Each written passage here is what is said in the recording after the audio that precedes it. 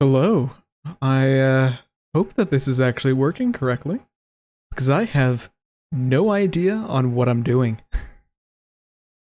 So, if at all possible, I'd love to hear whether or not this is working, because this is my first time ever using YouTube to actually stream.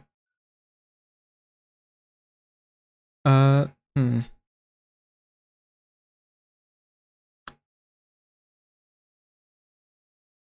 Let's see.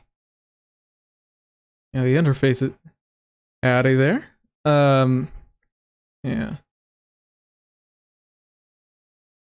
No, okay. Yeah, I'm just getting used to the interfaces because all of the options do not actually show up before you go live. So I'm still figuring out some of the early stuff. Uh doesn't look like it's that big of a deal really. But okay. So hello. To two people. Hello there. So today I'm not going to immediately jump right into things because, people will gradually show up. But today, I'd like to go over, the Book of the Dead. And I am going to be predominantly. Oh, that's garbage. I am going to be focusing on the player options because I am predominantly a player. So,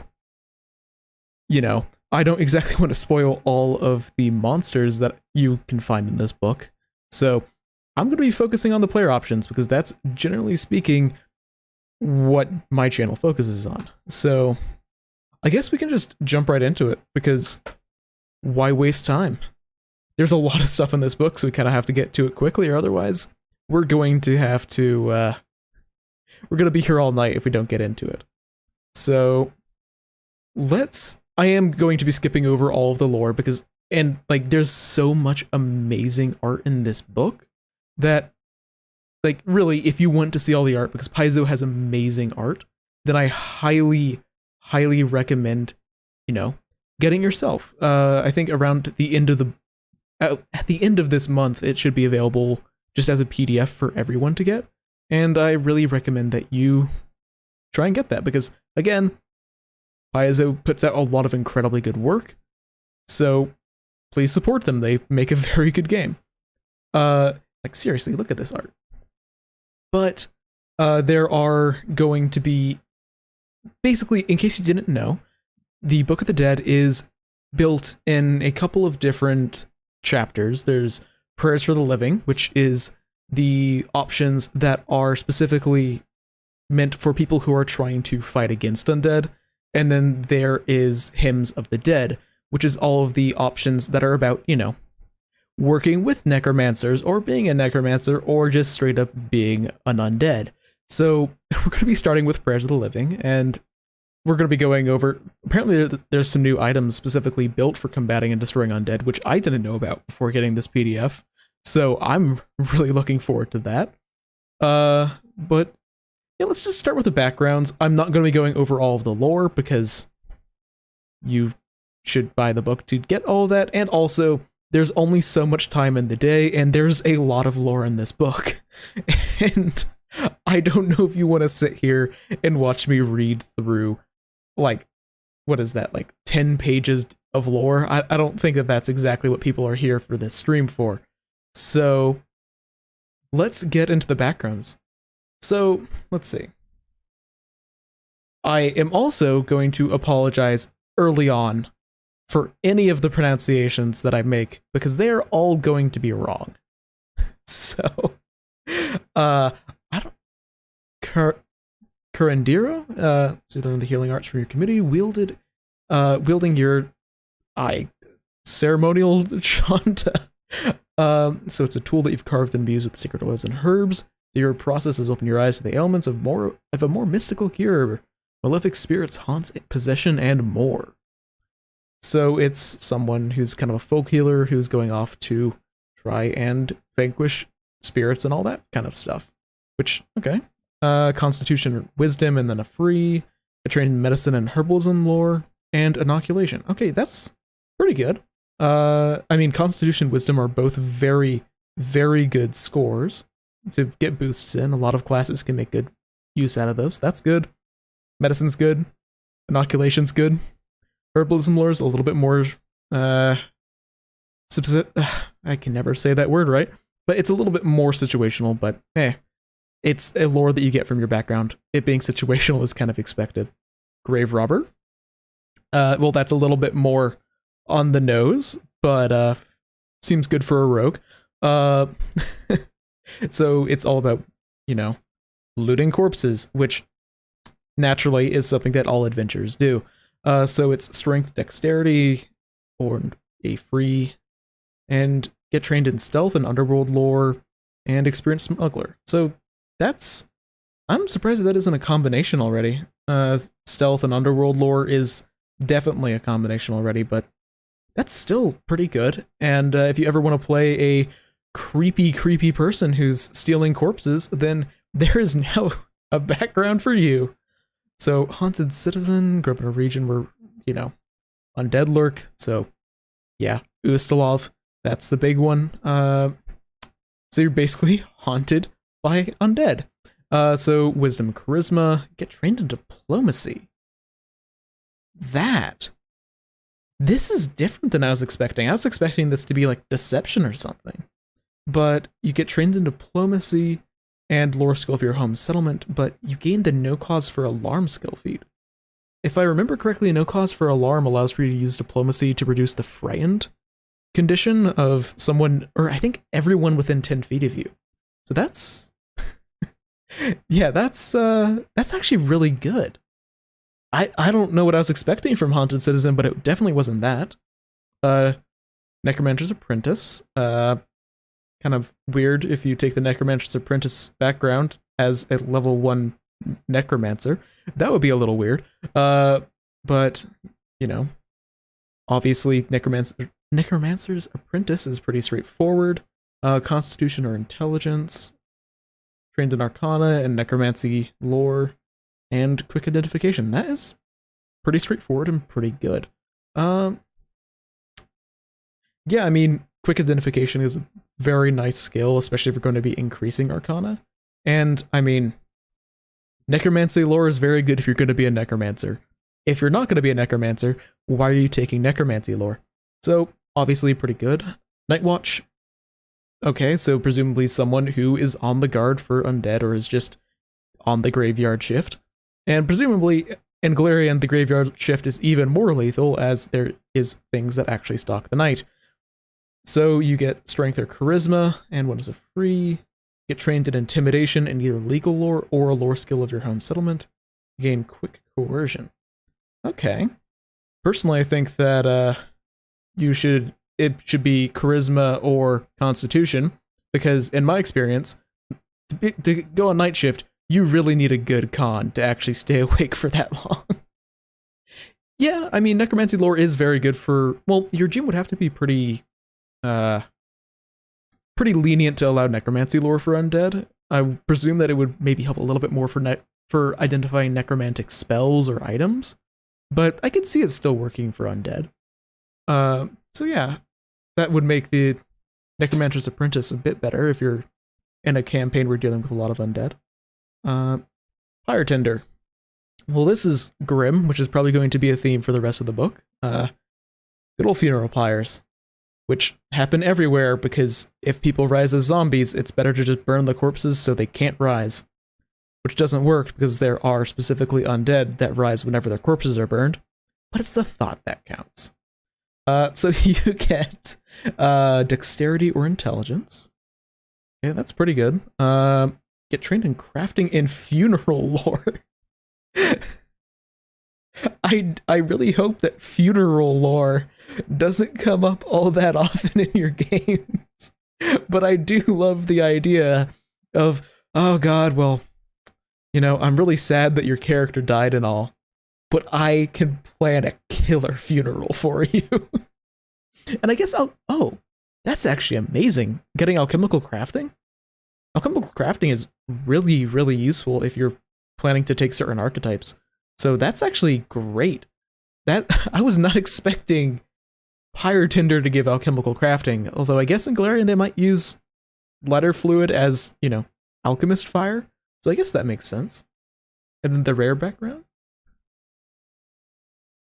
Yeah, necromancy lore is very good if you are a necromancer, because then your GM might actually let you use necromancy lore to try and learn necromancy spells if you're a wizard, rather than using arcana, which that would be actually really good if you're a necromancer. Yeah, but rare backgrounds are always fun to look at because they're insane, but you're not going to use them all that often because they're insane.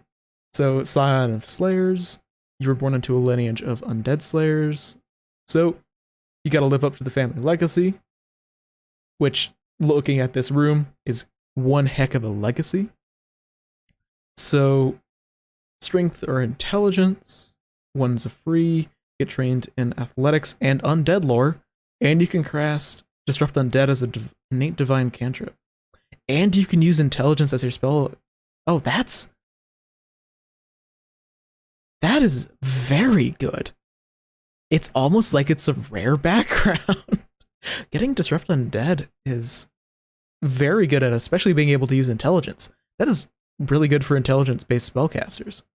And yeah, that is a very good point, Andrew, that preparing bodies is normally something that you have to do with a lot of chemicals and generally just, you know, gotta flush out the bad stuff in the body, otherwise you just gotta burn them clean.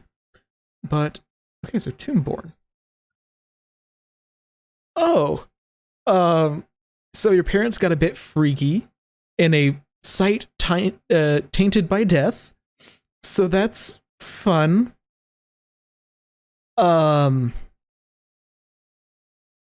Okay, not what I was expecting when I scrolled down. Dexterity or Constitution, get trained in Undead lore, and you get Final Spite. Once per day, whenever you're reduced to 0, and you make a strike. So you make a strike whenever you get knocked down. That is actually pretty good. I mean, obviously being able to make a strike as a reaction is always going to be good, but hopefully you don't get hit down to 0 hit points all that frequently or as ever, you know, a part of an actual game plan. Getting knocked unconscious is generally not a sound tactical decision, but having it there as an option is nice. So Willing Host. Okay, so you invite ghosts kind of inside of your body, to impart knowledge. Now you guys are going to be seeing exactly why I script my videos, because whenever I don't script, I fumble over my words all of the time, and I just combine multiple words into one. So basically, if I'm reading this right, if you wanted to play a medium from 1E and 2E, you could just take the Willing Host, and you've kind of got the flavor there already, and then you can go with any class. Kind of. You get trained in Spirit lore, you get the Host Spirit action. So once per day, exploration, you can attempt one skill check to perform an exploration activity, even if it normally requires you to be trained to do so. You're trained in the skill just so long as to make that single check for a max of 10 minutes. Whether or not the check succeeds in the next 24 hours, you must perform a minor favor to appease the spirit who aided you, determined by the GM, something like sensation or... Okay. You can't host a spirit again until you perform the favor. If you haven't completed it, then you become fatigued. Oh, that... I love... This is such a cool background. And it's not even, like, that powerful, because you're just trained. It doesn't make you expert or give you a bonus on the roll. So that's actually super interesting, because it means that if you aren't trained in stealth or something, you can still like try and avoid notice, and you become trained in stealth for that instance because you invite a sneaky ghost into your body. And this does open things up if you have a particularly cruel GM of like, oh, well, there is a particular sensation that they want to experience, and it's called Pesh, or some other addictive drug. But I mean, if you're a high enough adventurer, your fortitude save is going to be good enough where you probably won't even notice it. And that's all the backgrounds. Okay, I was expecting more rare backgrounds, honestly. But, I mean, I guess a lot of the rare stuff is kind of just in archetypes now. But, yeah. Easily my favorite background so far is Willing Host, and then probably the Pyre Tender, because that's just sick. So, all the new items. Okay, so, obviously, people need to make items to help kill undead because undead are so cool. Thanks, Geb. You're totally unbiased. New alchemist bomb. Okay. I can't wait for this to be incredibly situational, like most alchemist bombs. So it's a mirrored bottle, contains various chemicals dissolved into 2 miscible solvents. Shaking the bottle induces chemical reactions, causing it to glow for 1 hour. The bottle sheds bright light. During this hour, it can be thrown like a bomb. This requires a single action to activate with a strike, like other bombs, and deals the damage below. If it's not thrown within an hour, it diffuses harmlessly and is consumed. So it deals positive damage as well as an additional fire damage. Okay. As normal, positive damage only harms undead, and negative healing. Okay, so if it is particularly vulnerable to sunlight, they take max. Oh. They take max positive damage. Oh, that's actually... This is incredibly cool. Although it seems like... Yeah, so, interestingly, there isn't any splash fire damage. That is... Who knew that, that Edge was not a very good drawing platform? So, basically, the interesting thing here is that the splash damage doesn't actually count the fire, it's only the positive. Which, in some situations, might actually be good for an alchemist, if they don't want to hit their party. But, because then, assuming that your party is not actually undead, which is a possibility with this book. But that's actually really good damage for an alchemist bomb. And, of course, if you can't see in the dark, then it's a torch.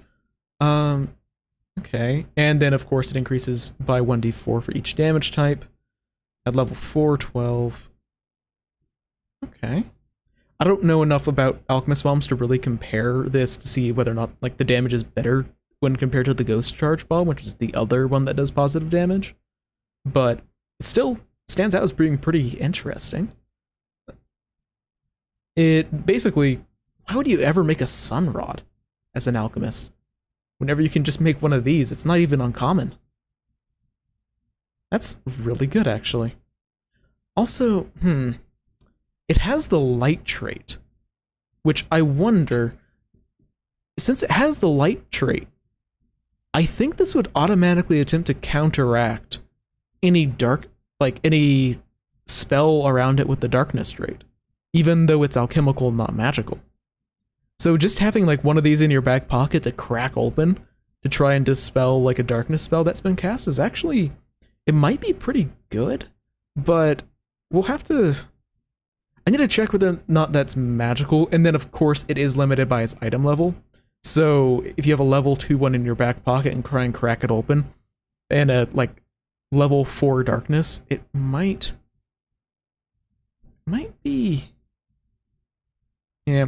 And yeah, it's 6 plus 1d4 fire damage at level 1 or level 2 is pretty good. The downside is how many creatures with sunlight vulnerability are you going to be fighting at level 2? Because those are mostly like vampires and wights and wraiths and all that, and those are pretty high level. But even then, whenever you do eventually get there, and you have like, I don't know, let's say you fight a vampire at level 12 and you hit him with, 12 positive damage, plus 3 positive splash damage, plus 3d4 additional fire damage.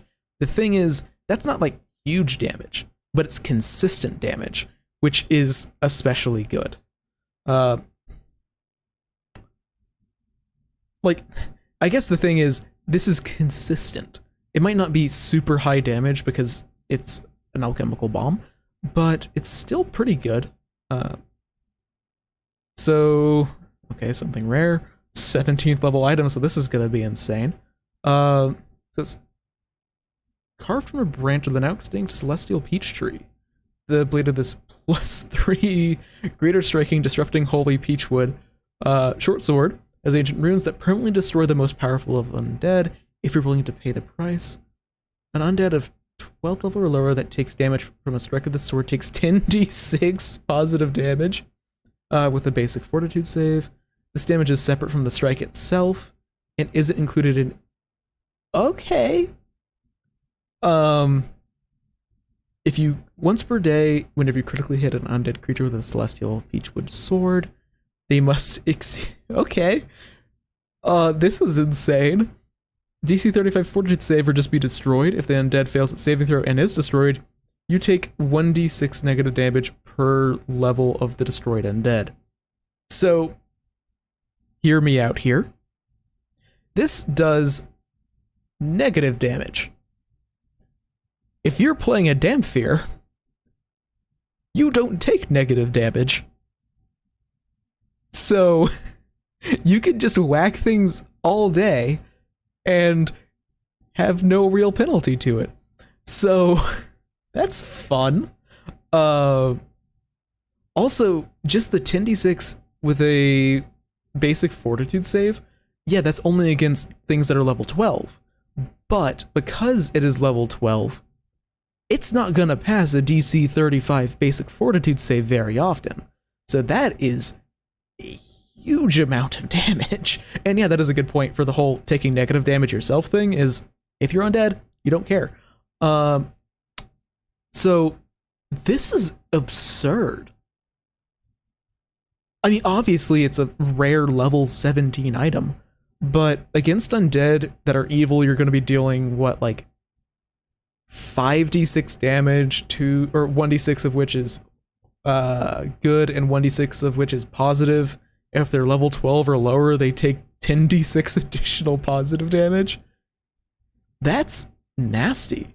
And even for, I mean, I'm not that familiar with the actual expected like fortitude saves of level 17 creatures, but a 35 is definitely at the point where they could fail.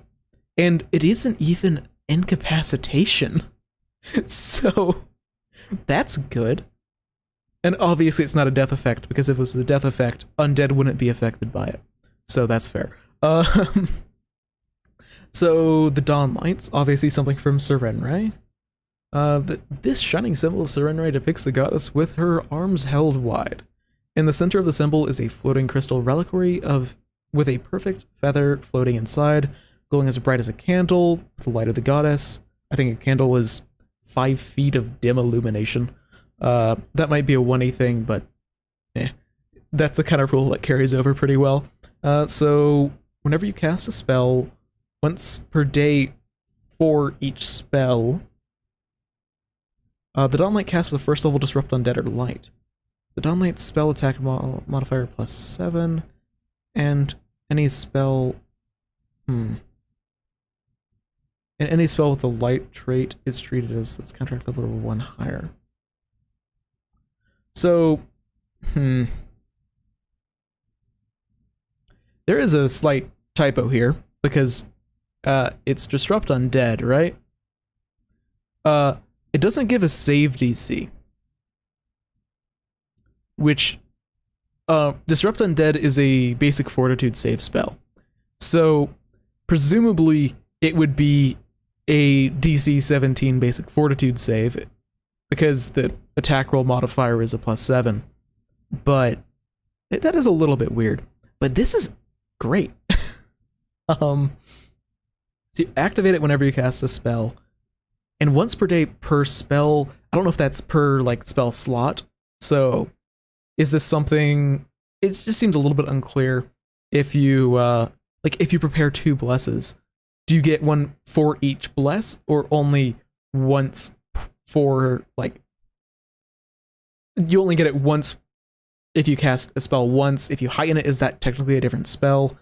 Not entirely certain. I would go on the... I would say that it's just once per each individual spell, but So you can't trigger it on multiple rounds, but still, that's pretty good. And then a greater one is level 7, and whenever you successfully counteract magical darkness while holding the symbol, the clash of magic unleashes a momentary flash of light. Creatures with dark vision in the area of the light spell or targeted by it must succeed a DC 23 Fortitude save or be dazzled for 1 round. Those with light blindness are also exposed to bright light. And then change them to 3rd level versions of Disrupt Undead, Light, and Searing Light.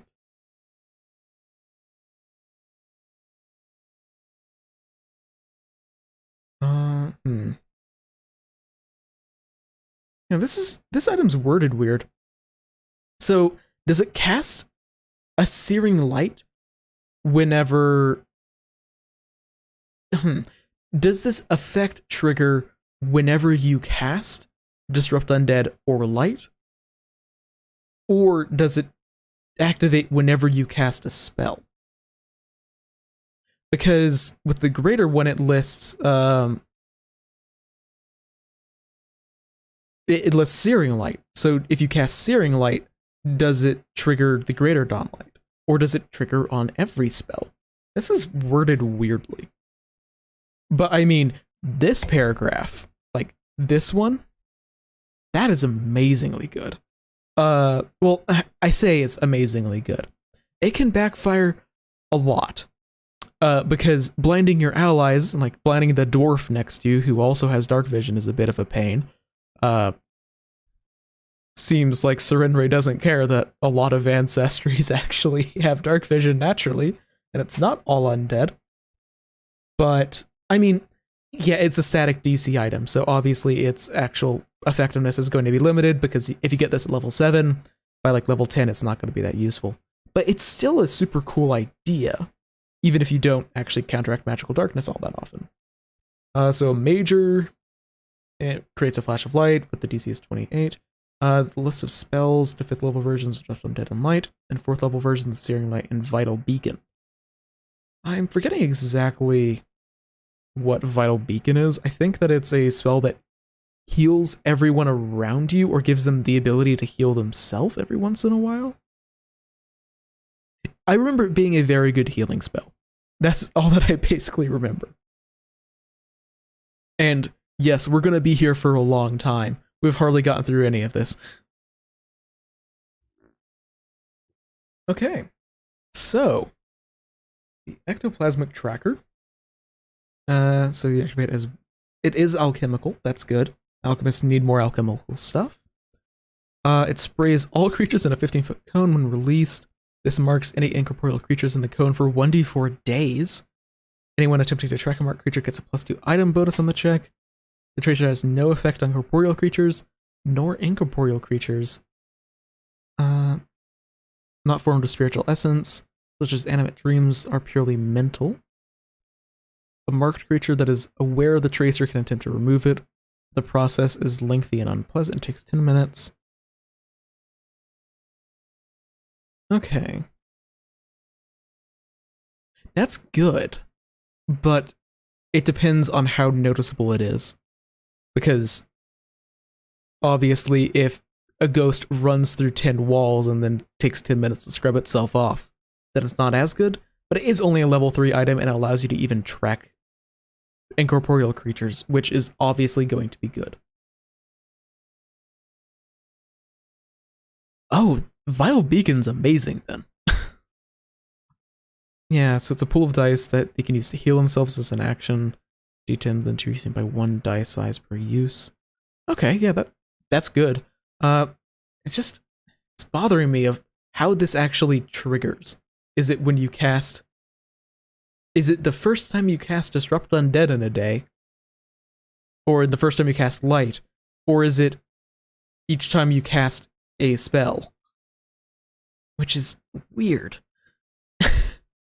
I might just not be all that familiar with how items that interact with spellcasting work, because I don't really play spellcasters, but it seems like it would trigger on every single spell you roll, which is insane.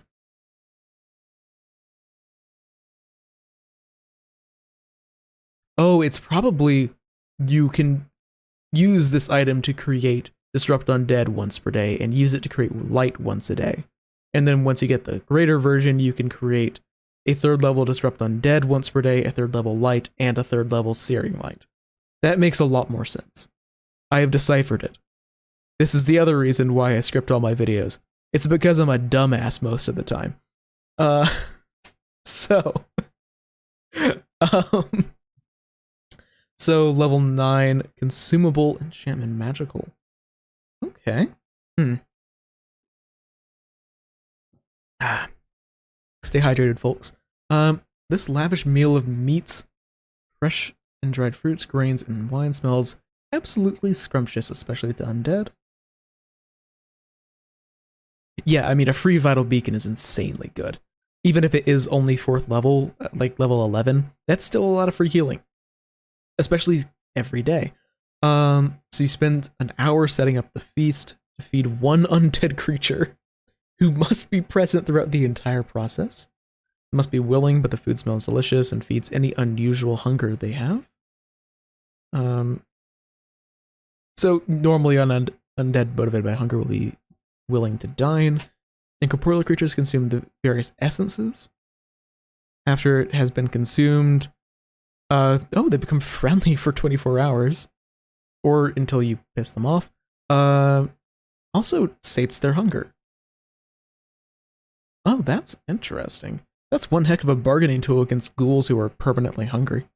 And if you eat or drink a morsel of the leftover meal after they do it, you can communicate with them. So you can feed a mindless undead, but it doesn't actually allow them to communicate. And at level 12, spending a lot more money, then you can feed up to 4 willing creatures. That's pretty good. Though, that is very, very bulky. I mean, I guess bags of holding exist, but that is a lot of bulk. I mean, it's a banquet, so it makes sense that it's super bulky. But, yeah. I mean, it's pretty good. I don't know how many parties actually try and use diplomacy with undead. Or, try to not kill them immediately. Most parties that I have played in are very, very trigger friendly with undead. Because that's just how they work.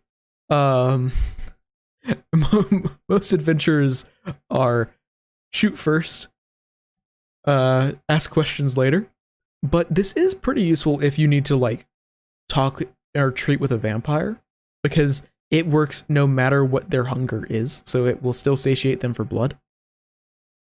Also, this could be a very interesting way for a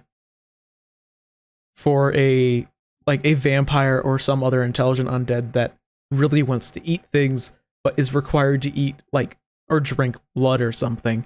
They can try and hold a town hostage and just drain them of 120 gold a day so they can actually eat human food again. Or just a stupidly rich vampire that just has 1,000 of these that it is sunk all of their gold into being able to eat pies again. Yeah. Well, it's 2 bulk of food for the level 12 version and 3 bulk of food for the level 9, which is a lot. That's a lot of weight. Although, to be fair, bags of holding are cheap by the time you hit level 12. To get a smaller one. So Final Rest is a level 18 item. It's not rare. It's a necromancy item, held in one hand. +3 greater striking silver longsword is made of pure silver. It's carefully etched to depict a vast and sprawling necropolis where dead are laid to rest. Whenever you critically hit an undead creature with Final Rest, the undead creature takes 3d6 persistent good damage with a DC. Yeah, that is a good point. If you don't pay for me to get my food, I'm going to eat you instead, is generally a pretty good motivator. So the fortitude save, nothing happens on a crit. Success, they take half persistent good damage. Failure, they are stunned 1 and take the full damage, and they're stunned 3 and take double. And then once per day, you hold it aloft, casting Sunburst. See, what I'm confused about is where on earth is the rare trait for this? Because this really, really sounds like a unique item. So where on earth is the rare or unique trait? Are these things mass-produced? I mean, it's pretty good. Honestly, I wish that it was persistent positive damage rather than good damage, because if you look at it, it doesn't actually have the holy trait, or the holy rune, but it has greater disrupting, so it's already dealing positive damage, so I don't know why it's dealing good damage here. I mean, it's still pretty good. I mean, it means that you won't be dealing any damage to non-evil undead, and those are pretty rare, and it's not like, I mean, some undead have a weakness to positive damage, but it's not super common.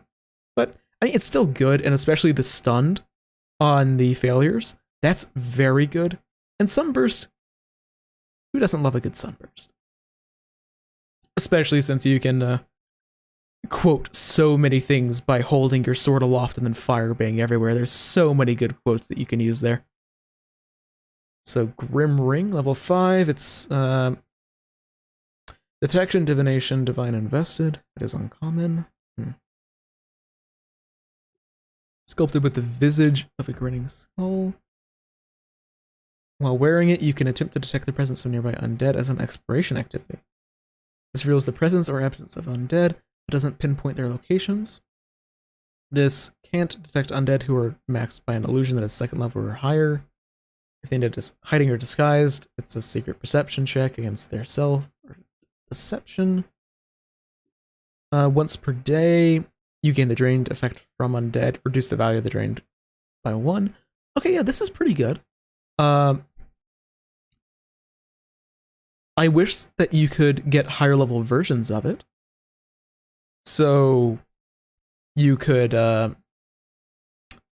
actually like increase, because this is limited by it.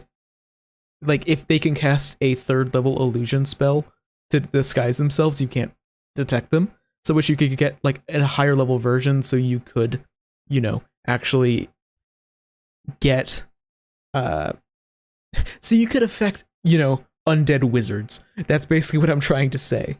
But I'd imagine that most GMs in home games will probably allow you to just pay more money to get a more powerful Grim Ring.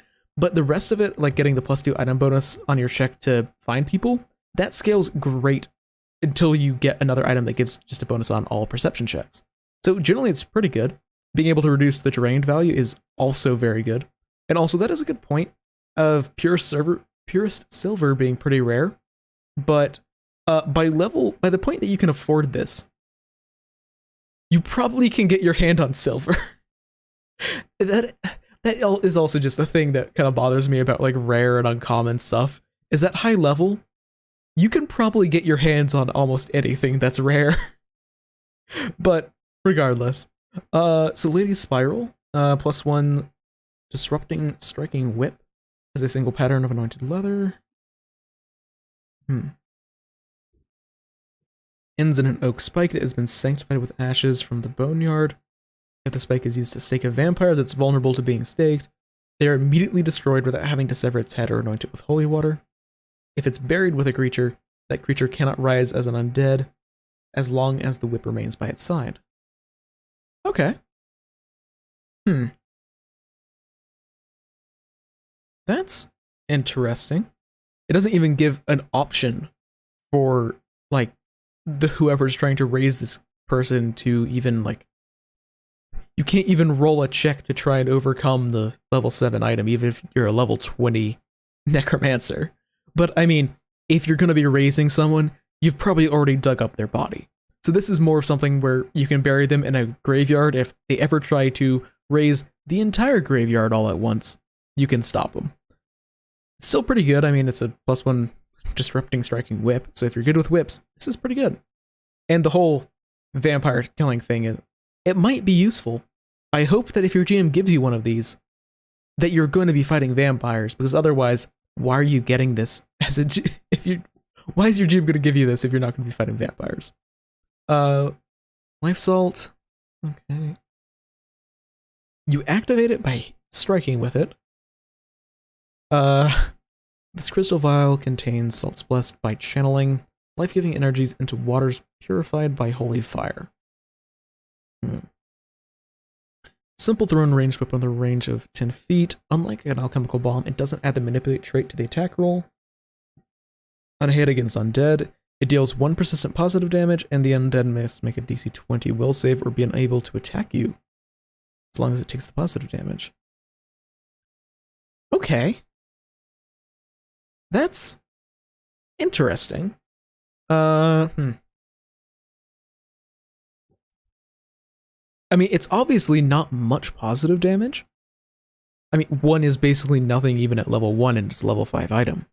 But it's basically a sanctuary. I mean, it's a DC 20 will save, so a lot of things are going to be able to pass that pretty regularly. But it's still a fun item to, say, give out to a bunch of commoners to say, hey, if you see a ghost, chuck this vial at it, and then run like hell.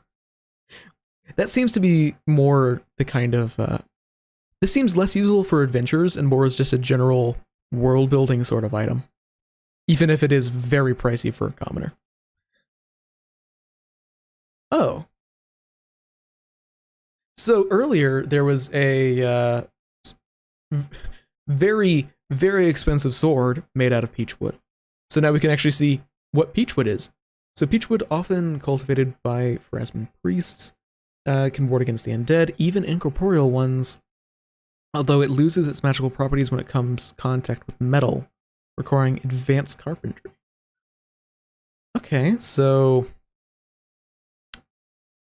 peachwood branches, 600 pounds. Peachwood lumber is 6,000. Standard grade peachwood object is 500 gold per bulk. Undead actually aren't all that weak. They don't get a weakness to positive damage all that much, unfortunately. I can only think of a couple that I've personally run into. Generally, the weakness is more of just they actually take positive damage, which most creatures don't, so it kind of feels like there's a little bit of a weakness going on, but that's more of a trick of the imagination. So unfortunately, like, persistent positive damage isn't nearly as good as, like, persistent good damage is, because persistent good damage, fiends are almost all weak to good damage, but not many undead are actually weak to positive damage. So persistent good damage is way better than persistent positive. I could be wrong about that because I don't go out of my way to read through all the bestiaries, because I like to be surprised whenever I actually run into undead whenever I'm a player.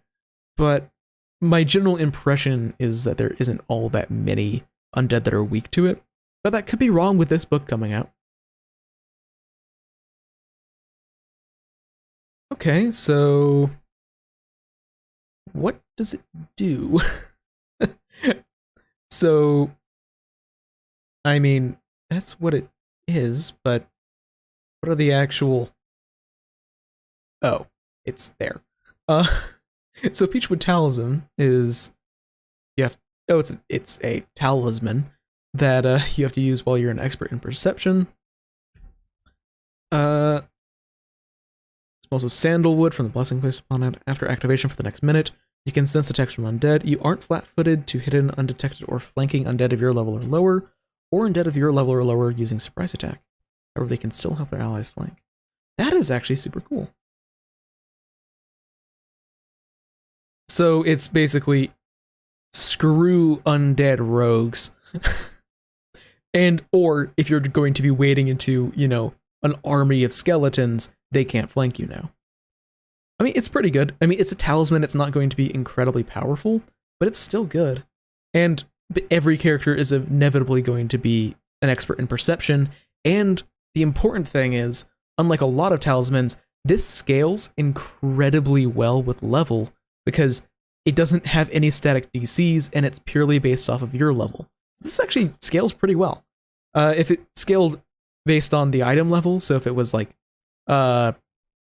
you aren't flat-footed to hit an undetected or flanking undead of level 6 or lower, this would not be nearly as good, but it's based on your level, so this is pretty nice, actually.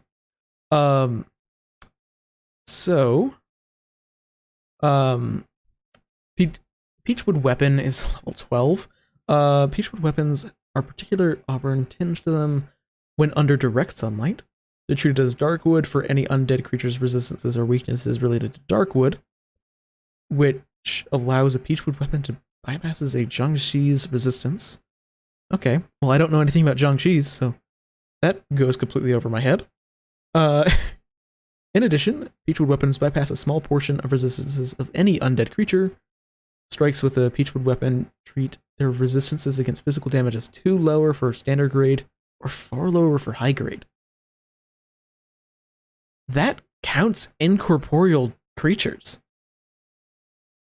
That's amazing.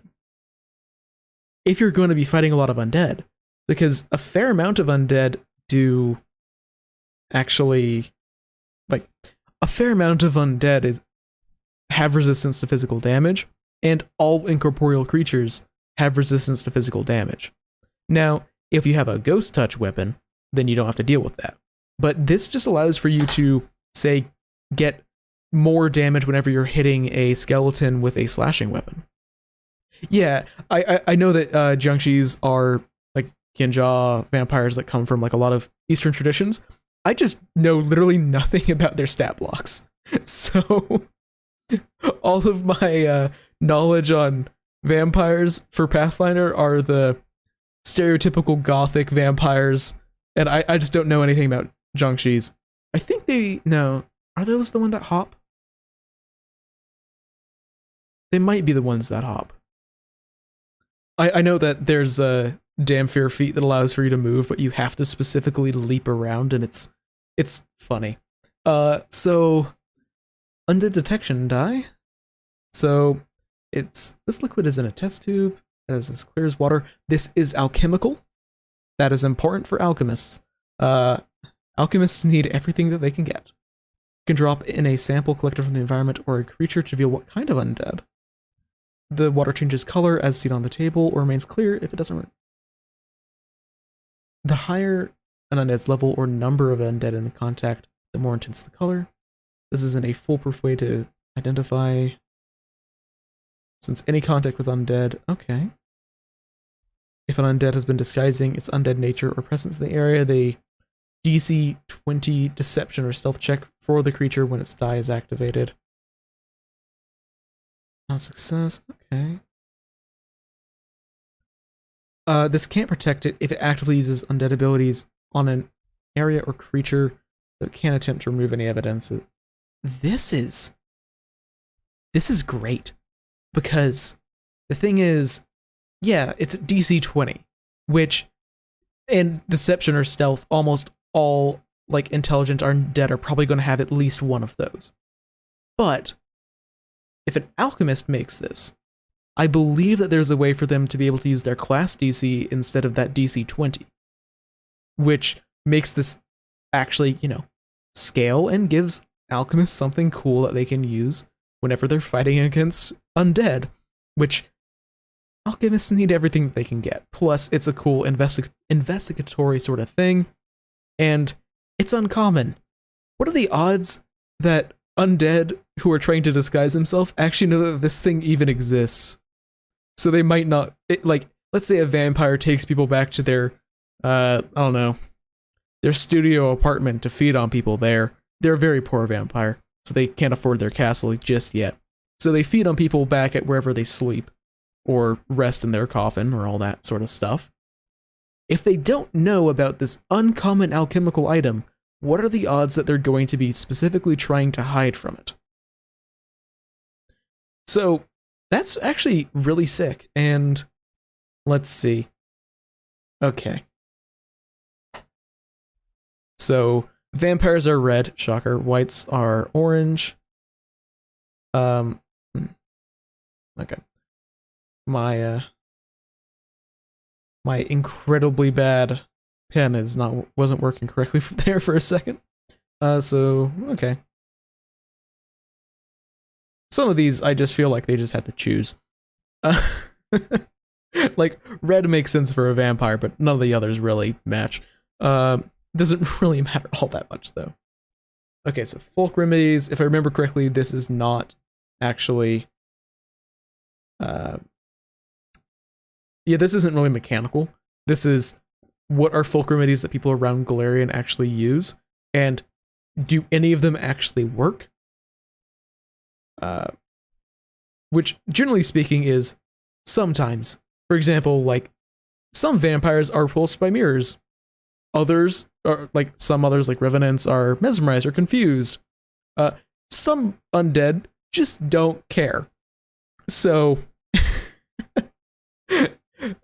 yeah, this is interesting, but not exactly mechanical, and we've already been streaming for 50 minutes, and we've just gotten through the items. So we're gonna skip this, because now we're on to at least one of the archetypes. So,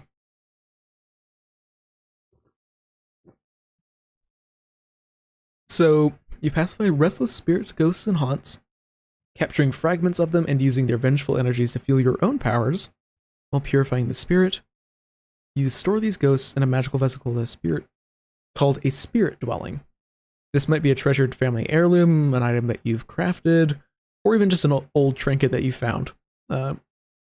While there are all types of exorcists, most are compassionate people who, you know, want to help all the ghosts and spirits that they find.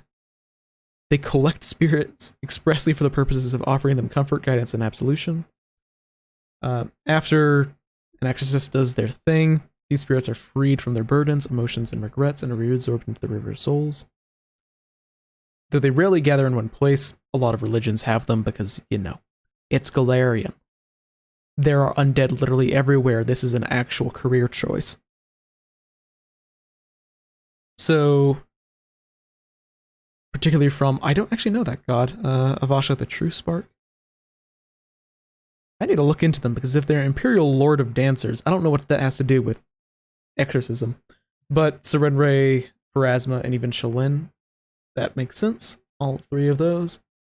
But a lot of them are Redeemer champions, clerics, and monks. Okay. Okay. Yeah, all this makes a lot of sense. I don't know spiritual sense, but I'm assuming spiritual sense is just life sense. I'm assuming that, I don't know what class that comes from, but actually no, that's probably a sorcerer or cleric feat. I wouldn't bet. It probably just gives you soul sight or life sense. Blind fight, okay, blind fight's evil. Sense evil, okay. Sense the unseen, sense the unseen is great. I think sense the unseen allows for you to, as a reaction, whenever you fail to seek someone, you just find them. So that's, I mean, obviously it's a high level feat, but that's good to get. So it's 4th level, trained in occultism or religion. Oracle, dang. I haven't dived all that much into any of the classes that I mentioned. My rules knowledge can only be so much. So, I just remembered that I forgot to do something. So, sorry guys, but I forgot the music. So, there was meant to be music this entire stream. So let me know if this is, like, an incorrect volume. I can adjust it. But, yeah, this should make things a little bit better. I can turn it down a little bit, but...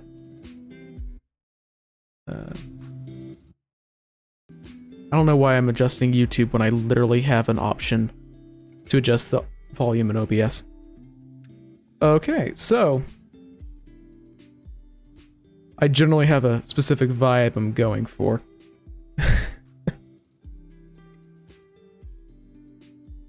Yeah, so, regardless, let's get into the mechanics of this. So, you have a spirit dwelling, which is a device of your choice. The powers of rails or prayers or ritual incantations.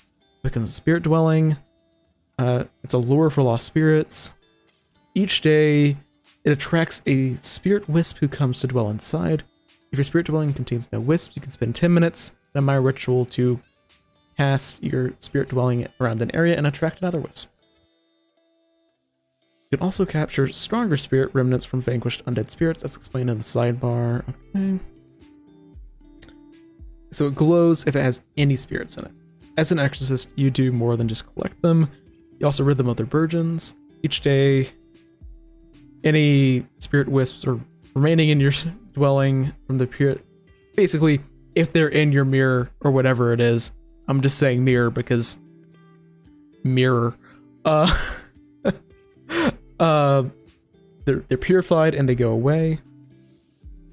You can also learn abilities that let you purify a spirit immediately. Any actions that you gain from the Exorcist archetype gain either the divine or occult, depending on if you used occultism or religion to qualify. Spirit's Mercy. So you take positive or negative damage, or you take any damage type caused by a haunt, ghost, or incorporeal undead. So it costs 1 spirit wisp or remnant. You purify a spirit by having it perform a final act of mercy to lessen the damage caused by another. This grants you resistance to positive and negative damage, or resistance to all damage if caused by a haunt. Against the triggering effect, you can spend a spirit wisp, the resistance is equal to twice your roll. Oh, that's better. If you expend a spirit remnant, the resistance is equal to 3 times the level of the incorporeal undead or haunt. That is very good if you're fighting a lot of haunts and incorporeal undead, because that's a lot of damage resistance. And if you aren't doing that, but you still run into negative damage, negative or positive damage, you still can use this once per day, because you get 1 spirit wisp for free. Because, yeah, if it contains no wisps, you can spend 10 minutes to get 1 at the beginning of the day. Never mind. You can just get 10 minutes at any time. So it's basically, they didn't want to use the word focus point. So instead it's spirit wisp. So you spend 10 minutes to grab a wisp. That is separate from focus points. Okay. That makes this a lot better because you can actually use it between most fights. I love the idea of getting a spirit wisp by having your spirit dwelling be a bug net and just spinning around in circles until one of them happens to pass by and you grab it. So level 6, cast out, concentrate, manipulate. You attempt to cast a malevolent entity out of a creature or object that it's possessing. While counteract check against the possession effect, you must be within 30 feet of the best creature to do so. Counteract level is half your level rounded up. And your counteract modifier is occultism, religion, or spell DC -10. If you succeed, they're driven out and cannot attempt to possess the creature or object for 1 week. If you fail, then they're immune to your cast out for a year and a day, because spooky stuff is like that. So, I mean, yeah, that's pretty good. I don't know how often you're going to be running into things that possess at level 6. Possession is normally a bit higher level than that. But, I mean, it's pretty nice. It's kind of hard to... I mean, dealing with possession is a nightmare unless you have an ability exactly like this. So, Spirit's Absolution. It costs 1 Spirit Wisp or Remnant, and you're holding your Spirit Dwelling. You purify a spirit by absolving it of its sins and regrets. It restores your hit points or those of an adjacent ally. If you spend a Spirit Wisp, the target recovers 1d4 hit points per level. And if it's a Spirit Remnant, then it's 1d6 per level. So because you can get a Spirit Wisp every 10 minutes, this allows for you to heal 1d4 per level per 10 minutes. Which is good. Let me just pull up a calculator. because it's about... Oh, let's do this for level 6. Let's do level 7. So, at level 7, a lay on hands, because lay on hands is my general measuring stick for magical healing. At level 7, you would be able to heal 24 HP every 10 minutes with lay on hands, and Spirit's Absolution would heal 74, which is an average of 17 health. So, it's not as good as lay on hands, but literally anyone can get it and you don't have to be good. So, it's also super flavorful. And if you're using a Spirit Remnant, that's 24.5. So if it's a Spirit Remnant, it's better than a lay on hands. And for out of combat healing, just being able to get access to consistent out of combat healing is amazing. There's nothing else to really say about that. Also, one action, that's sick. So, Spirit's Anguish, it's an invocation, Sonic. It causes Spirit Wisp. You purify a spirit by coaxing it to release its anguish in a final cathartic howl. Deals sonic damage to creatures in a 30-foot cone. Basic will save against your class DC or spell DC, whichever is higher. If you extend to Spirit, it's 1d4 per level. And if it's a Spirit Remnant, 1d6. I mean, sonic damage is a pretty rare damage type for things to be resistant to. It's also pretty rare for things to have a weakness to sonic damage. But being able to get a widespread AoE attack is something that not a lot of martial classes actually get. So this is pretty useful if you're a martial and you really just want to be able to blast things in an area. It's not a huge amount of damage, but it being able to use your class DC is nice. Also, before we go on to Enticing Dwelling, let's cover this. So it's covering what it is. I believe that Spirit's Absolution, yeah, it does just target an ally. It is positive. I would need to look at... It might not work depending on the actual wording of how Undead's negative healing works. Because negative healing might specify that that you do not get healed by positive traits, or by positive effects. I'm pulling up a zombie real quick to see.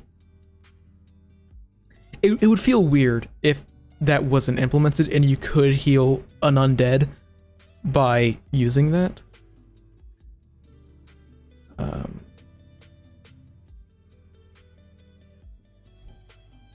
Yeah, just zombie shambler.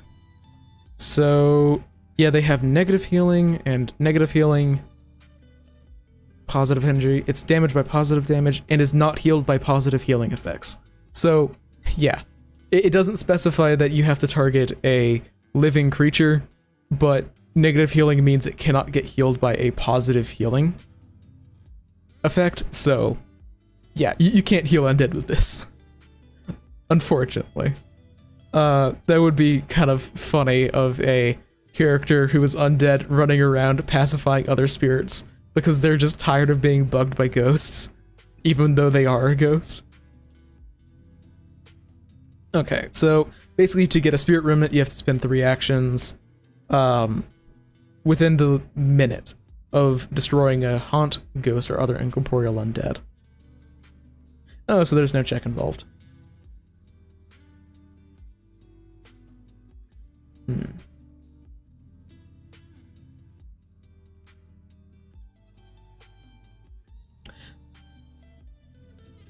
Okay, so if you're dealing with something that rejuvenates, which a lot of ghosts do, it's just a standard ghost thing, it cannot actually rejuvenate so long as the remnant is in your spirit dwelling.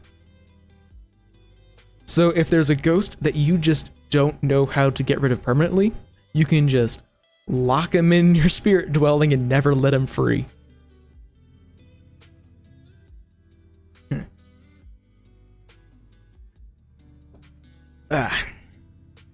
My voice is not used to talking for like an hour straight.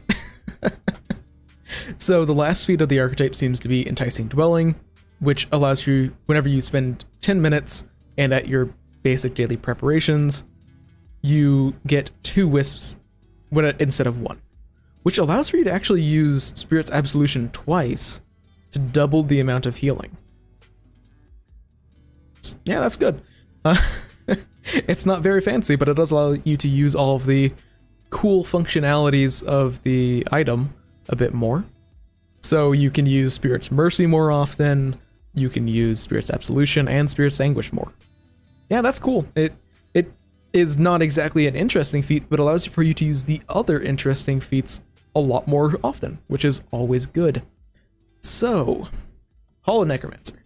This is a necromancer who uses, or they're a person using necromancy magic to mess with undead.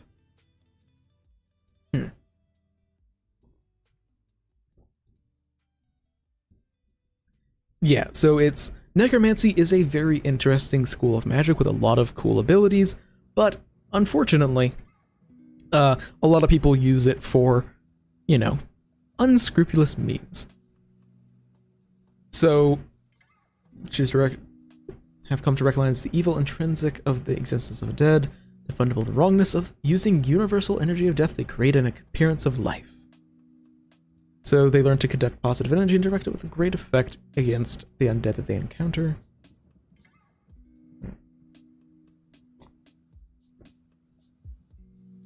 Yeah, it is a little bit weird to call them Hallowed Necromancers when presumably they're not necessarily sanctified or divine spellcasters. Some are granted by a deity, while others use their knowledge of religion and planes to learn such abilities on their own. Or they might possess an intuitive understanding and control of the abilities that manifest spontaneously as their capabilities grow. See, sorcerers.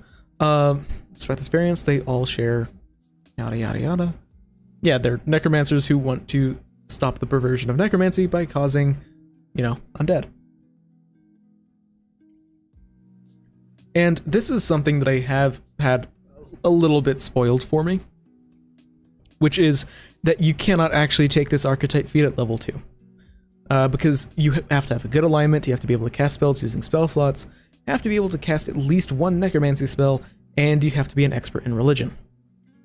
There's no way to be an expert in religion at level 2, while also being able to cast spells using spell slots. It sucks, but it's true.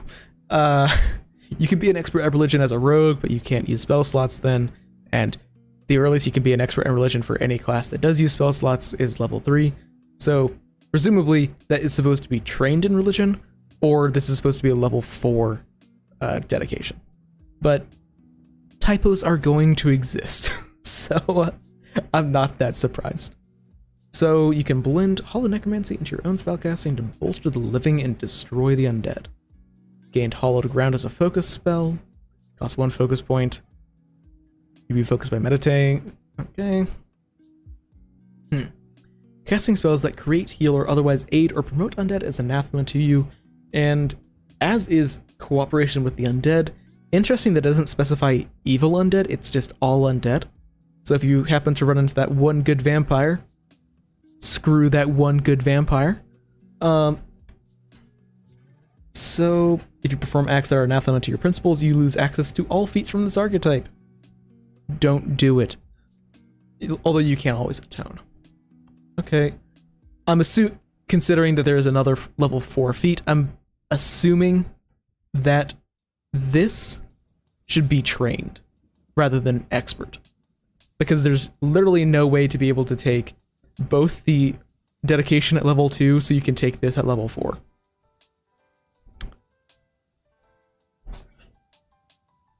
Yeah, I'm assuming it's just a typo. Okay, so Hallowed Initiate. Actually, let's find Hallowed Ground. Let's do this before we move on to the rest of it. So 2 actions, verbal, somatic. 1 small space becomes inhospitable to undead as you fill it with life-infusing benevolent magic. Any undead creature in the area takes 1d6 positive damage and 1d4 good damage, with a basic fortitude save. After that, undead creatures have a weakness 1 to positive damage and your necromancy spells while in the area. That's a 10-foot burst. The spell automatically attempts to counteract any attempt to raise undead in the area. Only lasts for 1 minute.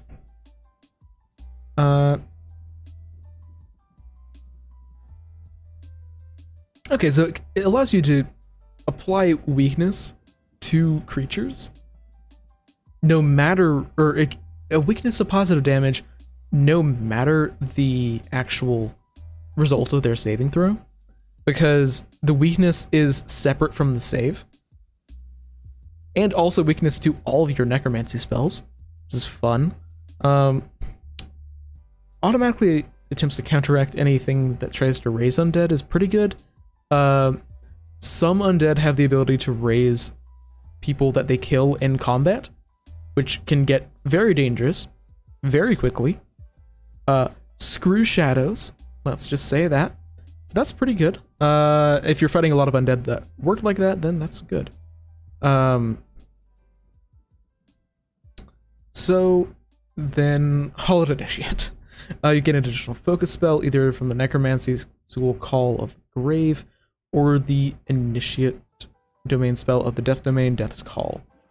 I'm not actually certain exactly what Call of the Grave is, but Death's Call is, I believe, a reaction whenever an undead creature dies around you, which you draw its essence into you, giving yourself a bunch of temporary hit points. So it's pretty good if you're fighting a lot of undead, because it gives a lot of temporary HP. Like, a lot. So that's actually pretty sweet. I don't know what Call of the Grave is.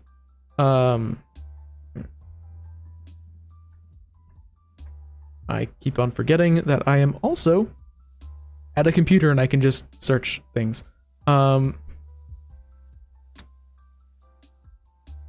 It's not like a huge deal, but also at level 4, you can take sacred spells to get Chill Touch, Death Ward, Disrupt Undead, Disrupting Weapons, Holy Cascade, Magic Stone, and Sunburst to your spell list. They're all necromancy spells, even if they normally have a different spell school. That is sick. And you can either prepare these spells or add them to your repertoire list just like normal. Whenever you take this feat, you can retrain existing spells to replace them. In addition, your knowledge of the conduits to the plane of positive energy allows you more flexibility with these spells.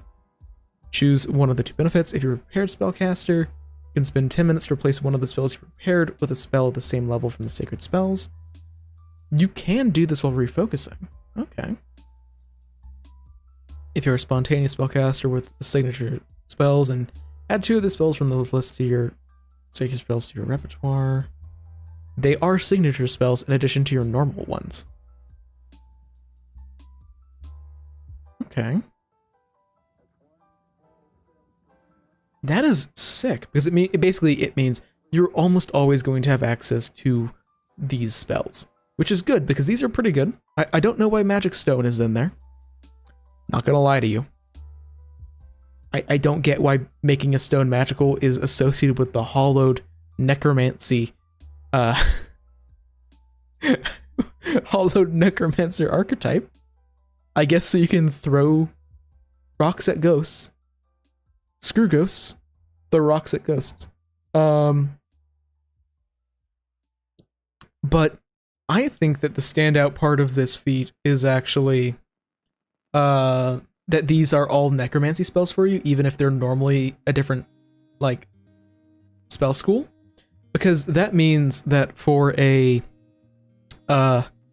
wizard with the necromancy, like, school specialty, that they can actually, like, prepare those, like, spells like Holy Cascade, Magic Stone, just, like, Disrupting Weapons, all that stuff. They can prepare that in their special spell slots that they get every day for necromancy, which means that if you don't have a particular necromancy spell that you want to prepare, yeah, I guess you can use Magic Stone for some things. It just seems kind of weird whenever it's like Holy Cascade, Disrupting Weapons, Sunburst, Magic Stone. But basically, this gives you a lot of flexibility in being able to, I don't know, prepare a whole bunch of sunbursts. That's sick, actually. Being able to change around the school of spells is not something I've actually seen before. Okay, Death Warden, level 6. With your intimate familiarity of the duality of positive and negative energy, you're able to stand as a bulwark against death and undeath. You get a resistance to negative damage, equal to half your level, and a +1 status bonus against things with a negative trait. Okay. That's pretty good. I mean, resistance to negative damage is always going to be good, unless you have negative healing, in which case you don't have to worry about it at all. And a lot of things that have the negative trait are really bad and you want to pass your saving throws. So yeah, that's good. If you're fighting a lot of necromancy or necromancers and undead, you're going to make a lot of use out of that. Also, interesting side note, I believe that the curse of lycanthropy that werewolves had is actually, oh, that's a necromancy effect, not a negative effect. I was getting traits that start with N a bit messed up, so this does not give you a bonus against lycanthropy, because lycanthropy is a necromancy effect, not negative. So advanced Hallowed spell, you get either Life Siphon or Eradicate Undeath, and you get more focus points. And Life Siphon works even if they aren't wizard spells. Okay, I'm not exactly familiar with these two, but I mean, more focus points is generally good. Positive Luminescence. You have learned how to create a luminous reservoir of positive energy that you can use to punish undead who dare attack you. You get the domain spell Positive Luminescence. It costs 1 focus point. Interesting. This doesn't give you more focus points. So considering that you already have so you'll still have 1 focus point if you take this feat. But I presume that Positive Luminescence allows you to hit things with positive energy whenever they attack you, based on the wording of this.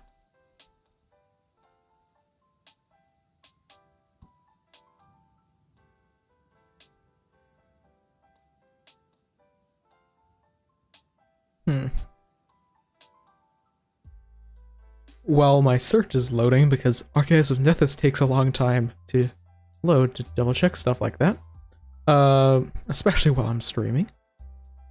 Consecrated Aura. Consecrated Aura is...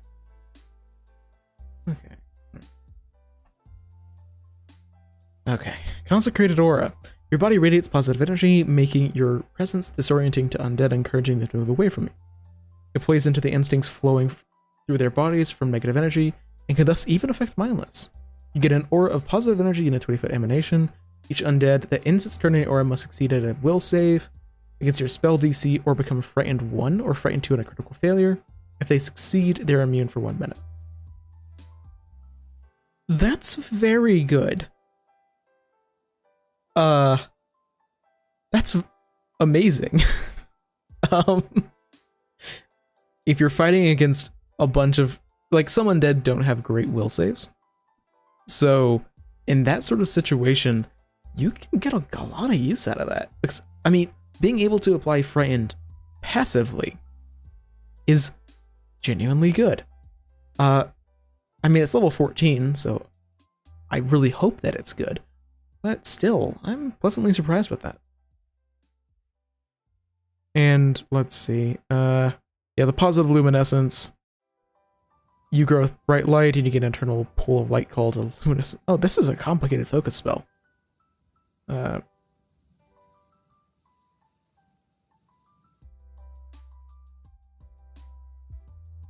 Okay, so yeah, you do positive energy to things that hit you and you glow. Is what the Positive Luminescence feat gives you. Soul Warden. This is honestly the archetype that I'm looking forward to the most. Because I love psychopomps, and I loved the I absolutely adored the Mortal Usher prestige class from Pathfinder 1e, so I really hope that this lives up to my expectations. Okay, so you consider yourself an honorary psychopomp, although you're unable to safeguard the cycle of souls in its entirety. Okay, so you work to free souls from imprisonment, prevent necromancers from animating the dead, and destroy undead so their souls can rejoin the cycle. While most who hunt the undead do so out of fear, vengeance, or desire to protect the lives of others, you take a more measured and far less emotional approach. You're just doing your job, man. You're just trying to get the soul cycle running again. Yeah, basically, if the life cycle doesn't work, it's consumed by utter chaos.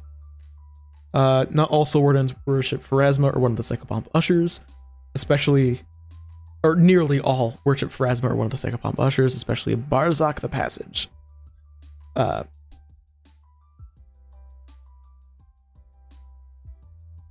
Yeah, so Barzak just needs the help sometimes, and soul wardens help him out when he really needs it. Soul wardens often join organizations that regularly combat undead, like Voices of the Spire and Uslav's Ivory Reapers, which, not covering lore because I've already been doing this for an hour and a half, man. So you get Domain Initiate, Familiar, Expanded Domain Initiate, and Advanced Domain. Curious if you can choose any domain. Presumably it's supposed to be stuff like Death. But because those give focus spells that are based around destroying the undead.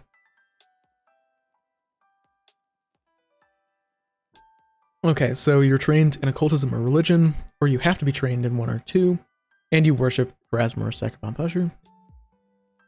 You take 10 minutes to emblazon Pharasma's Holy Sigil, a spiraling comet that represents the winding path of a soul takes to its existence upon a shield, tabard, banner, or other prominent object that you wear or wield. This doesn't fade until a year has passed, but if you emblazon it again elsewhere, it instantly disappears. This now is a religious symbol, and it can be used as a divine focus. Whenever undead creature or captive soul is within 100 feet of this object, the spiral glows, shedding a dim blue light in a 10-foot radius, so it's just staying, but for undead instead of orcs. If the creature is hiding, then it must make a stealth check against perception DC. And then if it succeeds, it doesn't glow. You can also cast Disrupt Undead as an innate divine spell. And you can cast spells if you cannot already. Trained, and it is wisdom instead of charisma like normal for innate spells. When you have at least 2 other feats from this archetype, the spell grows with bright light in 10 foot and then dim feet in the next 10 feet. Radius, and feats that require a creature or object to be in the light of your spiral function, whether or not it's in bright or dim. Okay, so once you have a total of 3 feats from this archetype, whatever feats require them to be in the light works within a total of 20 feet of you, which is absolutely workable. So, cycle spell. Ooh, this already looks good.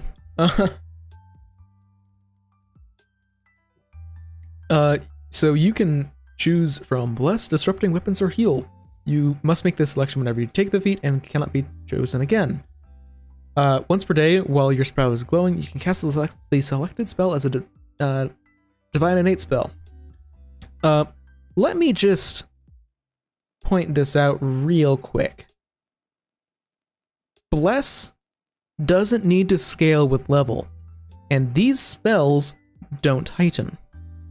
So, Heal will give you 1 first level heal a day, which doesn't scale all that well, really. Disrupting Weapons, I'm not actually that familiar with. I'm assuming it gives the Disrupting rune to your weapons, which is pretty good. An additional 1d6 positive damage is pretty good.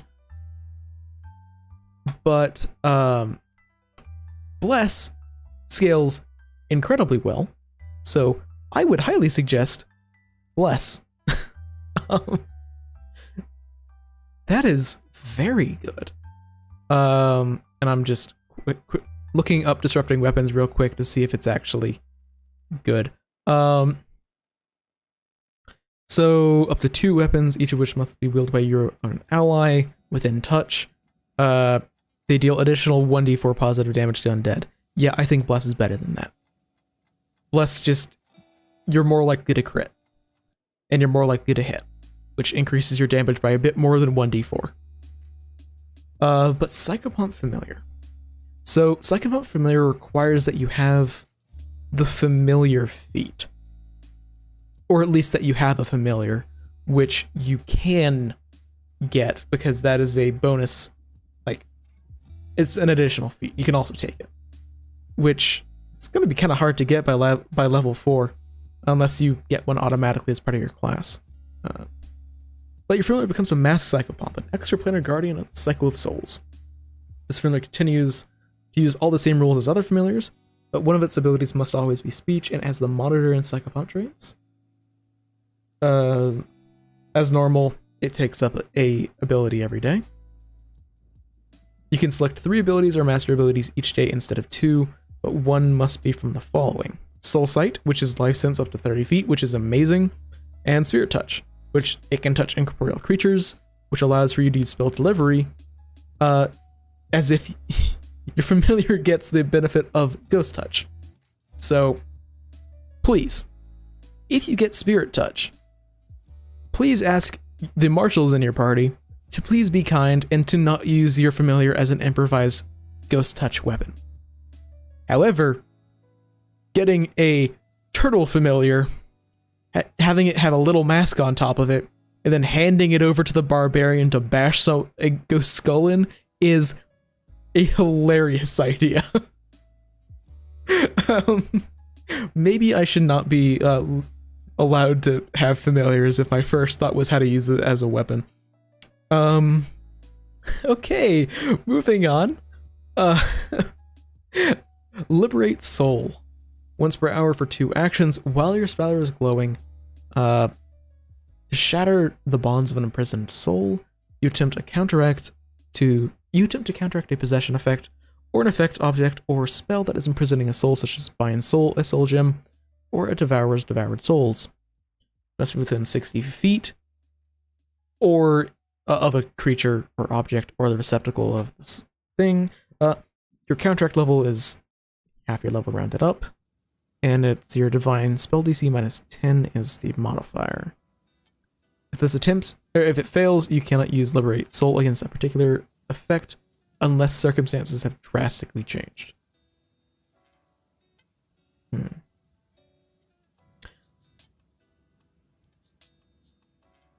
Oh, dang. I really wish that the familiar Ghost Touch worked. Dang.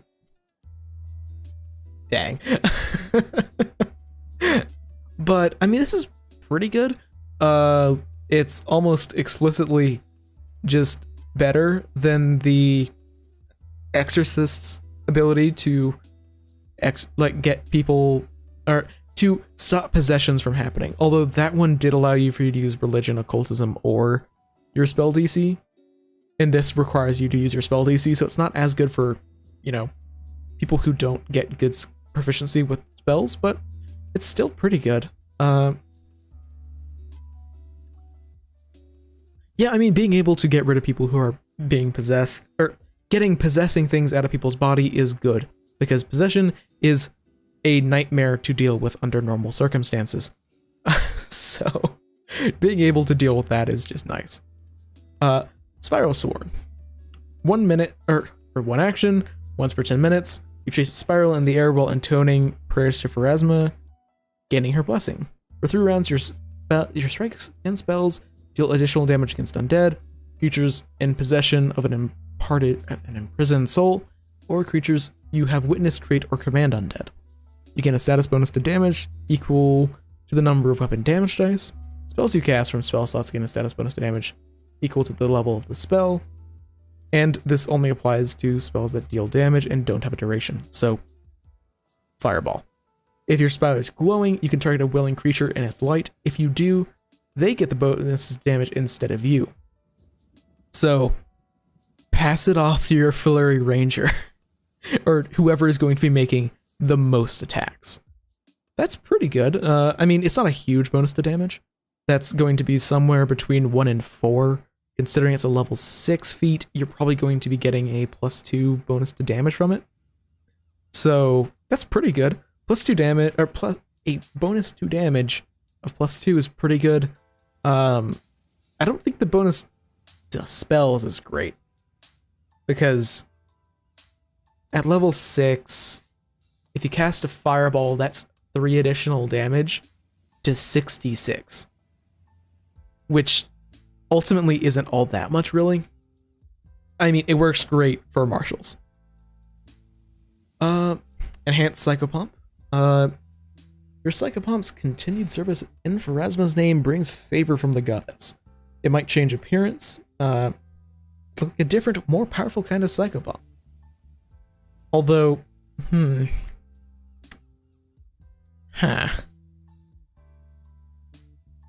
it's still a small-sized thing, though. I want to see someone like, okay, it might change in appearance to look like a different, more powerful kind of Psychopomp. It no longer looks like an Asoi. Instead, you have, like, a cat. Or, like, a Veneth, I think? Which are skeletal, like, angels with huge scythes. But it's still small-sized or tiny-sized. That's fun. But so you get 4 familiar or master abilities per day instead of 2, but 2 of them must be from the Psychopomp familiar feat or augury. Augury is your familiar can glimpse the strands of fate and give you a cryptic clue. Your familiar can just cast augury once per day using your magical tradition and spell DC. And you must be 8th level to select this ability, which it's an 8th level feat. Yeah, like, I want to imagine that your familiar gets the kind of visual kind of flair of different Psychopomps, because different Psychopomps look super cool. But I also love the idea of they literally just look like a Psychopomp, and they just are a Psychopomp, but like a 1/8 scale figure. So you just pull like, oh yeah, here's my little baby 18th level, or an 18th level creature that is tiny sized. Unfortunately, I don't think that it works like that, and instead you get the ability to say, oh yeah, well, my cat is based on this Psychopomp, which, like Katrina. Katrinas are super cool. They have like flower crowns. They're very nice, unless they try to kill you, which they're brutal. Yeah, a tiny Yamirage would be so funny. You just walk into a temple of Pharasma and one of the priests has a heart attack because they see one of the most powerful servants of their god the size of a house cat. Regardless, augury is pretty good. Being able to get it for free once per day is nice. It's not exactly like a guaranteed way to learn things, but having an augury for free is nice.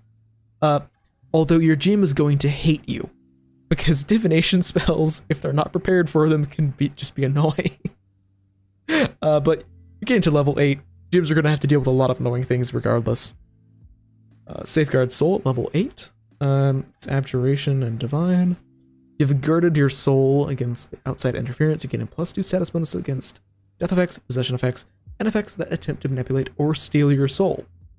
You also cannot be transformed into an undead by any means. And while the spiral is glowing, your allies in the light of the spiral gain this benefit as well. Okay, that's nice.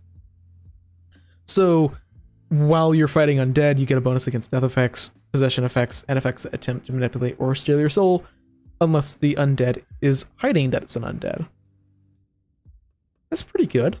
Although what I am curious about is, let's say one of your party members dies. It's really sad. You're fighting a shadow, and the shadow kills, or it would have to be a greater shadow at this level, but you're fighting a greater shadow and it kills your barbarian. He falls down to the ground. He's in your spiral glow, but he's a corpse. Is the corpse still treated as an ally, so it can't be turned into an undead by the shadow? Like, I don't know if the definition of ally includes ally as still a warm body. I hope it doesn't come up, but this is genuinely good because death effects are, I mean, they get a lot more common as you level up. Casting Phantasmal Killer as a GM is always fun because you can ask your players, hey, what is the thing that your PC fears the most? So death effects are not super common, but by level 8, you're going to start running into them. And you never want to fail one. Possession effects are probably going to start coming along by this level, and if you're fighting a daemon, they're going to try and steal your soul or eat it. So that could be useful. Level 10, Expand Spiral. Your prayers encompass your companions, granting you the ability to share Pharasma's blessings. Whenever you spiral Sworn, you can spend 2 actions instead of 1 to grant the benefits to all allies. Oh, that makes Spiral Sworn so much better, as now it can just buff the entire party. That is sick, actually. Because you can also get Bless from this archetype. So you have a way to boost everyone's attack bonus and also boost everyone's damage. Just get a party of entirely Flurry Rangers and give them all a bonus on all of their damage rolls. Regardless, let's move on to another one because we're an hour and a half into this and we haven't even gotten to the real meat of the book. Oh god, what have I committed to?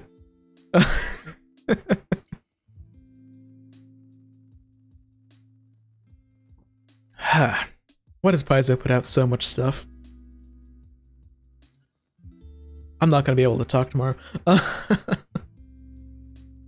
Monk time. Yeah, just a bunch of monks with all Spiral Sworn just being able to get bonuses damage on every single roll would be nasty. But anywhere undead prey among the living, some brave people are going to try and kill them. While many adventurers are, used to killing undead because they're stable monsters, you go even further. You study them, learn their weaknesses, and master tools to end them quickly and cleanly. An undead slayer doesn't simply kill monsters. They become what even monsters fear. Leave it to others to be a shield. You become the blade that strikes evil at its heart. This is, like, edgy. You can identify the common types of undead by sight. You drill in practice with special gear necessary to destroy some of the most complicated undead, like vampires. Train in their strengths and weaknesses, and learn how to create safe houses to stash your arsenal and hide from undead. Some undead slayers work at the behest of an organization to exterminate undead of a particular region, but many act independently or in a group of like-minded adventurers. Were you called by a higher power? Are you on a personal quest for vengeance? Whatever the reason, you can now walk a path that will take you into the vilest dens of rotten decay. Why does it sound like an infomercial at the end? Regardless, you must be trained in religion at level 2 to take this. Your training has prepared you to recognize most undead at sight. I'm trained in 2 lore skills, each about a specific type of undead, or you become expert if you're already trained. You get the Slayer's Identification free action. You roll, so the triggers whenever you roll initiative and you observe a creature that you know is undead. Generally, undead are not very subtle about being undead. You can then attempt to recall knowledge to identify the undead creature with a +1 circumstance bonus. If you're a master in the skill you're using to recall knowledge, you get a +2 bonus instead. Oh, I feel like if you, with a free archetype variant, with... So, whenever Dark Archive comes out, and you play a Thaumaturge, with this archetype, you are just a Belmont.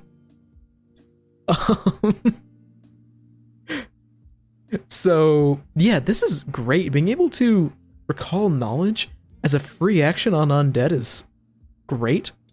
And because it's a specific type of undead, you can say, like, ghost lore. or incorporeal creature lore or something. That's actually pretty versatile. You just have to be pretty specific with what kind of creature that you want to pick for your lores, so you can try and get this more often.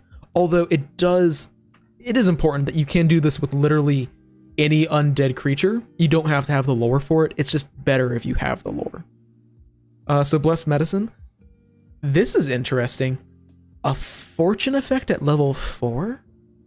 And it's also a skill feat. So... Wait, what action is this? Doesn't have an action cost. But it's trigger, you fail a check to treat disease that was inflicted by an undead. Your experience with battling undead has uniquely prepared you to fight the diseases that they inflict on the survivors. And you know that leaving these maladies untreated for long will eventually lead to more undead. So you re-roll the failed check and use the new result. That's pretty good. There are a lot of diseases that are caused by undead, because who knew? Rotting corpses often are disease-ridden. So, I mean, yeah, this is pretty good. I feel like it feels like 50% of the undead you fight have a disease attached to them. So being able to re-roll is nice. And it just costs a skill feat. And yeah, that's good. Like, I'm surprised that's the first skill feat that we've seen so far in one of these archetypes. Under a Sanctum, you establish a safe house where you can prepare for your hunt. It is roughly the size of a 20-foot cube. The Sanctum is in a location that you have access to and can be part of a larger structure, like hidden rooms or a basement. Setting up or moving your Sanctum takes a week of downtime. Your Sanctum protects objects and people inside it from the magical divination or prying eyes of undead. This has the effects of non-detection, using your religion modifier as the contract DC, and half your level rounded up as the contract level. Additionally, undead attempting to locate the entrance via mundane perception must succeed at either your religion DC or the normal DC to find the Sanctum, whichever is higher. I mean, yeah, it's pretty similar to the, what is that called? Secret Hideout or something? It's from the Vigilante archetype, where that archetype, they get a certain number of 10-foot cubes based on their deception proficiency. That basically has the exact same effect. I mean, yeah, if you are... This is useful depending on the type of campaign you're in. If you're fighting against undead that are intelligent and you're within an area that they control, like, let's say you decide to say, screw the new Bloodlord's AP that's coming out. We're gonna run a campaign that's set in Geb, trying to kill all the undead in Geb, then this is great because being able to protect yourself against divinations is useful. I do wish that this did scale similarly to the, what is it called? Safe House from the Vigilante, because there you got one 10-foot cube, but once you were an expert, then, let's see, it's 4 10-foot cubes if you're an expert in deception, or 8 if you're a master, or 16 if you're legendary. So I wish that it did scale with your religion proficiency, but it's not that big of a deal. Most GMs are going to hand wave the size of your Hunter's Sanctum anyway. So Necromantic Presence. As part of your training, you've inured yourself against necromancy through grueling repeated exposure. You gain a +1 circumstance bonus to saves against necromancy effects, and gain resistance to negative damage. So, earlier on the Hollow Necromancer, I said something about how, incorrectly, that you would get a bonus on saves against lycanthropy. You would actually get a bonus against lycanthropy here, because that is a necromancy effect, and a lot of curses are necromancy effects. So, this is very good. Necromancy spells are generally very, very bad when they're cast at you. So, being able to resist them is great. And plus, unless you have negative healing, resistance to negative damage is good. Another level 4 feat. They are really loading it up with level 4 feats. So it has Flourish, Necromancy, Occult, and Positive. Slayer's Strike. You dedicate yourself to studying ancient techniques and memorized minor prayers against undead to swiftly dispatch them. Make a strike against a creature that you know is undead. This counts as 2 attacks when calculating your multiple attack penalty. If it hits, you'll additional die of positive damage, the same die size as the weapon or unarmed strike you used. Any further attacks you make against the same creature before the start of your next turn, using the same weapon or unarmed attack, deal extra positive damage equal to the number of weapon damage dice. As normal, the positive damage only harms undead and creatures with negative healing. Okay.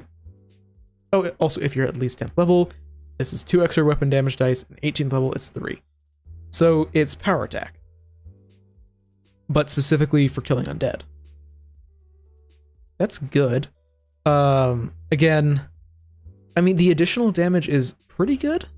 Well, the additional damage on further strikes you make is pretty good, because it's like extra positive damage equal to the number of weapon damage die, which is alright.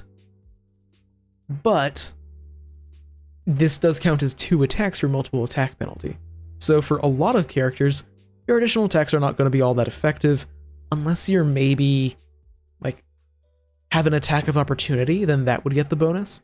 But it's still not a huge amount of damage that you're not all that likely to get. It's still good, but it's not crazy. Okay, so Frighten Undead. 1 action, you have to be trained in Intimidation. Your very presence chills creatures of the night down to their core, and you can use the spiritual power and faithful life force of religious verses to frighten even mindless undead. Attempt to demoralize an undead creature using religion modifier instead of your intimidation modifier if it's higher. If you use your religion modifier, the demoralize action loses the emotion and mental traits as your faith connects to the undead on an instinctual level. That is a good point, that it would bypass ghost resistance. So yeah, it would be useful if you're dealing with a creature with a really high resistance to physical damage.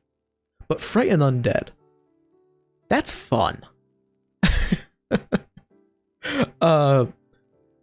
That is actually, I mean, it's basically allows you to demoralize using religion or intimidate. If you use religion, you basically get to use your wisdom instead of your charisma to demoralize, which for like a cleric can be incredible, but only against undead. But a lot of campaigns, you fight undead in like half of the encounters, even if the campaign isn't focused around undead. So that's good. I mean, it's nothing too fancy, but it's cool. Gear up. Whether or not it's wooden stakes, holy water, or more unusual tools, you always have just the right thing to handle an undead's unusual weaknesses or vulnerabilities. You gain Prescient Planner and Prescient Consumable feats whenever using Prescient Planner, specifically to pull out an item that you need to deal with an undead's weakness or vulnerability. You can pull out the item as a 2-action activity to remove your backpack and draw the item, rather than taking 1 minute. If you have Hunter's Sanctum, you keep your sanctum well stocked on the basics and can spend 1 hour in your sanctum refreshing your supplies in order to meet the requirements for Prescient Planner, even if you haven't been able to purchase goods. I mean, that's good. Sometimes you might realize, okay, this undead for some reason has an incredibly specific weakness. Thank God I bought garlic whenever I was out. And being able to pull that stuff out quicker is going to be useful, because sometimes you just need stuff quickly. And I mean, it also gives you 2 feats for the price of 1, or 2 skill feats that are they? I think those are general feats actually. So 2 general feats for the price of 1 class feat is pretty nice. Okay, so Slayer's Blessing. You carry scraps of materials dangerous to undead and can apply them to your weapon. Whenever you use Slayer's Strike, before making the strike, you can choose either the Ghost Touch property rune or a precious material, cold iron, dark wood, or silver. Any strike that gets extra positive damage from this use of Slayer's Strike also gets the benefit of that rune and counts as that material. At 14th level, you also add adamantine and mithril. Okay, never mind. Slayer's Strike is amazing. You can now just add on, for 2 actions, you can make a strike that deals additional damage, and you also get Ghost Touch. That's amazing. Although, specifically, you can only use Slayer's Strike on undead creatures, and that you know is undead.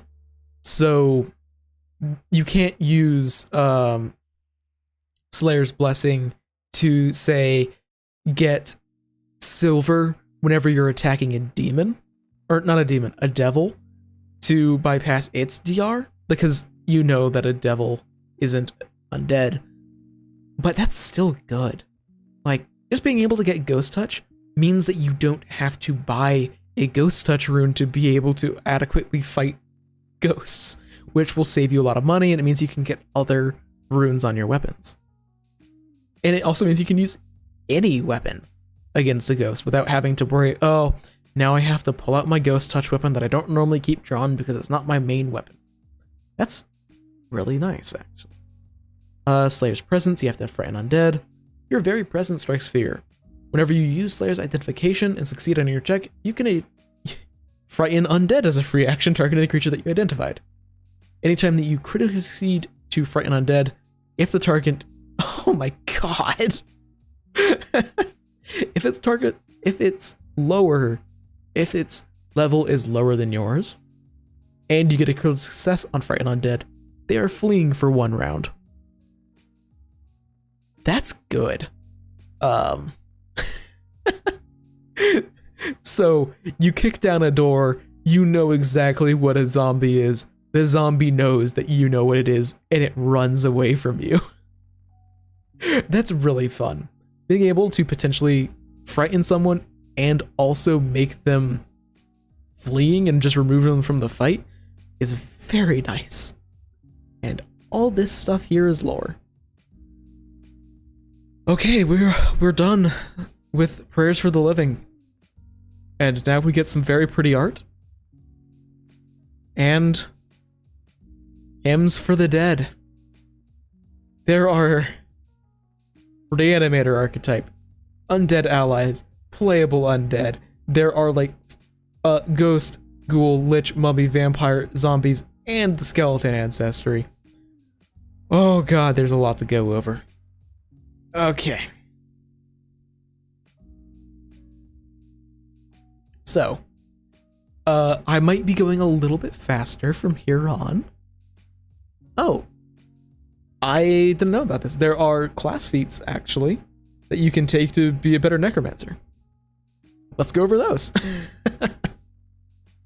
Okay, so at level 4, clerics, oracles, and wizards can take this. It's uncommon. They have to be able to create or control undead. A cleric with a negative font, an oracle of bones, or a necromancer wizard. Your presence has a bolstering effect on undead minions. Undead creatures under your control and within 30 feet around you get a +2 stats bonus on will saves to resist positive damage, and will saves to resist effects that would make them controlled. So, if someone is a, say, I don't know, a skeleton, let's say a necromancer skeleton who can control undead, and they take this feat, and they choose to include themselves in the emanation, they get a +2 status bonus on saving throws to resist positive damage. That's fun. Because you are under your control. So, that's fun. Necromancer's Visage, level 12. Okay, big jump. Exact same prerequisites. Necromantic energy demonstrates your power over undead, creating a demeanor that commands their fear and respect. Undead creatures can immediately sense your necromancer's visage and tend to act accordingly. If you take a hostile action against an undead creature, it becomes permanently immune to your necromancer visage, and your necromancer's visage ends. You can spend 10 minutes to restore it, though any creatures that become permanently immune remain so. Each time an undead creature 2 levels or lower than you attacks you, it must attempt a will save against your spell DC. If you're also affected by Sanctuary or a similar effect, only one affects the attacker. So if a critical success, they're permanently immune to it. If it's a success, then it can attempt its attack and any other attacks against you this turn. If it fails, it can't attack you and waste this action. And it also cannot attack you further. If it critically fails, it wastes the action and it cannot attempt to attack you for as long as your necromancer's visage persists. So this is for necromancers who are fighting undead. And only people.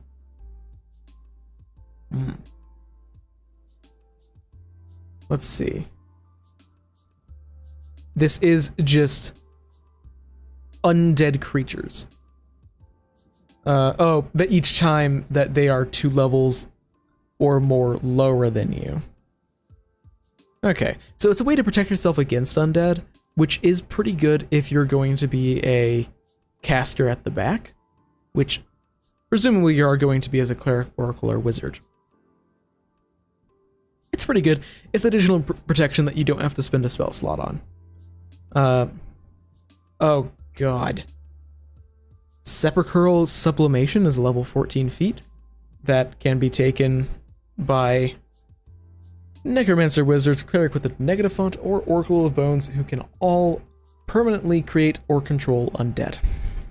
And they have to have at least one undead minion that they permanently control. For one action, you repurpose the negative energy that flows through your minions at a moment's notice. Instantly destroy one undead minion within 60 feet of you that is permanently under your control. If your next action is to cast a necromancy spell from a spell slot, you don't expend the slot. Oh, the spell's level must be half the destroyed minion's level or lower, and the spell can't have a duration. That is sick. This is not an ability I see many players using. However, that is very fun for a GM. Because then that, oh yeah, there's a bunch of low-level undead around the room. Well, if I don't want the necromancer to keep on casting low-level spells for literally 0 cost, you better kill him. That is really interesting. There had better be a way to be able to make undead minions easily with this book. Speaking of which, the reanimator archetype. This has some heavy weight to pick up, because currently making undead is difficult, because you have to use the reanimate dead ritual, which... Wait, is it the animate dead ritual? Is it animate dead or is it raise dead? What ritual am I thinking of? There's a ritual that you can use to raise dead as like, or it's create dead that I'm thinking of. Animate dead is different. Create undead is a way to create a permanent undead creature, and it is prohibitively expensive. But apparently I need to look at animate dead just real quick to figure out. Okay, so... Oh, it's a summon spell pretty much. Yeah, it is just a summon spell. Okay. That simplifies things a lot for me. I hope. I know literally nothing about this archetype. I hope that it makes the create dead ritual a lot better, because as it is, yeah, it's expensive and risky, which isn't really a good combo if you want to just start destroying small towns by reanimating their entire graveyards.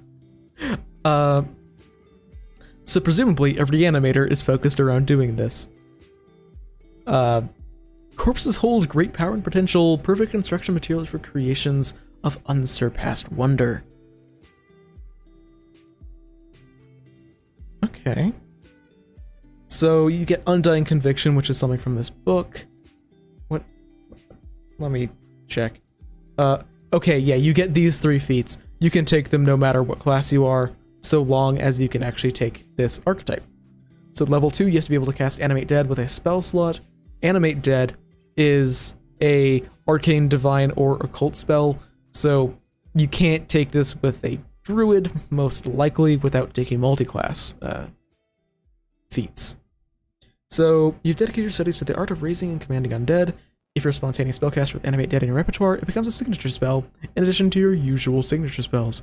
If you are a prepared spellcaster with Animate Dead in your spell's known spellbook or the like, you can spend 10 minutes contemplating Undeath to replace one of your spells that you've prepared in your spell slot, spellbook, with Animate Dead of the same level.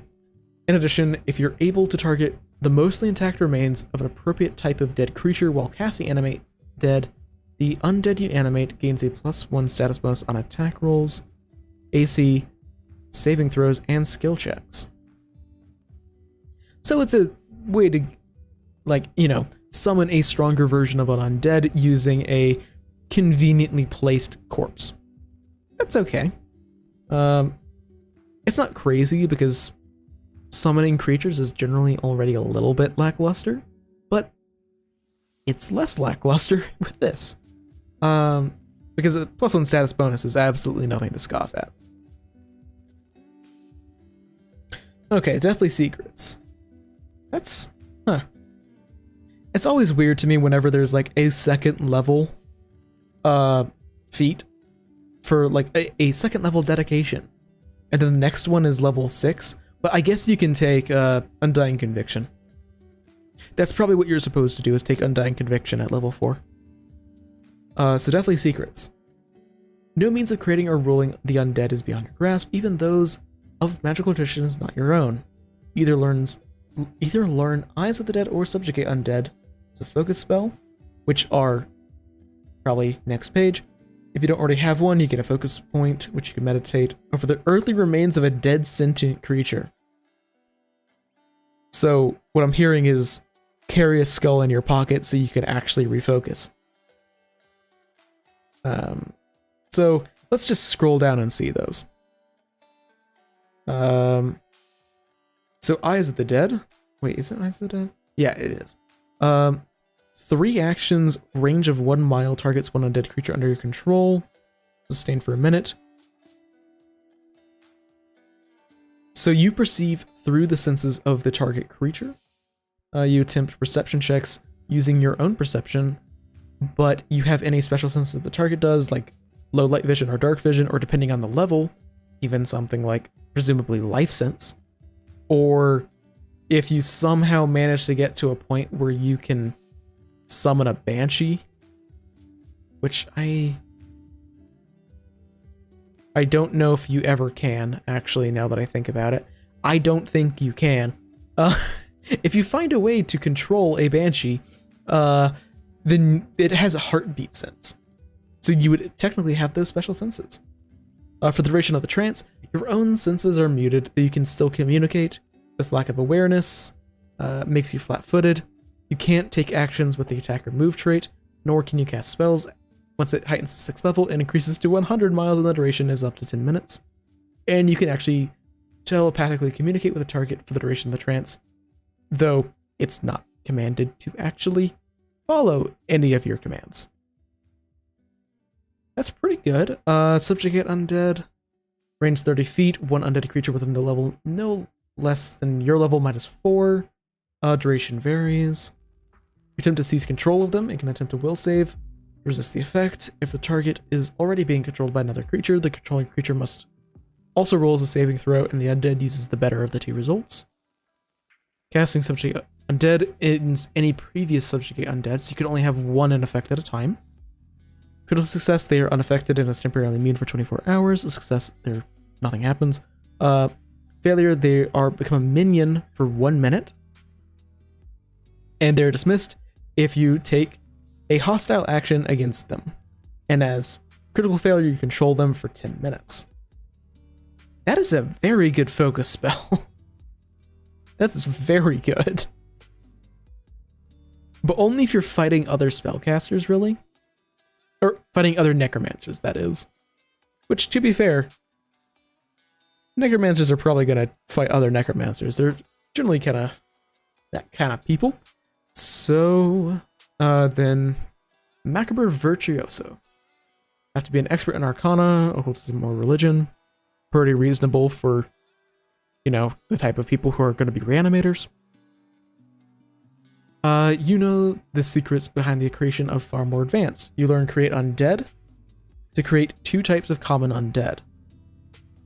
Your GM might allow you to choose other ones. You can't teach these rituals to anyone else, and you can't participate in either ritual while allowing someone else to serve as the primary caster. When you reach a new level, you can change either or both of these 2 rituals to a different type of undead, which you now read the prerequisites for. So it's still just a... Oh, never mind. While acting as a primary caster, you can perform all create undead rituals in 4 hours instead of 1 day, and you get a +2 circumstance bonus on your primary check. And you don't need the help of anyone else. That makes it a lot less risky, but it's still super expensive. Though it is generally better. Yeah, I do like that. Being able to do it in 4 hours is still pretty good. Although, I do need to check and compare this to the ritualist archetype and see whether or not the ritualist archetype gives pretty much the same bonuses.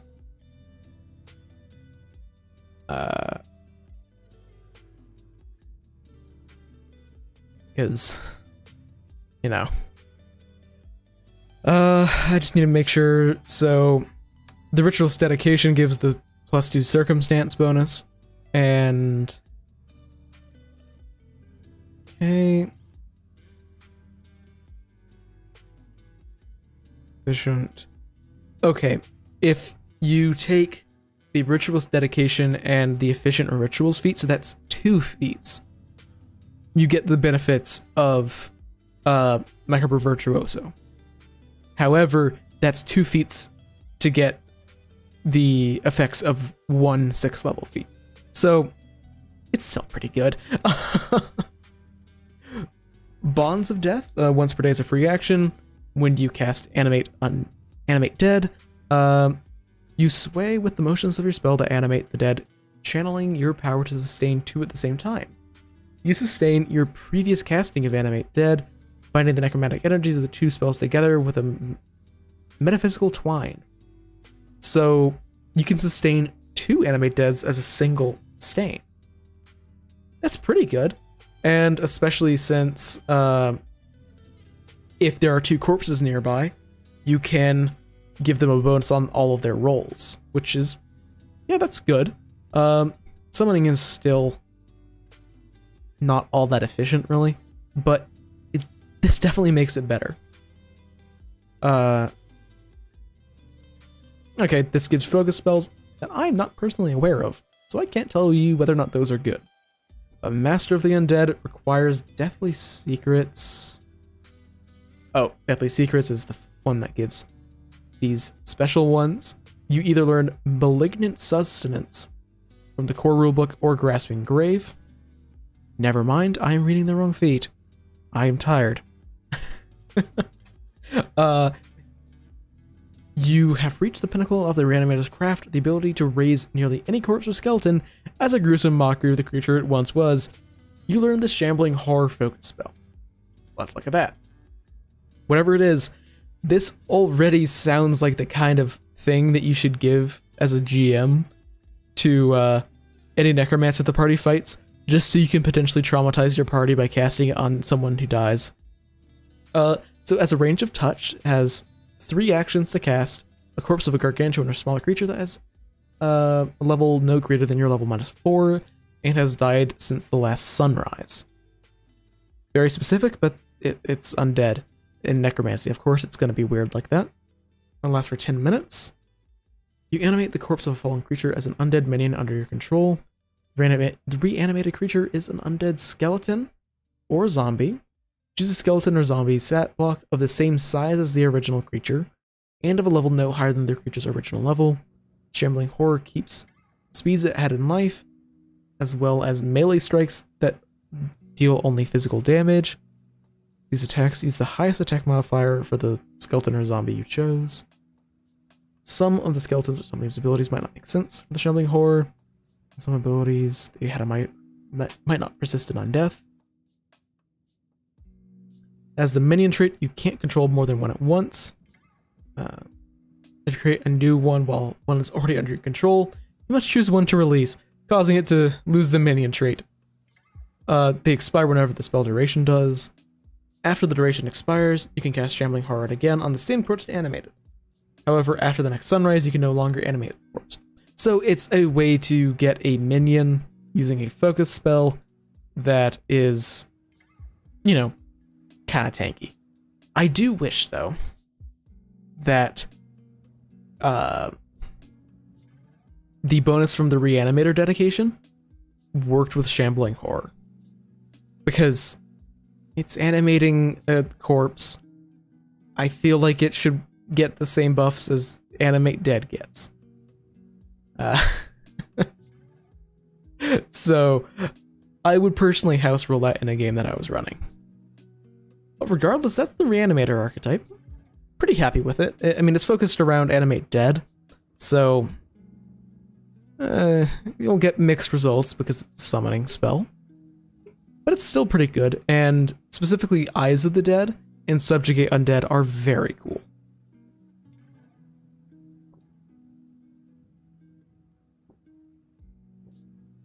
Okay, so Undead Allies. These are long-term relationships rather than the very temporary ones of the Reanimator archetype. So stuff like undead companions instead of animals. Witches or wizards can get undead familiars, and summoners can get an eidolon that is tied to undeath.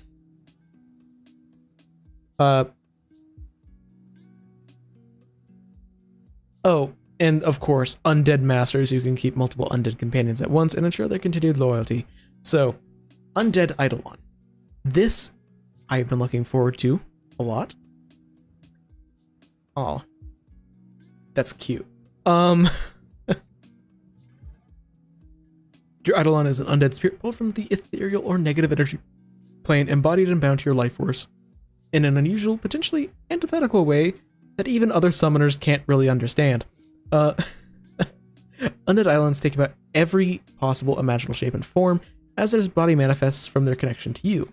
Their ultimate form can be influenced by an amalgamation of the echoes and memories of their old life before becoming an undead, their cause of death, their encounters in the afterlife, and portions of your own essences.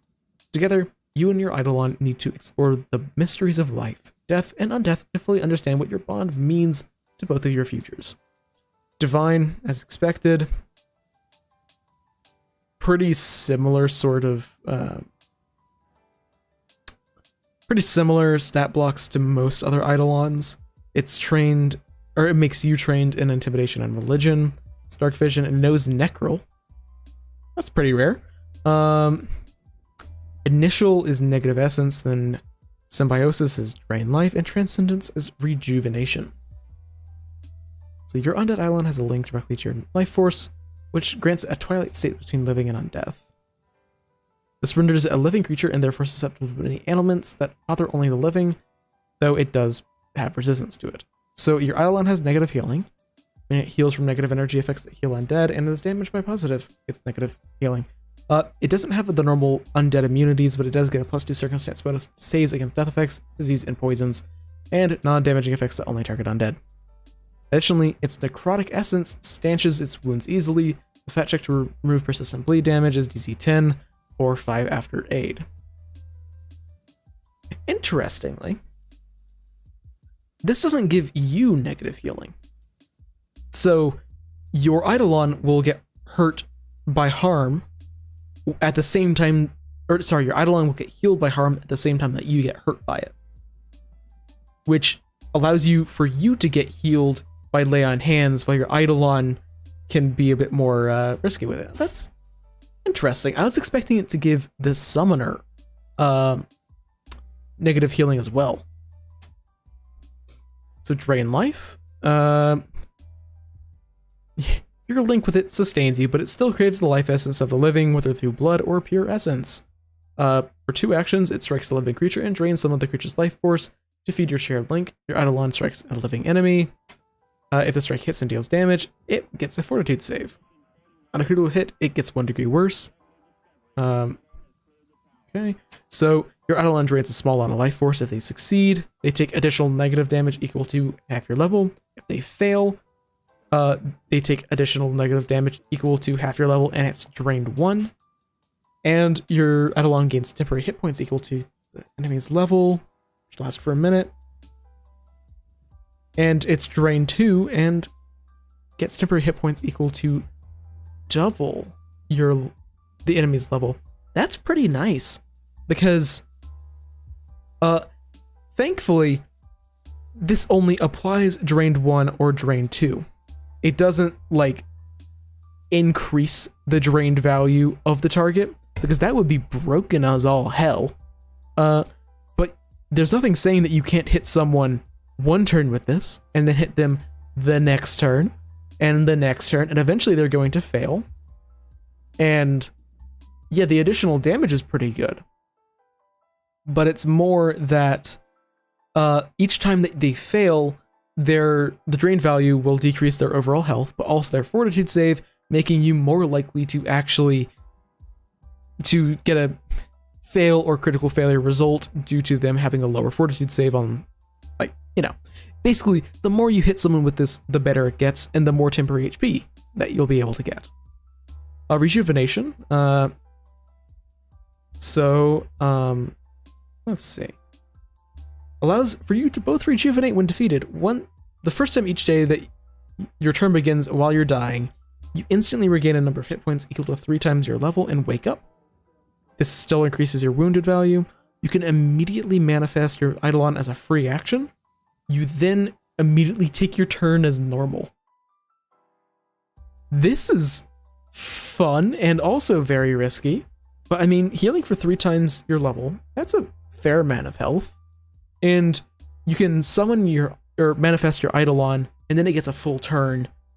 So yeah, that's actually pretty nice. And honestly,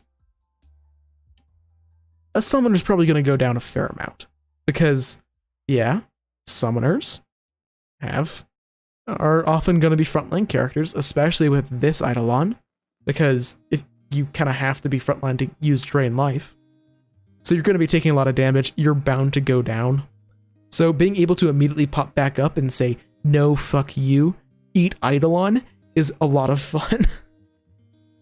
So Undead Companions.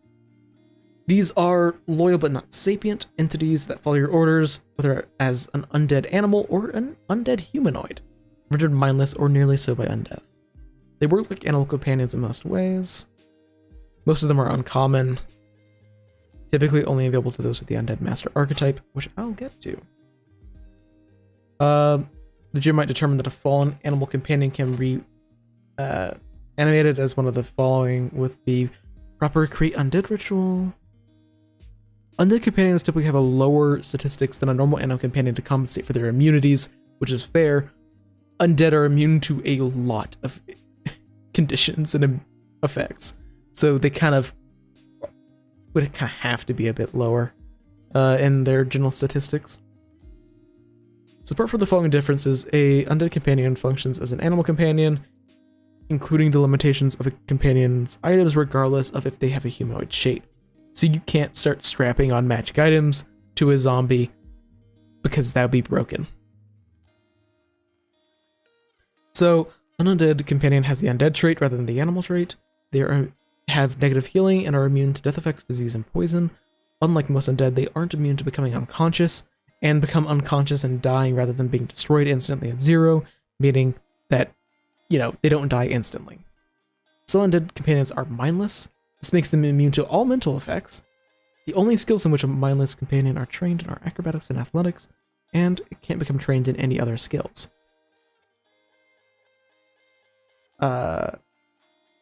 Even if a mindless companion gains a limited ability to act without being commanded, which is from mature animal companion, it can repeat only the last command. It can't take a new action on its own. A mindless companion cannot take special uses that would increase its intelligence, or grant it skills other than acrobatics or athletics, and it can't use or benefit from feats or other options that would normally require them to have a mind. Yeah, that's pretty good. I mean, them being immune to mind, like mental effects, is pretty nice. It's nothing like crazy. You're not going to run into those all too often, but let's be honest.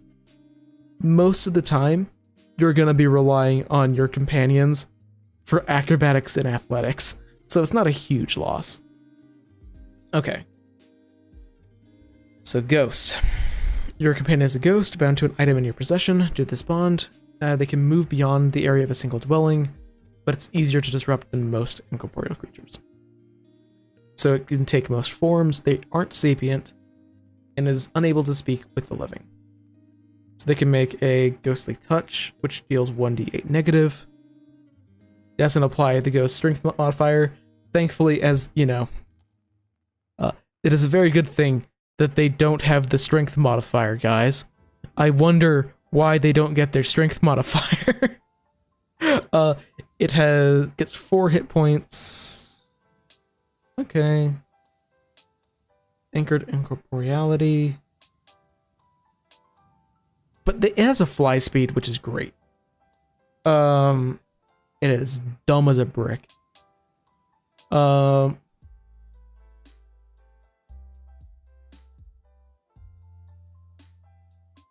does it explain? Oh, that's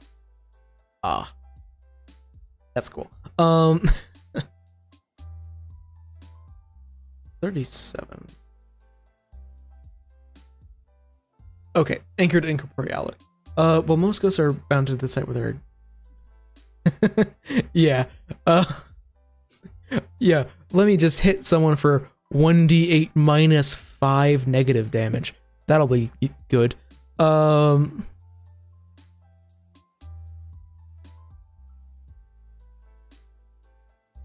Yeah, so your ghost will be unable to make strength-based checks against corporeal creatures. Though incorporeal, a creature with anchored incorporeality can travel no more than 60 feet from its anchor, meaning 60 feet from you. It must remain in line of effect, meaning it cannot generally go through walls, which is good, because otherwise this will break every single dungeon crawl imaginable. And they also don't have resistance to all damage, or immunity to precision.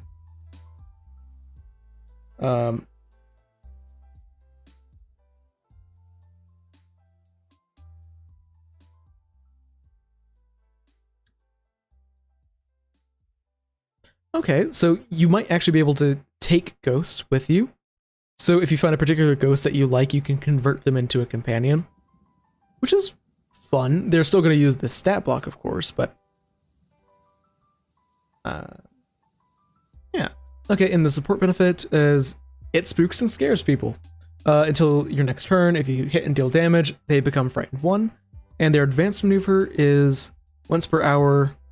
A flurry of emotions causing small objects and debris to fly in a 20-foot animation, dealing 1d6 bludgeoning damage for every 2 levels that the ghost has. Basic reflex save. Yeah, that's good. I mean, just area damage is useful to have. It's not all that complicated, really. A skeletal mount is a skeletal horse, drake, elk, or some other animal suited for riding. Skeletal mounts can be collapsed, gathered into a pile of bones, and packed away for storage. Okay. So they have an agile hoof attack for 1d6 plus 2, 4 hit points. Skill, none. They are mindless. They have dark vision, 35-foot speed. They're mindless, they're a mount. Yeah, no, being able to get area damage is sick. Like, especially because so many classes don't get any, like, big AoE effects, even if this is just once an hour. Like, Swashbucklers, literally the biggest area damage that they have is the ability to stab 2 people for 2 actions. Like, being able to say, oh, I have a companion that can have a 20-foot emanation is amazing. But okay, so you have a mindless horse. So the support benefit is it strikes fear into people when it charges until the start of your next turn. If you're riding your skeletal mount and move at least 10 feet on the action before your attack, any creatures damaged by the action become frightened 1 or frightened 2 if there's a crit. That's good. And 2 action gallop for an advanced maneuver, 2 stride twice with a 10-foot bonus on its speed. Yeah, I mean, this makes a good mount. Being able to play frightened on a normal hit or 2 on a crit is nice, even if you do have to spend an action to move. But once you get a what is it?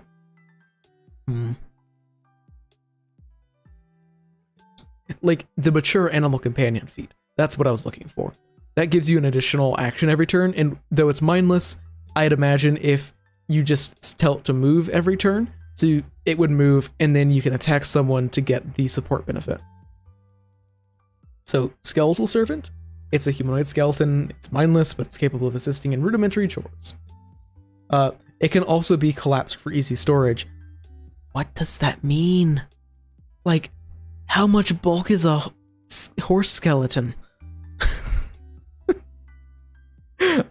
I have previously had to look up the weight of various human bones before for Pathfinder, but I've never had to do it for horses.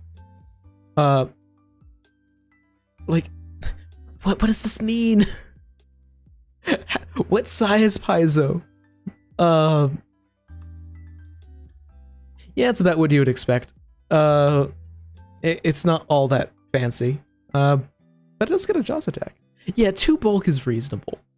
I just want to know for like, oh yeah, I show up with my ranger at session 0 and like, wait guys, before we go into the dungeon, I have to prepare first. And they take out their backpack and just empty it out onto the ground and like, oh shit, give him a couple of minutes, he has to straighten himself out.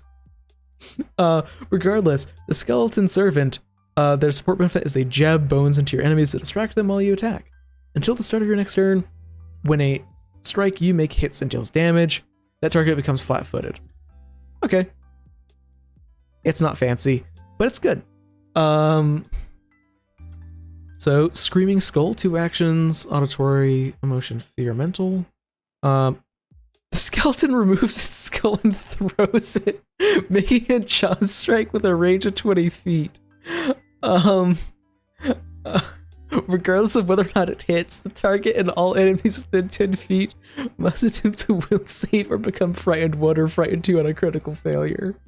This is a trained DC using the skeleton's charisma or an expert DC if the skeleton is specialized. At the start of your skeleton's next turn, the head bounces, rolls, or flies back to your skeleton to reattach. It's blind while its head is away. You can do this every turn. Oh, I love this. Oh, God. And skeletons aren't actually...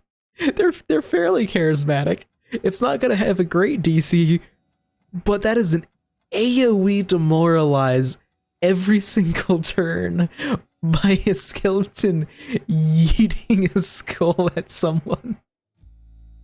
Oh, I love that. Okay, a vampiric animal. This is actually rare, unlike the normal uncommon for these.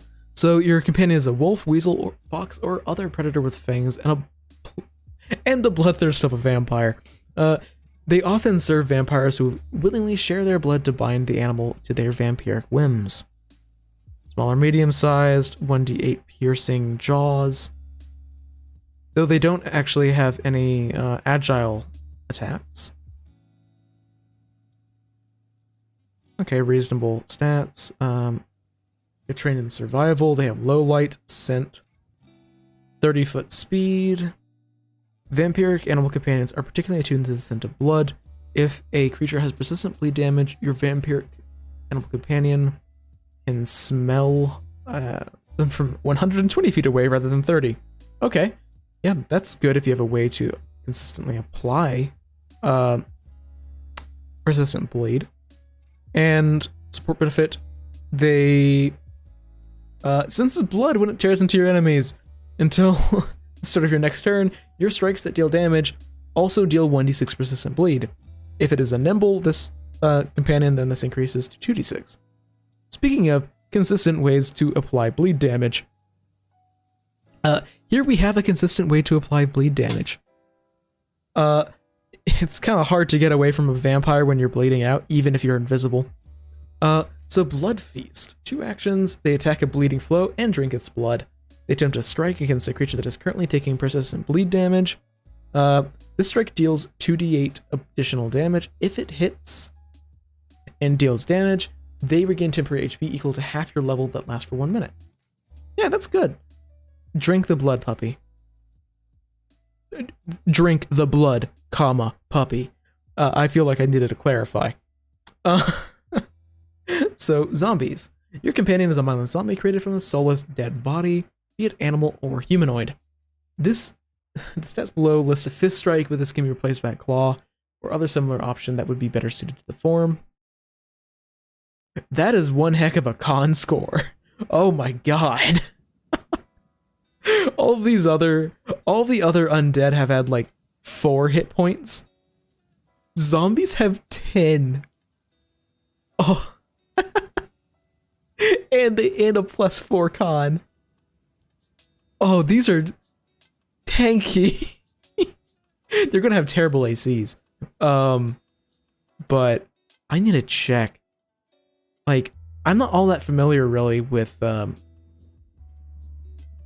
most animal companions, but looking through it real quick, on average, their like con scores are like +2, +1, not +4. That's really good, actually. Yeah, just a brief look through.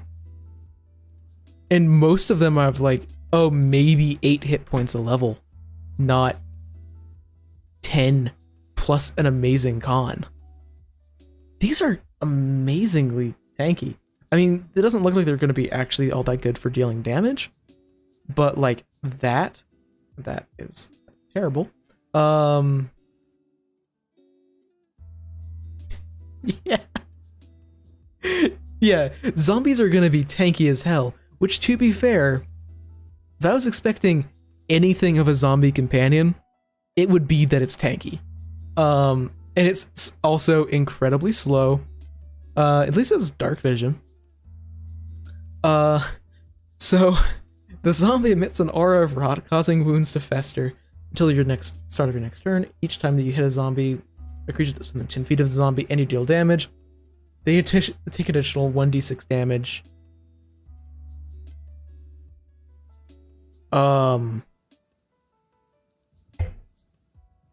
That's untyped damage. Obviously, it's still a disease and necromancy, so you can't affect undead with this, but that's an untyped d6. Which, if that's intentional... Oh, well, it's an additional 1d6 damage, so it's not untyped. Never mind. It's the same damage type as your original attack. Never mind.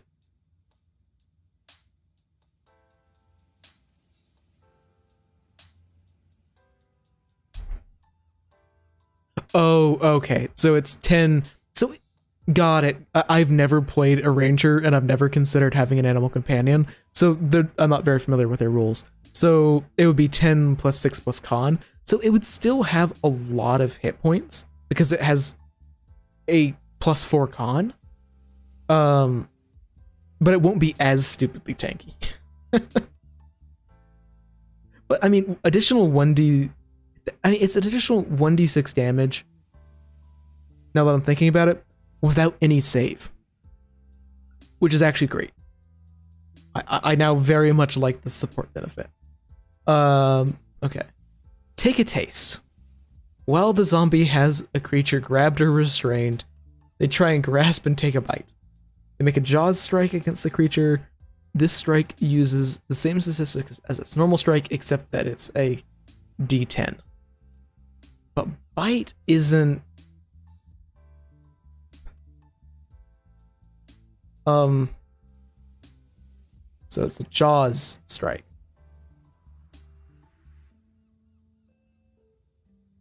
Where's the jaws strike?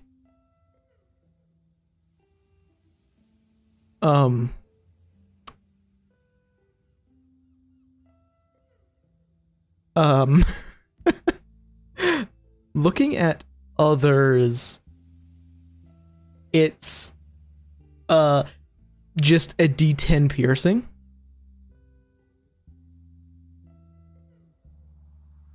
Yeah, I mean, the bear is a very good support benefit, but the bigger area is the big thing, because it just means that they'll have to use less actions to move around, which is great. I'm presuming the Jaws strike that it's mentioning is just a normal strike with 1d10 piercing and no additional effects.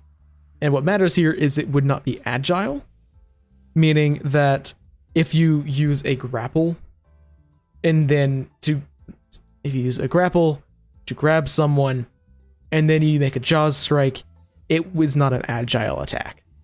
But still, an additional 1d10, or a damage die of 1d10 is obviously better. I still think that the support benefit is actually better than Take a Taste. Okay, well, that's all of the Undead companions. So let's talk about the specific familiars. Undead specific familiars work no differently from any normal specific familiars. Well, you would think that it would be weird for it to be piercing, right? Except that it specifically says the stats below list out a fist strike. So, but it can also be replaced by a claw or other similar option. So, I think that they intentionally put fist. I don't know why it's not bludgeoning damage. I don't know. But I feel like it's straightforward enough once you think about it for a second. But it does seem like something that they could have said, the stats below list a Jaws strike, but this can be replaced by a claw or other similar option suited to the creature's form, rather than calling out fist, because then it would be consistent with Take a Taste. Regardless, Undead specific, yeah, they basically work as normal specific familiars, but you know, they're undead. So, crawling hands make grisly but striking familiars, popular among necromancers with an eye for aesthetics. They also tend to be convenient due to many available spare parts. Yeah, it's generally pretty easy to get, if you want to get hands. They're one of the easier body parts to get access to. And they can be skeletal or fleshy. So you need 5 abilities to get.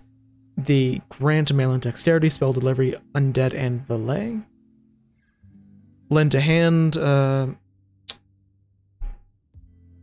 Okay, so they assist an ally at the same space to attack a foe, crawling over the enemy and trying to distract them. Despite being a minion, it gains 1 reaction at the start of its turns, which you can only use to aid on an attack roll by an ally that shares the hand space. It still has to prepare as normal. This attempt automatically succeeds. Okay, this is amazing. So,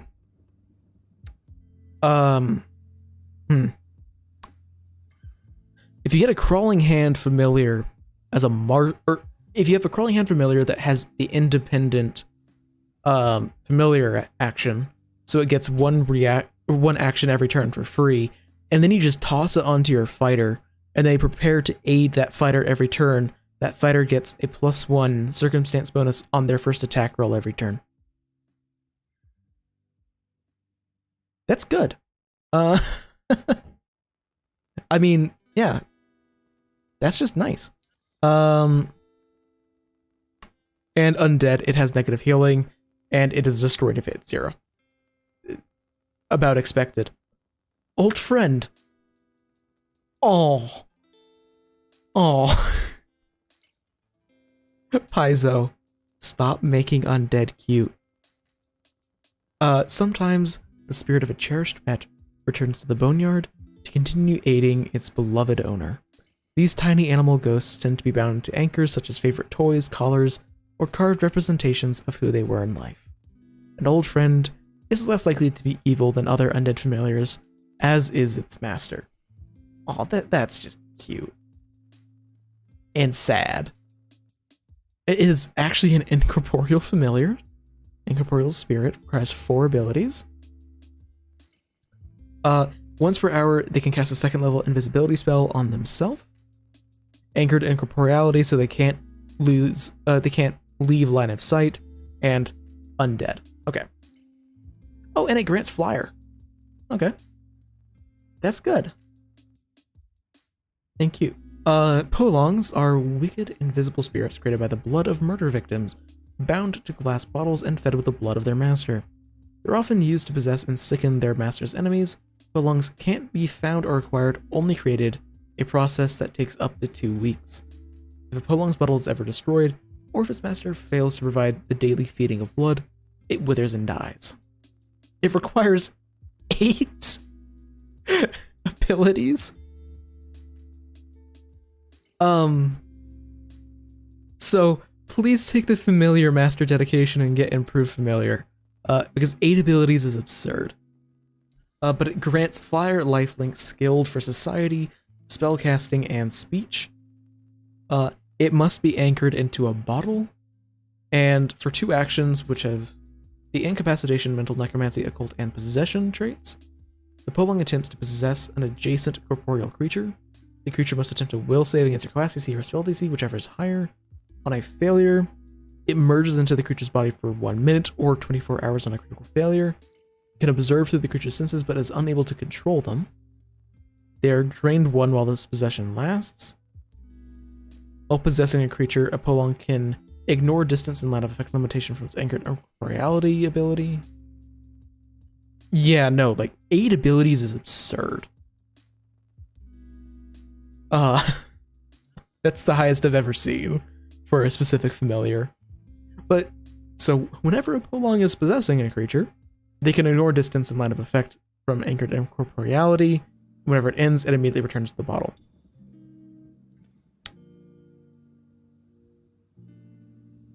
That's weird. Because it can't actually control them, and presumably they are aware of the, like, spirit possessing them. Well, if they are aware of the spirit possessing them, then this is not nearly as good. If they aren't aware of it, then this is amazing, because you can just have the invisible spirit go up and possess the level 1 servant that, like, or the level 1 wait staff at a restaurant that you can't get into, or a butler or something, that then can go in and the familiar can just spend 24 hours, like, investigating through someone's eyes without them noticing. If it is obvious, though, then it's not as good. It's good for scouting so long as they critically fail. But a talking head is similar to a beheaded. These disembodied reanimated heads, with or without skin, retain some of their arcane wisdom, making them invaluable study partners. However, they also tend to be mouthy, opinionated, and downright obnoxious with their constant chattering, leading to some annoying masters to soothe their mouths shut in punishment. So, what I'm hearing is Bob from the Dresden Files. But it takes 3 abilities, which is substantially more manageable than 8. It gets Cantrip Connection, Skilled, from your choice of Arcana Occultism or 1 kind of lore, and Speech. Heads will roll unless its master gives the talking head the flyer ability. A talking head is unable to move, or is Able to move only by rolling across the ground, reducing its speed to 15 feet. Alternatively, a creature can, as a single action, kick or throw the head 30 feet. This can't be used as an attack as it bounces off anything that it hits. Oh, I love undead sometimes. What is it with Pyozone thinking? Ah, yes. Skeletons. Eat the bones. Okay, but now we have the Undead Master archetype, which not everyone is interested in raising vast armies of faceless disposable minions. This is basically the Beastmaster archetype, I'm pretty sure, but for undead instead. Yeah, so basically you raise a companion. If it has a mind, it trusts you implicitly. If it doesn't have a mind, then it doesn't have a mind and it doesn't have an opinion about you. Regardless, though, this works well for a necromancer who wants to have an undead that works with them, or for just a martial character who wants to have a friend to flank with. Regardless, the additional feats below are from the Beastmaster archetype, which is basically... Okay. Oh, that's actually not surprising at all, because that's almost all of the feats from the Beastmaster. But the Beastmaster is very good, and specifically, I need to double check, because additional companion allows you to pick, like, as it says, additional types of companions that you can only have one active at a time. But that's great, because, oh, a ghost would be really useful right about now. Give me a little bit. Give me 1 minute, and I'm gonna swap out my animal companion. Which, I love this. I have a ghost, and that just doesn't like to hang out a lot of the time.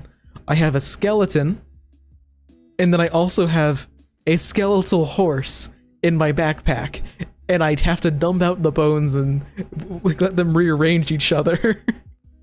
So you could only have one active at a time, but because you could have additional companions, it's like, okay, we're traveling long distance, let me break out the horse. Give me a bit while I piece the skeleton back together. Yeah, so basically... Oh, yeah, additional companion is a lot easier whenever they don't have biological needs. It's kind of hard to think, okay, well, I have 4 different animal companions that all have vastly different dietary needs. How the fuck am I gonna keep these alive? It's a lot easier when it's a skeleton. It doesn't care. But honestly, Beastmaster archetype is one of the best archetypes in the game in my mind. Simply from like a game design perspective, it's just incredibly well designed, and I love it. So this looks like there are 3 actual feats that are specific to the Undead Master. So let's go over those. You have to be evil. That's a fun start. Gain the services of an undead companion that travels with you and obeys your commands. It's an undead companion. Regardless, contrary to the normal rules for companions, as an undead master, it's possible for you to have more than one animal companion at the same time. However, your active companion follows you during exploration and encounters. The rest are reduced to inactive states that can easily be tucked into an inventory or stored in a nearby crypt. I love that it specifies, yeah, you just keep them in your bag. If you ever have more than one undead companion, you can use the call companion activity, which takes a minute to swap out which one is active.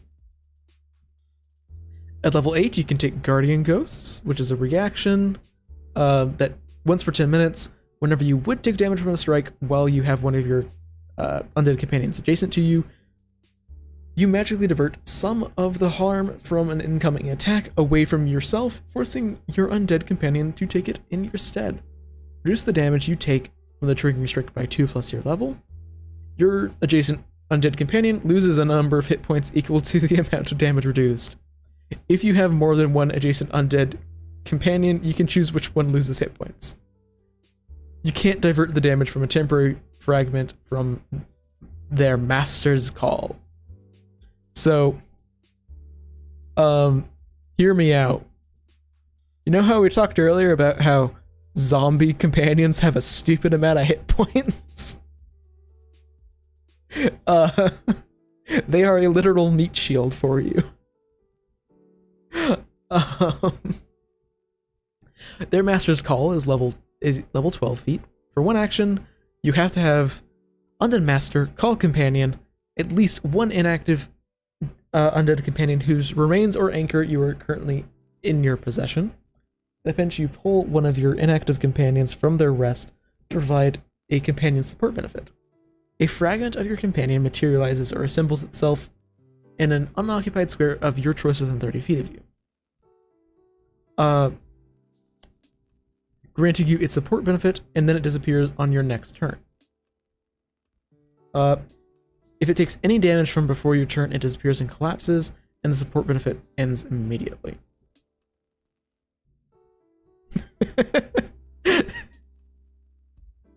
You just roll up. Yeah, you can have 4 zombies. You roll. There's a TPK in a 4-person party. You roll up to the next session. Yeah, here's my necromancer character. He came across these convenient 4 corpses on the side of the road. Decided, that'd be a waste. So anyway, I'm gonna use your previous characters as meat shields now.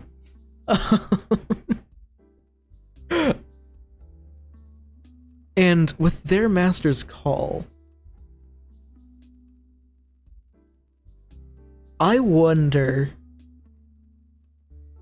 if there's a way to give your undead companions support benefit to allies.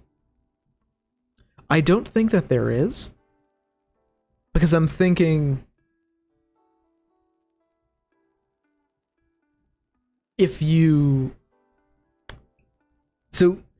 I'm just thinking because the zombie support benefit is very good because it applies an additional d6.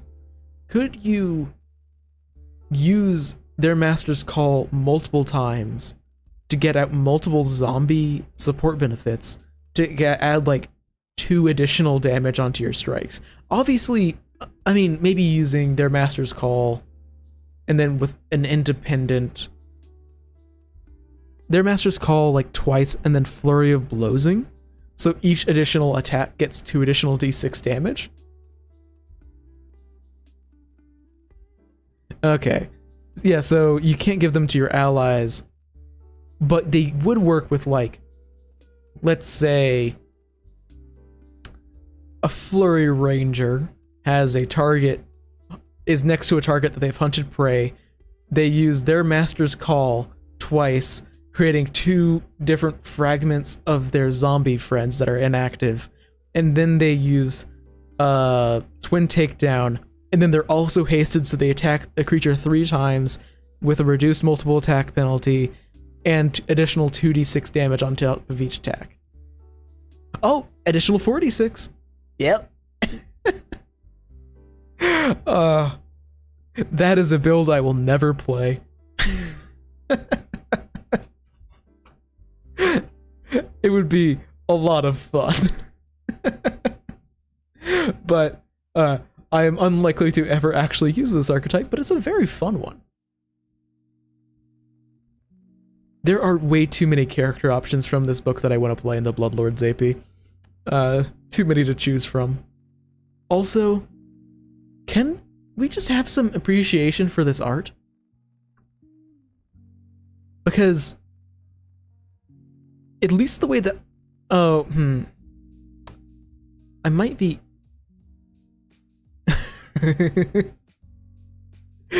Yeah. So... My first thought that this art was that it was a parrot skull. I don't know what skull this is anymore. Like, I thought that this was the beak, but I might be wrong about that. I have no idea what skull that is. Regardless, it kind of gives off the feeling of a goblin thinking, "Ah, screw horses. I'll make my own horse," having no idea how horses are supposed to function.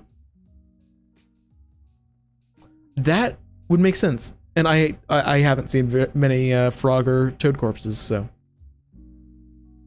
Or not corpses, but it's like skeletons without flesh. Yeah, and that's right. Amphibians are actually pretty common for goblins to ride. So, deities, not. Yeah, it's kind of hard to tell for those. Although now that you pointed out the way that it's standing, and like the actual like phalanges and feet and all that, those do match up with frog.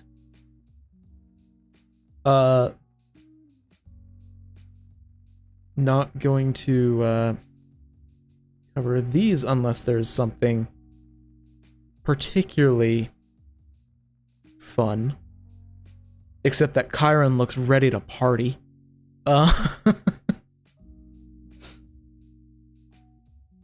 Chiron is just the god of death, not necessarily undeath. What are his edicts? End all mortal life, exploit those who fear death, anathema, offer anything for free, extend mortal lifespans, grant true salvation to the doomed or dying. Yes, I think that he is clearly a good deity for someone to follow in a normal party. He's not extreme at all. I don't know what you're talking about.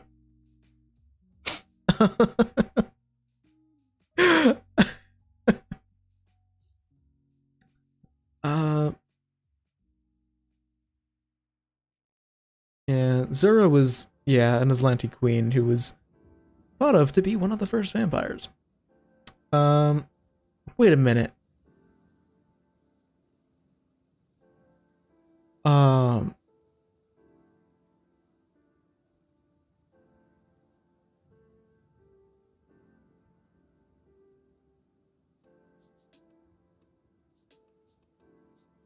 Okay. Yeah, no, Chiron looks ready to party.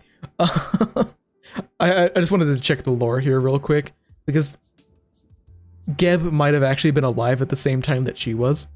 So I wanted to see what he had to say there.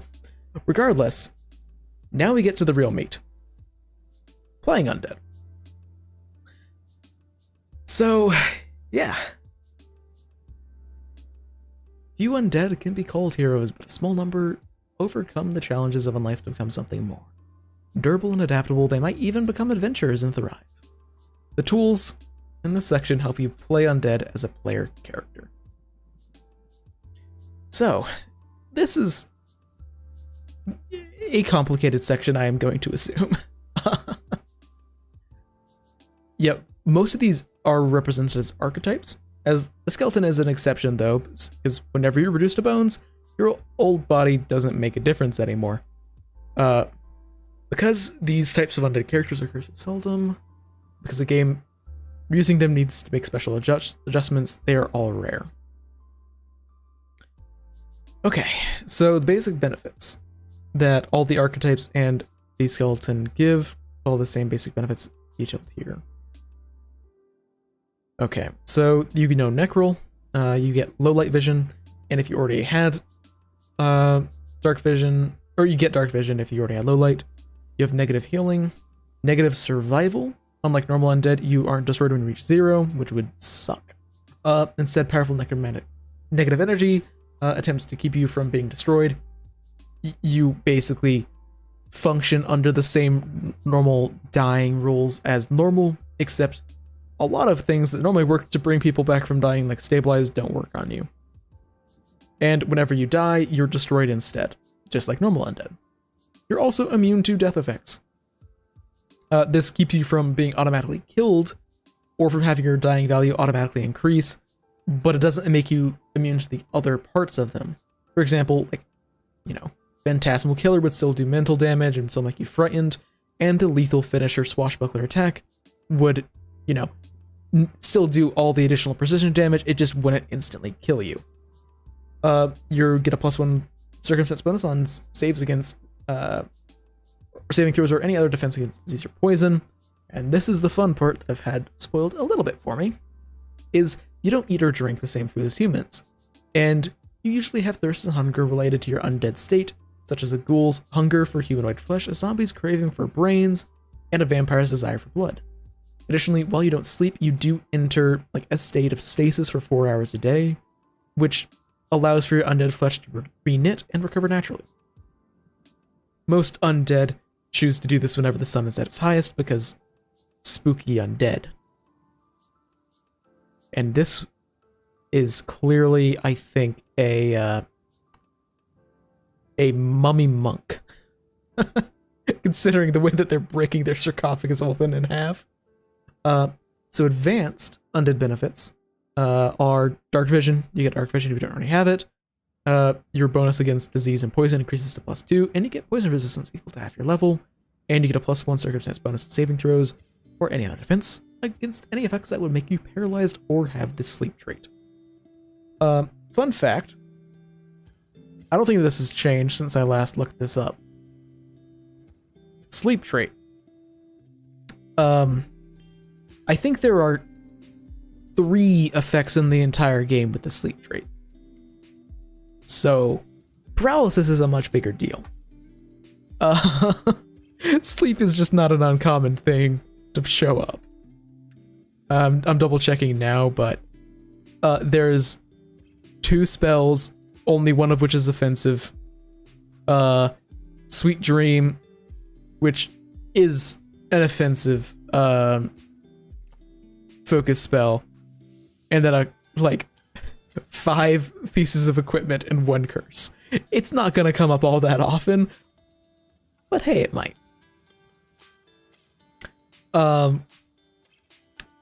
Yeah, so basically, you should probably play an undead PC in different ways. So a ghoul is probably going to play in different ways than a normal character, and a skeleton is going to be inherently more funny than a normal character. Ooh.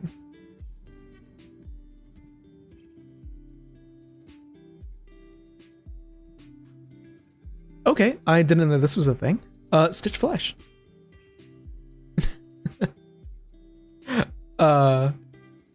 Yeah, so Stitch Flesh is apparently a new skill feat that you can take to allow you to treat wounds on undead creatures, not just living ones. Which is basically necessary, because otherwise, how on earth are you ever going to be able to out of combat healing without medicine? Don't ask how you can use Stitch Flesh on a ghost. But you can somehow.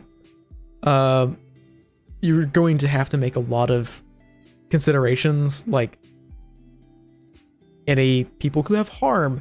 If you're fighting someone who has harm, and the entire party is undead, harm is no longer a useful ability. Basically, yeah, there are going to be considerations that you have to make, because, like, yeah, undead PCs are going to have certain abilities, like, okay, disease, paralyze, and poison, and sleep, and all that stuff. All those abilities are not going to be nearly as good. Yeah, just Stitch Flesh onto the Lich. How do you heal? How do you heal a zombie? You take out your staple gun and just grab nearby flesh and staple it on. Zombie isn't actually an option. Good, I said that. Yeah, as a GM, you're going to have to change the way that you run the game, because PCs are weird whenever they're undead. But I've already been doing this for 3 hours, so let's get to one of the like 6 archetypes I still have to cover. Ooh. So, as a ghost, your ties to the living world cling to you in death. And duct tape does fix all.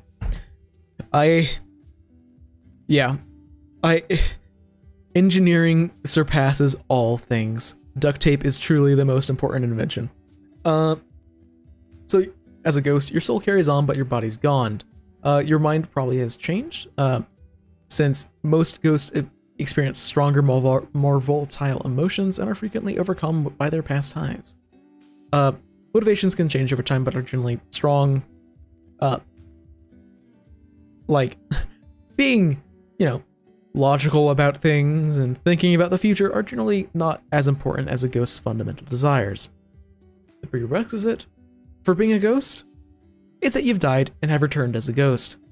It is a second level archetype dedication feat. You gain the ghost spirit and undead traits and basic undead benefits. Your undead craving is to settle your unfinished business. You can also gain the incorporeal trait, as described in a much later chapter, except you can't pass through solid objects unless you select the pass through feat. Being a ghost has the following major effects. You float but are still tethered to the ground. Replace your land speed with an equal fly speed. You can't rise more than a few inches off the ground whenever you fly. This means that you can move through a lot of difficult terrain without any issue. You can still leap, high jump, and long jump and other similar actions as normal, and use your fly speed for any calculations that normally require your land speed. This is one point that I have. This was spoiled a little bit for me. What happens to falling damage whenever you don't hit the ground? Because you're always hovering a couple of inches off the ground. So it's unclear if you still take fall damage. I would say you still do, because fall damage is caused by the sudden stop. And presumably, you don't continue on into the ground because you can't do that. So I'd still say you take fall damage, but you don't hit it. But items. You can turn physical items to make them a part of your incorporeal form. This takes 10 minutes with items within your reach, during which you transfer them. They just become a part of you. You can turn items that you already have incorporated at the same time. They retain all their runes and special abilities, need to be invested normally as if they had the invested trait, and they need to be worn, held, or stowed appropriately. Once you have incorporated the items, you can just use them normally. Your incorporated weapons gain the benefit of the Ghost Touch property rune, allowing you to use them normally against both incorporeal and corporeal creatures. They become incorporeal again only if you transmute them back to normal, or if you're destroyed. Yeah, I think most GMs are not going to let all ghosts be immune to fall damage. That would be silly. Unless you, of course, have another source of fall damage immunity. Your attacks become magical and deal negative damage instead of their normal type. Screw you if you're fighting undead. Your unarmed attacks will not be able to hurt them. But also, Ghost Monk. Your strength becomes -5. You keep the same strength score you had before you become a ghost, or it doesn't become -5. Though you can only attempt strength-based checks, typically athletics, against incorporeal creatures. Against incorporeal creatures, use your strength modifier normally. I would ask your GM if you get something like a Ghost Touch trip weapon, or Ghost Touch, if you get like a Ghost Touch trip or grapple weapon, if you can then use trip or grapple based on using that weapon instead of your body. Because it might not work, but it's ask your GM if they're being kind. And then now the gargantuan little bonus. So you work with your GM to choose a bound site or unfinished and unfinished business, both of which matter for your character's story as well as some feats. Your bound site tethers you to the physical world and is typically either a location important to you in life or the place where you died. Unfinished business keeps you from passing on. If someone resolves your unfinished business, you decide whether or not to accept the change and pass on or fight it. If you pass on, you get a couple of minutes to say your goodbyes and then you're gone. If you fight the change, you remain, though you and your GM might determine a new unfinished business. If you are physically destroyed, you cease your existence as a ghost, but it still might not be able to pass on to the afterlife if your unfinished business is incomplete. In this liminal state, you might come across strange energies and become another sort of creature, or an anchor to a summoner and become an idol.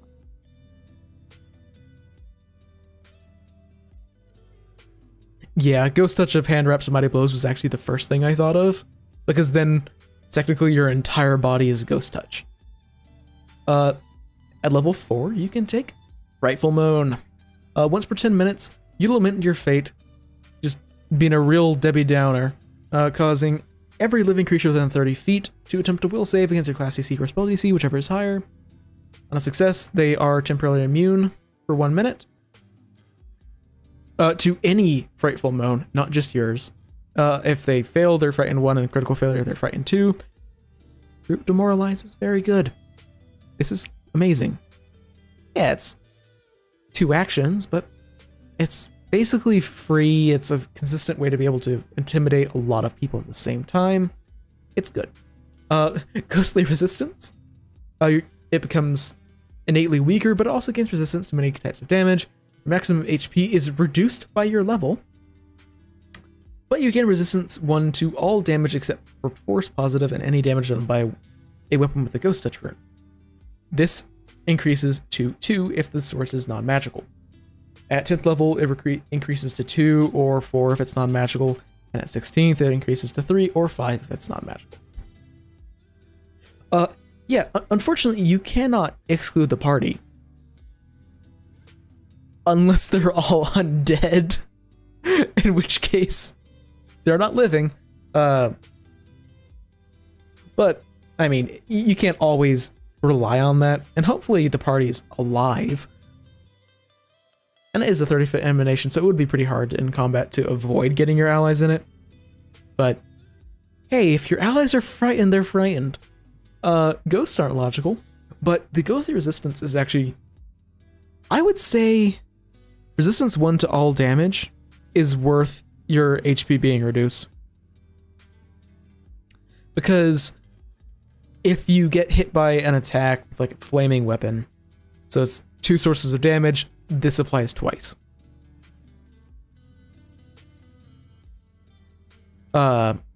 So resistance to all damage is just amazing. Like, I think that this will very, very, very quickly add up to be saving you more HP than you lost for taking it. Like, this is a very, very good feat. Ghostly Grasp. Your control of your form increases. You get advanced undead benefits, and you can interact with physical objects with limits. You can attempt strength-based skill checks against physical creatures. So now you can grapple things. You can interact with physical objects, but the action has no effects unless you succeed at a DC 20 athletics check or DC 20 thievery. That's fun. If you want to grapple things, this is the feat to take. If your GM isn't being kind with you just getting a magical hand wraps. Ghost Flight. You can suppress or tether yourself to the ground, overcoming your resistance to fly free. For 10 minutes, you get a fly speed, or your fly speed that you already had doesn't restrict you to being only a few inches off the ground. This is very good, even if it is just once per day. Getting a fly speed equal to your land speed is good. At level 10, Pass Through. You have to be a master in acrobatics, and once per 10 minutes, you can filter your form through the substance of an object, so you can pass through walls, doors, and more. You fly up to your speed. During this movement, you can try to move through one object. And you attempt an acrobatics check as you try to enter it. The DC is usually 30 to move through a wall, up to 5 feet, 15 for a normal door, or 10 for thinner surfaces like windows. Yeah, on an archetype, flight for 10 minutes is amazing. But this, level 10, if you're a master, let's say you got a +4, dexterity modifier. That's fair for level 10. So that's 4 plus 6 plus 10. You've got a plus 20 modifier most likely at level 10 for acrobatics for pass-through. So you're most likely going to be able to move through a 5-foot wall. And you're almost guaranteed to move through a door, and you are guaranteed for a window. Although you can't move through force. So yeah, this is pretty good. Though you are stuck on the other side. Which, sucks. If you pass through a door and then you're in an encounter, you're stuck there because, unless you have Ghostly Grasp, because you can't open the door to leave. On a success, you move through the object, treating the square as difficult terrain. If you end your turn inside of it, you can only move out of it. You can only move out of it only if you pass through again. So you're just stuck in a wall for 10 minutes. As normal for being incorporeal, starting a turn inside of an object makes you slowed 1. And if you fail, then your movement ends and you bonk into a wall. Now here's the crazy one. The call of your unfinished business recreates you after your destruction. If you're destroyed, you perform 2d4 days within your bound sight, fully healed. If your unfinished business is resolved while you're waiting, you pass on immediately unless you and the GM determine you have new unfinished business. Yeah, that deserves to be rare, because just giving a player infinite lives is very good. Very, very good. Yeah, this is a deserved side blob of incorporeality is very strong. A fly speed is very strong. And bringing someone back to life is, yeah, if you're in an AP and the unfinished business is finishing the AP, they are immortal. So yeah, that's maybe a little bit too good. Speaking of a little bit too good, unlimited ghost flight. Your fly speed just no longer restricts that you can fly at all times. And when you use the ghost flight ability, instead of its normal effect, you just get a plus 10 status bonus to your speed for 10 minutes, which doesn't actually stack if you're a monk or a swashbuckler. So just keep that in mind. Okay, so the ghoul. If you're a ghoul, that means that you died from a necrotic disease known as ghoul fever, and you came up as a ravenous ghoul, forever craving for the flesh of sapient creatures. So you're very fun at parties. While you can temper your hunger for the long dead flesh stolen from ancient graves, you much prefer devouring those who are freshly dead, which makes you very fun at parties. Whether they suck through graveyards or crypts of Galarian or work together with other ghouls to build empires down in the Darklands. It does stack with nimble elves and also the swift sylph ancestor feat. So basically, ghouls are actually shockingly intelligent, even for a normal stat block. Unfortunately, they have an endless hunger for dead flesh.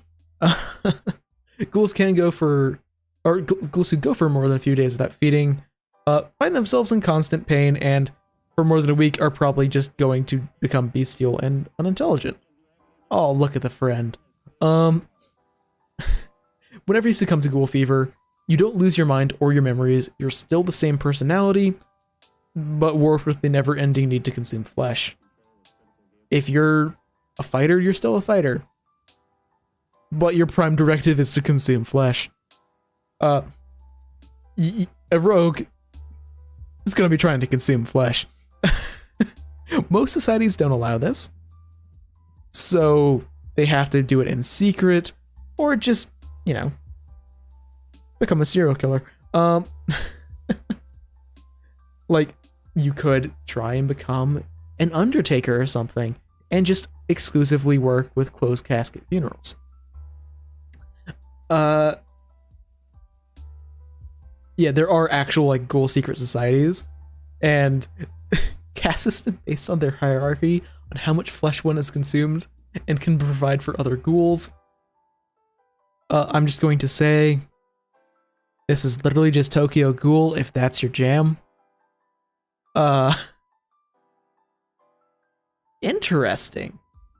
I was not expecting the additional feats to be guarded movement, which is a monk feat that gives I think a +4 bonus to your AC against reactions that are triggered by movement. Reactive Pursuit, which is a reaction that I think is a rogue reaction, allows for you to run after people that are running away from you. And Wall Run, which is the monk feat, which is wall running.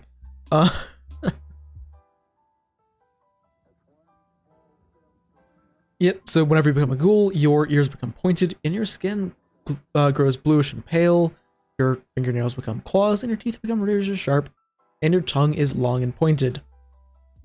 You're a real pretty guy.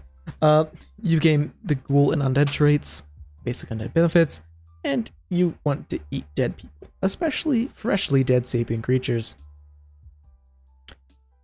But anything that's dead can stave off the hunger. Oh yeah, no, if you just want to get dead flesh, just be a contract killer. It's the best way. You gain an unarmed attack. First one is a claw that deals 1d4 and has agile and finesse, and the second is a jaws that has jaws attack that has 1d6 piercing and is finesse. You can consume flesh. Consuming flesh temporarily satiates you. Many ghoul feats have additional abilities or functions that can be used when you're satiated, though using those abilities can cause you to lose your satiated status. You can always consume flesh, but eating more than a normal amount has no further effect. A ghoul's hunger is satiated or does not. Works similarly to panache in that way. So consume flesh, you are adjacent to the corpse of a small or larger creature that has died in the last hour. You devour a chunk of their flesh, becoming satiated for an hour. Okay, let's see how this works. How do they implement this? So level 4, punishing consumption. Whenever you devour a corpse and satiate your hunger, you also recover some of your wounds. Necrotizing blue flesh, knitting back together almost immediately as soon as you begin shoveling the chunks of dead flesh in your throat. Every 10 minutes, whenever you consume flesh, you regain 1d6 hit points for every 2 levels you have. Okay. Not a huge amount of hit points. But you can also just eat someone over time, gradually healing yourself up. Also at level 4, you can take Swift Leap. Your undead physiology allows you to quickly leap forwards and away from someone. For one action, you leap. This doesn't trigger reactions, and this is the basic leap, not a long jump or high jump. Oh, if you're satiated, you can also choose to end your satiation to instead high jump or long jump without triggering reactions, as you take a quick enormous jump. So, let me introduce you to a fun little feat called Quick Jump. That the only problem is it would provoke reactions. But yeah, it's still pretty good. Being able to leap away.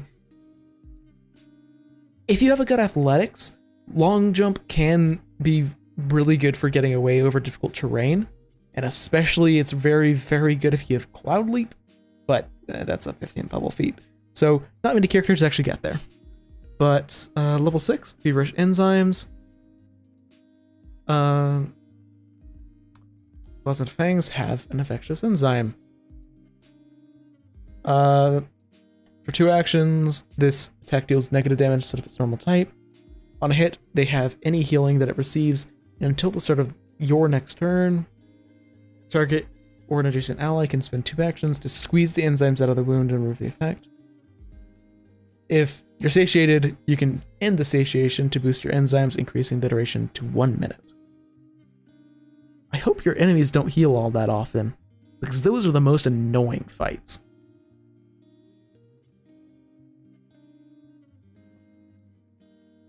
Brave Strength. The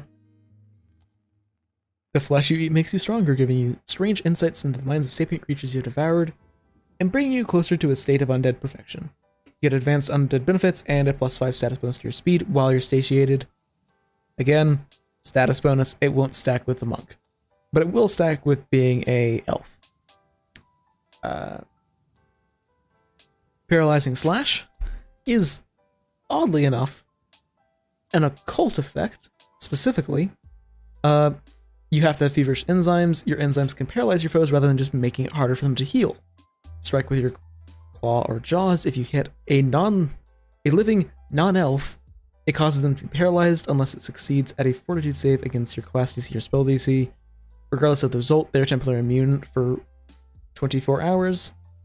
The creature that becomes paralyzed can attempt a new save to end the paralysis at the end of each of its turn, and the DC decreases by 1 on each save. This is incapacitation, as expected, because a normal ghoul's paralysis has that trait. That's very good. That is amazing, actually. I mean, yeah, it is incapacitation. But there's no real problem with just trying it. You're still attacking them. And, I mean, paralyze is one of the strongest conditions to apply in the game. Although, this is weird to me. Why is this the ghoul archetype and not the ghast archetype? Because ghasts are stronger version of ghouls. And it just feels weird to me that, like, why did they choose the weaker version of the undead? Because, specifically, a ghast paralysis can also affect elves. That the non-elf bit is what made that come up. Sickening Bite. Your saliva causes severe nausea and mild fever. Weakening them, so whenever you critically hit someone with your jaws, they are sickened 1. If you're satiated, you can end your satiation to make them sickened 1 on a regular hit instead. That's pretty good. Making them sickened 1 will make them a lot easier to hit, a lot easier to crit. I don't know if it'd be worth losing the satiated buff, though hopefully, if you're biting someone, they're not going to be around for very long, and they'll be satiated soon enough.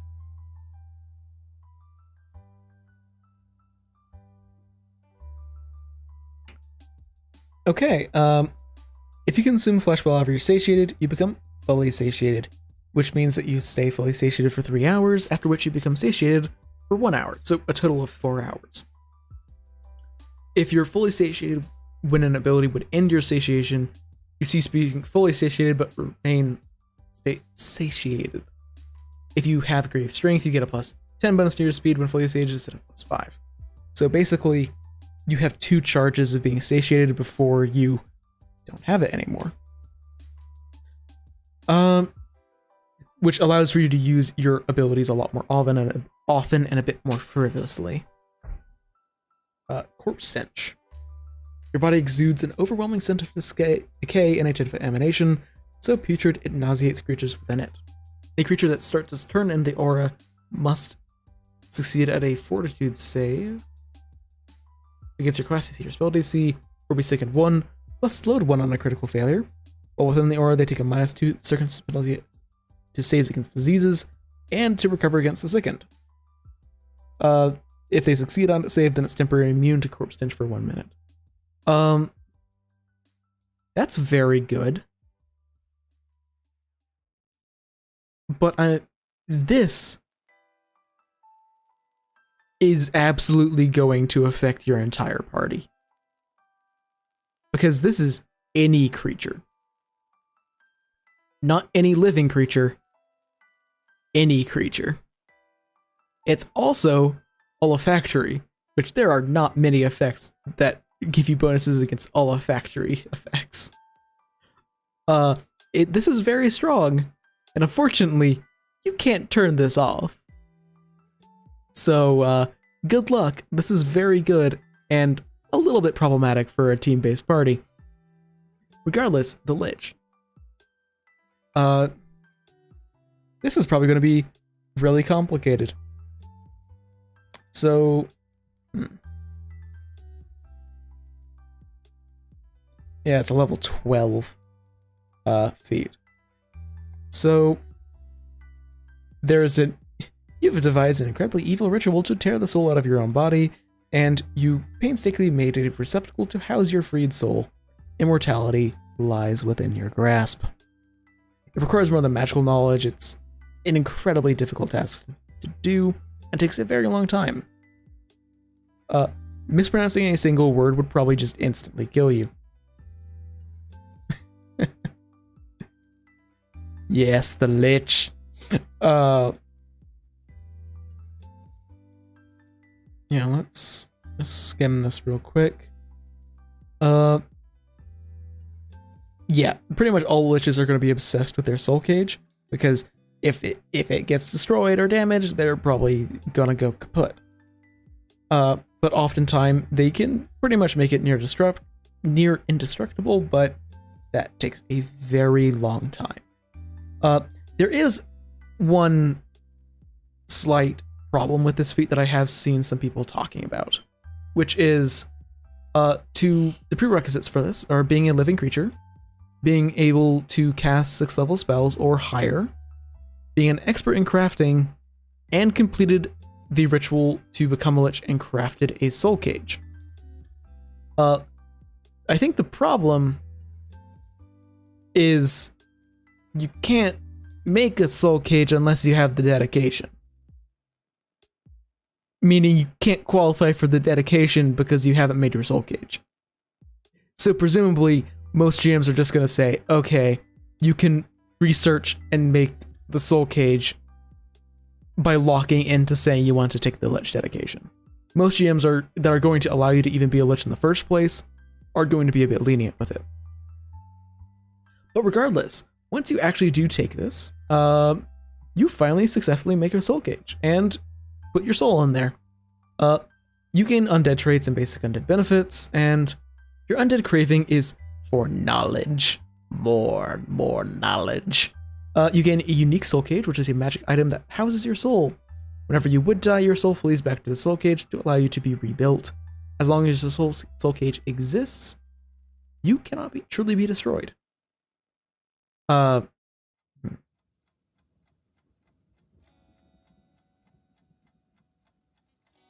Yeah, okay, so Drain Soul Cage. You have to have Drain Bonded Magic Item, or Drain Bonded Item, in a spellbook, meaning you're a wizard.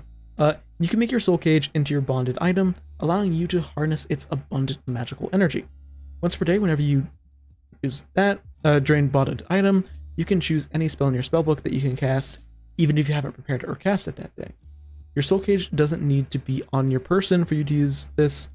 If your Soul Cage is broken or destroyed, you can't use Drain Soul Cage. Even if you can Drain Bonded Item more than once per day, you can still only choose a spell that you haven't prepared and cast once per day. So basically, if you are a wizard, you get a lot more flexibility in what exactly that you can cast. Which, yeah, that's sick. Enshroud Soul Cage, though, is more of a defensive ability, as you surround your soul cage in obfuscating illusions and protective abjurations to hide it from your energy. You disguise your soul cage as any non-magical object of the same bulk, and it gains the effects of magic aura and non-detection. These effects have unlimited durations and are heightened to half your level rounded up, and use your spell DC against any attack to counteract them. The magic aura makes your soul cage appear non-magical, and you can ignore the effects of any of these spells when dealing with your own soul cage. And you are mentally alerted whenever your soul cage is damaged. So, if you really want to keep your soul cage safe, which you do, you're a lich, this is a great option for keeping it hidden. Hand of the Lich, though, is a little different. Negative energy intensifies your undead form and makes your very touch the antithesis to life. You gain the advanced undead benefits, and the damage die of your fist increases to 1d6 instead of 1d4, it deals negative damage instead of bludgeoning, and it loses the non-lethal trait, and it becomes magical. Whenever you critically hit a living creature with your fist strike, this creature is slowed 1 until the end of your next turn, unless it succeeds at a spell DC, or a fortitude save against your spell DC. And this is a critical specialization effect. Actually, looking at this, if you already have access to the critical specialization effect of brawling weapons, this is basically the same. This is basically the powerful fist class feature, except it changes it to negative damage. Okay, yeah. I wasn't exactly sure how they would implement this. This is pretty good for a monk, but it basically just turns their damage into negative damage instead of bludgeoning. Okay. I had heard a little bit about this beforehand, like from months and months ago, so I wasn't sure exactly how viable a monk lich would be. It's still pretty good, but I wasn't sure if it was just an automatic effect. Okay. Bolster Soul Cage. Sorry if I'm fading a little bit. I've been talking constantly for 3.5 hours. So, Bolster Soul Cage, you have to be legendary in crafting, which is feasible at level 16. Your constant efforts augment and perfect your Soul Cage have bolstered its efficiency. It has hardness equal to your level and HP equal to 4 times your level. The time it takes your Soul Cage to rebuild your body is reduced from 1d6 or to 1d6 days instead of 1d10. At level 20, it takes your Soul Cage 2d12 plus 12 hours to rebuild you, which is obviously very fast. Minimum 14 hours after death, you're back in at it, baby. So, Spell Gem. Again, have to be legendary in crafting. Not that surprising, you're making a very, very complicated item. Inspired by the degenerate Jimmy Liches your kind sometimes devolves into, you've embedded a gem into your brow, infusing it into necrotic flesh. This has been specifically calibrated to hold one of the following spells: Repulsion, Scrying, or True Seeing. You must decide which spell your gem contains when you take this feat. Changing the spell requires retraining the feat. Once per day, you can drain the spell's magical energy to cast the spell without expending a spell slot. At 18th level, you can heighten whichever spell you chose to 7th level. At 20, you can heighten it to 8th. Regardless of what spell you choose, you can instead drain the magical gem's energy to cast an 8th level spell turning without a spell slot. Okay. I mean, those are all very good spells to have. Like, if you can just have those in your back pocket at any given time, those are good ones to pick. At level 18, Frightful Aura, you have to be a master intimidation, and you're surrounded by a palpable palpable sense of menace and power that's terrifying to behold. It's a 15-foot emanation, and whenever an enemy enters or ends its turn in the aura, it must attempt a will save against your spell DC or class DC. If it's a success, it's temporarily immune, and nothing happens. Failure, Frightened 1. Critical failure, Frightened 2. Having a constant fear aura is very good, because hopefully as a lich, you don't want things to be next to you. If you do want them next to you, hopefully you want them to be frightened so you can get them further away with all kinds of horrible spells. Okay. So. What exactly is a soul cage?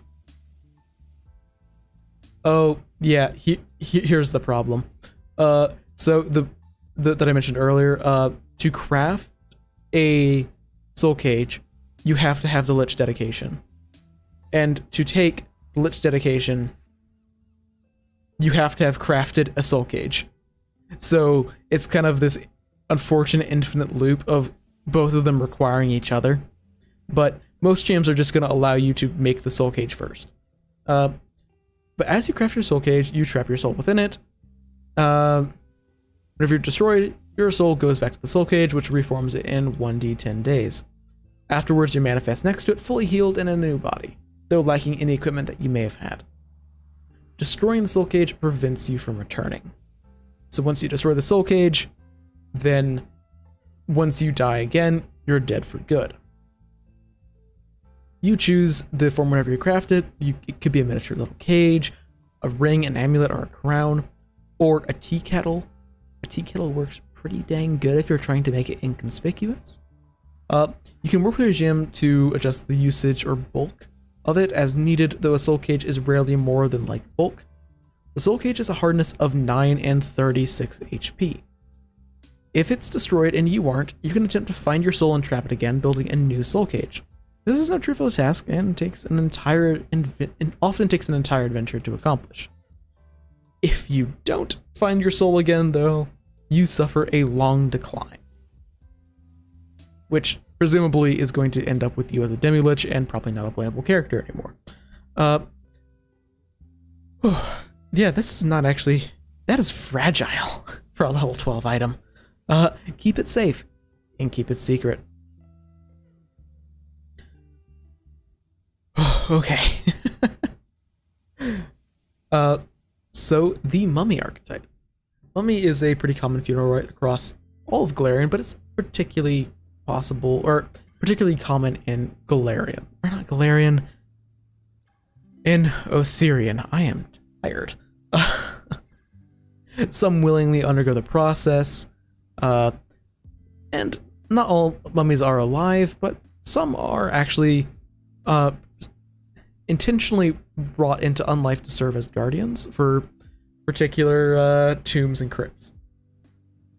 And also, out of pretty much everything that we've discovered so far, death by mummification is especially bad, as you have to be kept alive throughout the entire process to come back as an actual mummy, and it involves removing all of your internal organs. Yeah, the Soul Cage is very much a you have to use it rules as intended, but rules as written, it's just garbage. I can't wait for the Magus Arcane Cascade to actually get eroded to be functional. Technically, mummies can also be produced naturally. Yada yada yada. So, mummy dedication, you had to be dead and were mummified by natural or ritualistic means. You gain the mummy and undead traits as well as basic undead benefits. Many effects that harm the living are less effective against you. Unfortunately, you are also highly flammable. You gain toughness, but are also gain fire weakness equal to half your level, which is not good. Your fist draws moistures from the living by touch, making it more damaging and deadly.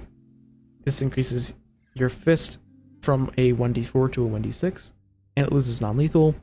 Finally, you become supernaturally bound to the dominant terrain from which you were created, either because you were formed naturally from the weather, or because of the local ingredients and methods used in intentional mummification.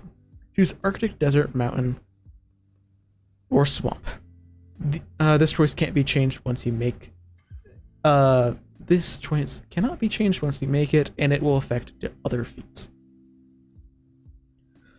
Okay, so at level 4, one with the land, your connection to your bound terrain strengthens, making you unhindered by local weather.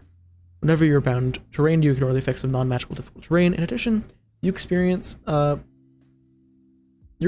from your bound terrain lets you ignore circumstance penalty to visual perception checks and ignore concealment caused by certain environmental effects.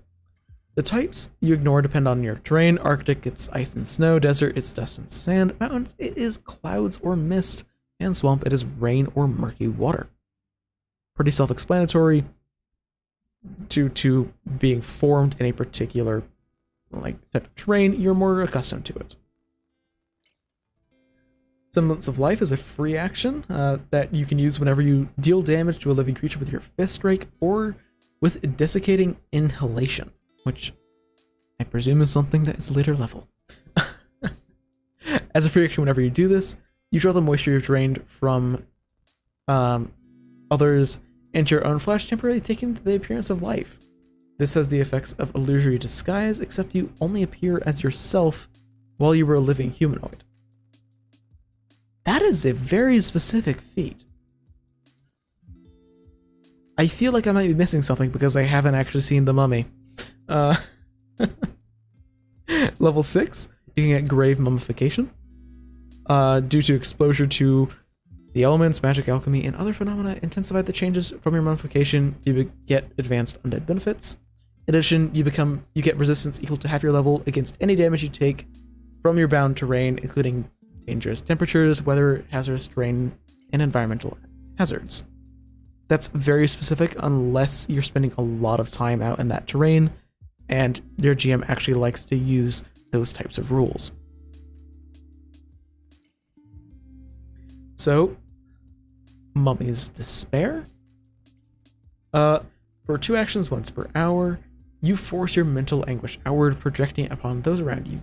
You get an Aura of Despair and a 30-foot emanation that lasts for 5 rounds, which is, in all honesty, that's probably going to be most of a fight.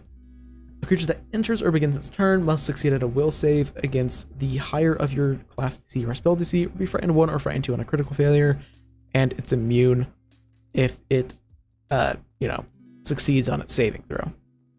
It's a pretty iconic ability of mummies and TTRPGs, so it makes sense that it has it. A Cursed Touch, level 8 feet.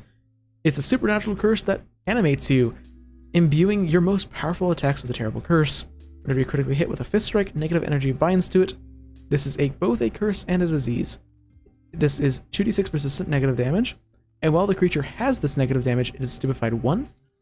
This increases, the persistent damage increases by 1d6 at level 14 and level 20. And this is a critical specialization effect. Oh, that is some sick art, actually. Okay. We're getting towards the end of it. Oh god, I just looked over on the left. Oh god. Oh god, there's so many left. That's the right. God, I am tired. So, Storm Shroud. These are just going to be first impressions and less deep dives now. 2 actions once per hour. You can surrounded by a swirling storm of rain, sand, snow, or clouds, whichever suits your bound terrain. This actually has the traits appropriate to Storm Recreate. You become concealed for a full minute, and you can't use this to hide. Getting concealment for a full minute once per hour is genuinely amazing. Concealment is a really consistent way to give yourself a defensive buff at a high level. This is genuinely great. Channel Rot. You have to have a Cursed Touch. Now, the benefits of a Cursed Touch apply to any melee weapon instead of only your fist attacks.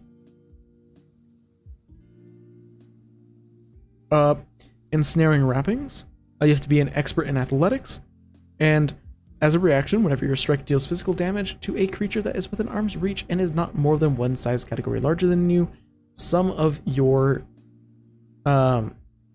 wrappings loosen up to try and grapple them, meaning that you make a grapple attempt as a reaction.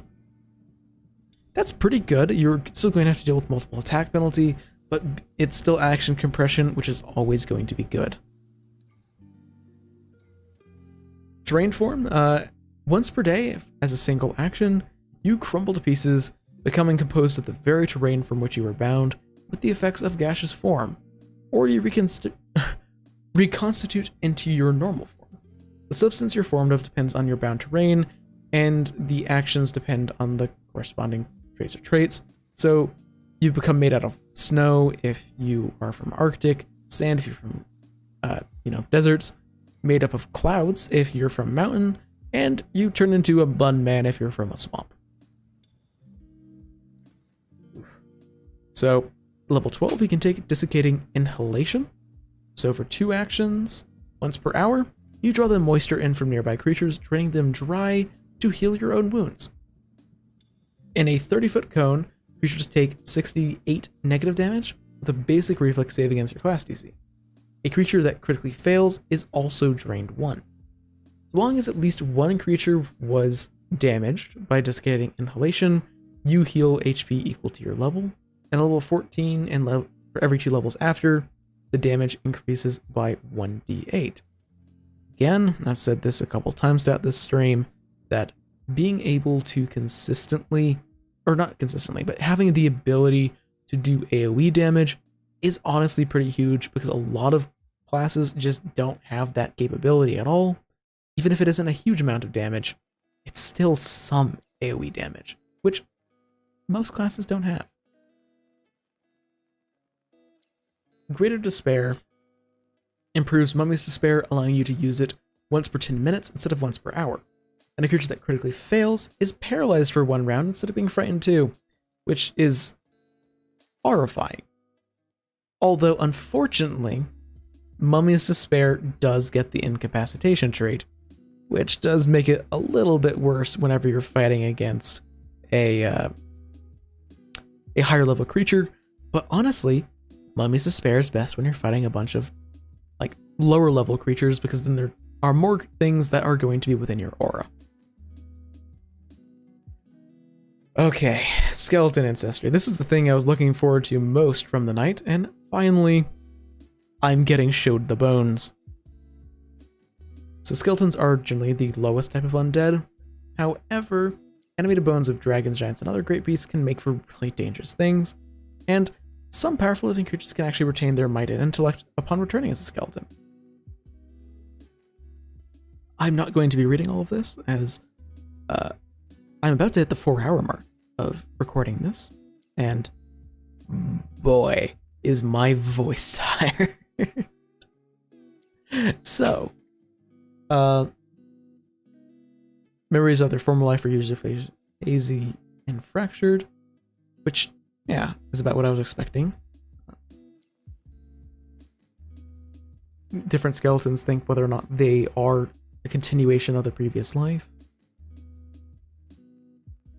Skeleton adventures also set themselves apart as being as flamboyant as possible. Other carve tattoos into themselves. They might work harder. Wade into danger.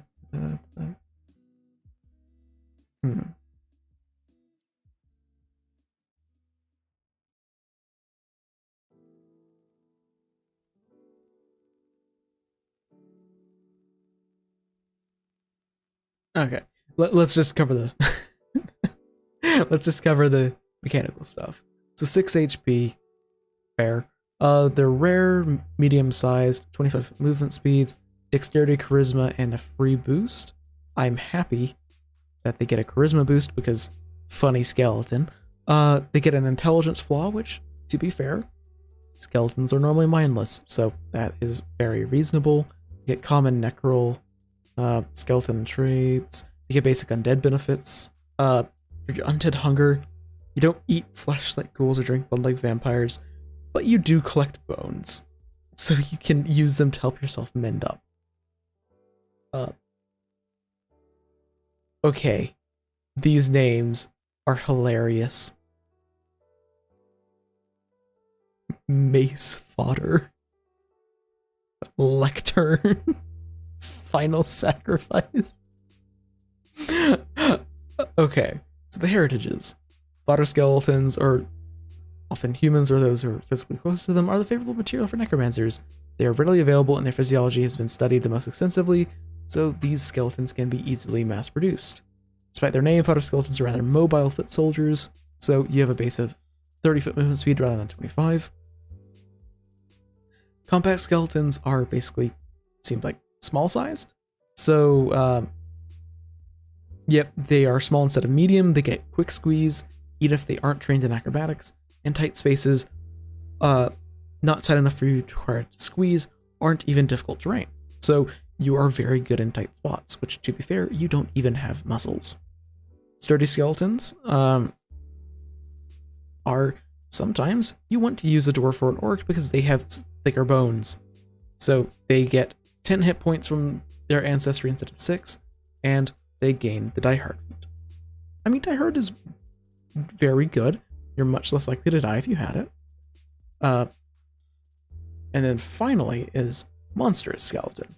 Inhuman skeletons are often created for both deadly physical attacks and their terrifying appearances.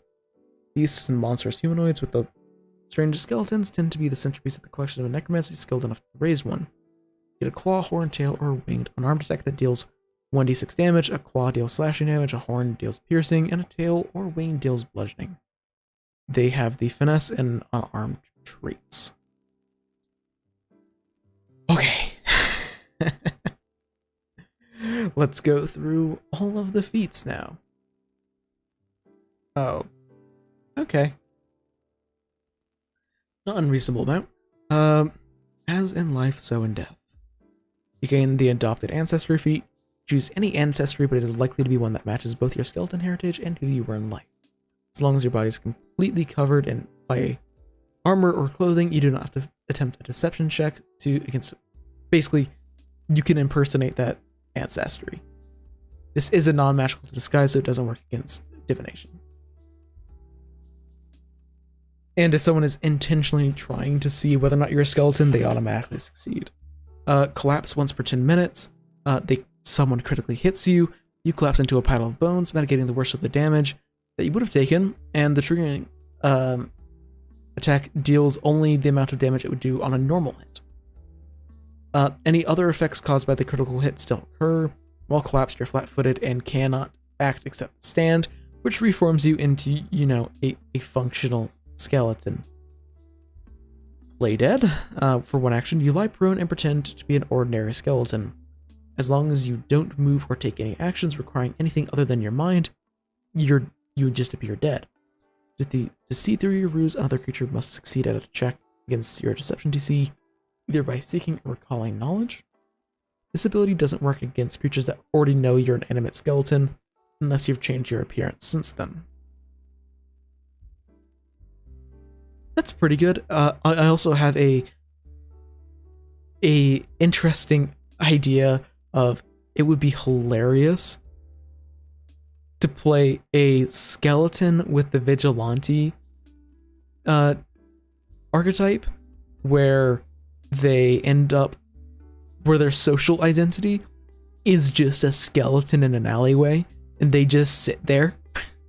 That's their entire social identity. There's no way the Caped Marauder could be the skeleton behind a like, there's no way that this super cool vigilante could ever be associated with the corpse in the alleyway. Or the corpse at the bottom of a river. But that's just a stupid character idea that I have been thinking of. Undead empathy. You have a stronger bond with undead. You can use diplomacy to make an impression on mindless undead, or make simple requests of them. As long as there aren't any living creatures nearby, they usually let you speak.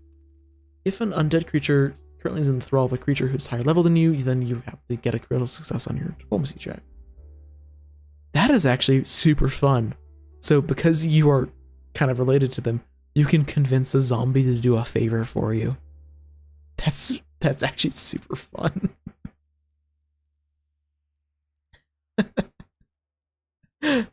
Past life. Trained in a skill of your choice, an additional lore feat for a lore subcategory tied to your previous life. That's good. It's not super fancy, but it's good. Additional lore is a great feat if you choose a good lore. So that's good. Not much really to say. Well armed, I have been spoiled about this one. It is glorious. Your detachable limbs offer flexibility. You interact to remove one of your arms and wield it in your other arm, increasing your reach by 5 feet for any one-handed weapon that you wield in that arm. If your next action is to strike with that weapon, anyone who are outside of reach before you've yanked off your arm are flat-footed against your first attack. You don't have, while you have yanked off your arm, you don't have a free hand. You can interact to reattach the arm whenever you want, but this allows for you to increase your reach with, have a whip in one hand, then wield that hand in another hand, and now you have a 15-foot reach. Or you can just be a monk, and flurry of blows someone with your hand that is being held by your other arm. Moving on to level 9 ancestry feats. Bone missile. Your ribs use as arrows or bolts. Whenever you draw a rib, you lose 2 HP, and the projectile deals 2 extra negative damage if you strike with it before the end of your next turn. HP loss and extra damage both increase by 3 at level 12 and up to 4 extra damage at level 19. Your ribcage does magically replenish, and any rib that you draw crumbles to dust after being used for a strike, or at the end of your next turn, whichever comes first. Presumably, you drink some milk. Your rejuvenation token. You You tie yourself to the material plane by implanting a piece of your consciousness into a weapon, piece of armor, or other item that is precious to you. As long as this item is intact, even if your body is destroyed, you can be restored to the exact same state as you were last time whenever you made daily preparations for the subject. Possession. Soulbound object can be used for raise dead, resurrect, or summon magic. This warps the spell to bring you back to your skeletal undead state rather than bring you back to life. Pharasma can't prevent you from returning to your life. Whenever you return, you permanently lose a memory that was precious to you, in addition to any other side effects of the spell that brought you back.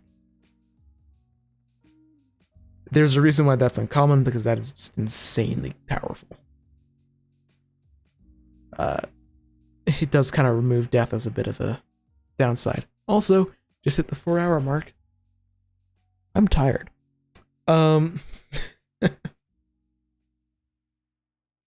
Just 2 more archetypes after this. Okay. Skeletal resistance. You become resistant to cold, electricity, fire, piercing, and slashing damage. That is incredibly good. Like, these 3 alone, this would be a good feat. And then they added on piercing and slashing, without giving you a weakness to bludgeoning damage. This is an insanely good feat, as long as you don't have any other conflicting sources of these resistances. Skeletal transformation. You rearrange your bones into a bestial shape. Once per day, you can cast animal form as an innate divine spell. Whenever you cast it, you choose the spell's level, 3, 4th, or 5th. Battle form looks like a skeletal version of that animal. In this form, you gain the benefits of retain the benefits of any skeleton feats that do not require the use of hands or the ability to communicate. Also, he's got style. Oh, I love him. So, skeleton commander, you have to be an expert in religion. This is uncommon. You gain the ability to summon your own skeletal minions. Learn the create undead rituals. Create 3 different types of undead for which you make the prerequisites. They must have the skeleton trait or be other skeletal the undead agrees to. You can't teach these to anyone else, and you cannot participate in any ritual while anyone else is the primary caster. Get a bonus on the checks to create the ritual, and you could also perform at the age of a secondary caster. That's pretty good. Unfortunately, it's still pretty expensive to create a skeleton that would be able to be useful in combat by level 13, because creating undead is incredibly expensive. But you can't just raise a bunch of little lesser skeletons that are mindless to have them do your bidding. Because if you take the undead empathy, even if they don't become friendly to you, you can still ask them to do things for you. Bone Swarm. Once per day for 2 actions, you scatter your body into a whirling storm of bones for up to 2 minutes, or until you spend a single action to return to normal shape. You become a huge-sized creature, gain the swarm trait, and gain a fly speed of 40 feet. As a swarm, you're immune to the grapple, prone, and restrained conditions. You have a weakness 5 to area and splash damage. You can occupy the same space as other creatures, and must do so to use your damaging ability. As a 2-action activity, you can deal 10d6 bludgeoning damage to all creatures sharing your space. A basic reflex save.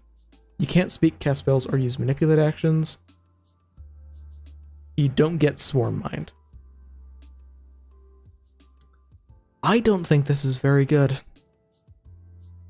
Normal swarms, for normal swarms, their damaging effect, like their damaging ability, is 1 action. Which, that is terrible. So this being 2 actions makes it, I mean, yeah, you can do area damage, but you're giving up your ability to cast spells and basically use any of your other class abilities for 10d6, which isn't actually all that much by level 17. Yeah, that's a little lackluster. Necromantic Air, though. Your affinity for negative energy. Oh, once per hour, 6th level harm? Yeah, you can use that to heal yourself up really fast. That's actually really nice.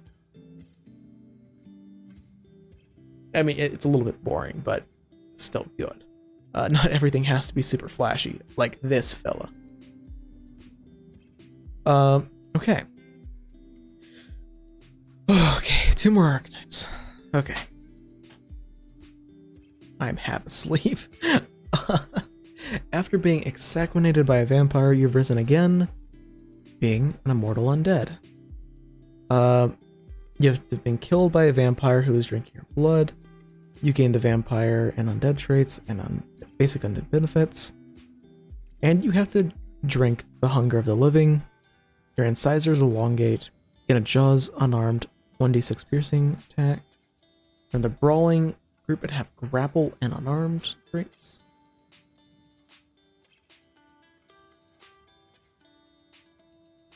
You gain revulsion and sunlight vulnerabilities detailed on page 59. Well, technically... Oh, that is 59. Okay. Let's read those.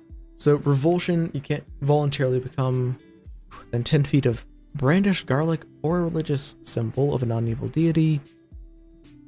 The creature must interact with brandish garlic or holy symbol for 1 round. If you involuntarily become within 10 feet, you gain the fleeing condition, running from the subject target until you end an action without 10 feet. After 10 feet... So basically, once you become exposed to it, you can attempt a DC 25 will save as an action. And if you succeed, you don't have to deal with it for 1d6 rounds or an hour if you crit. If exposed to direct sunlight, you immediately become slowed 1. The slowed value increases by 1 each time you end your turn in sunlight.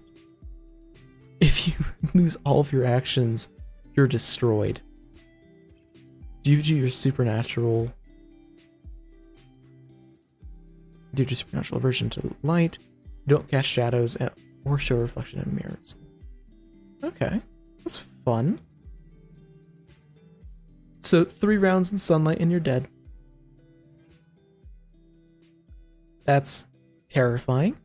You can also drink blood. You have someone grabbed, paralyzed, restrained, or unconscious, or willing.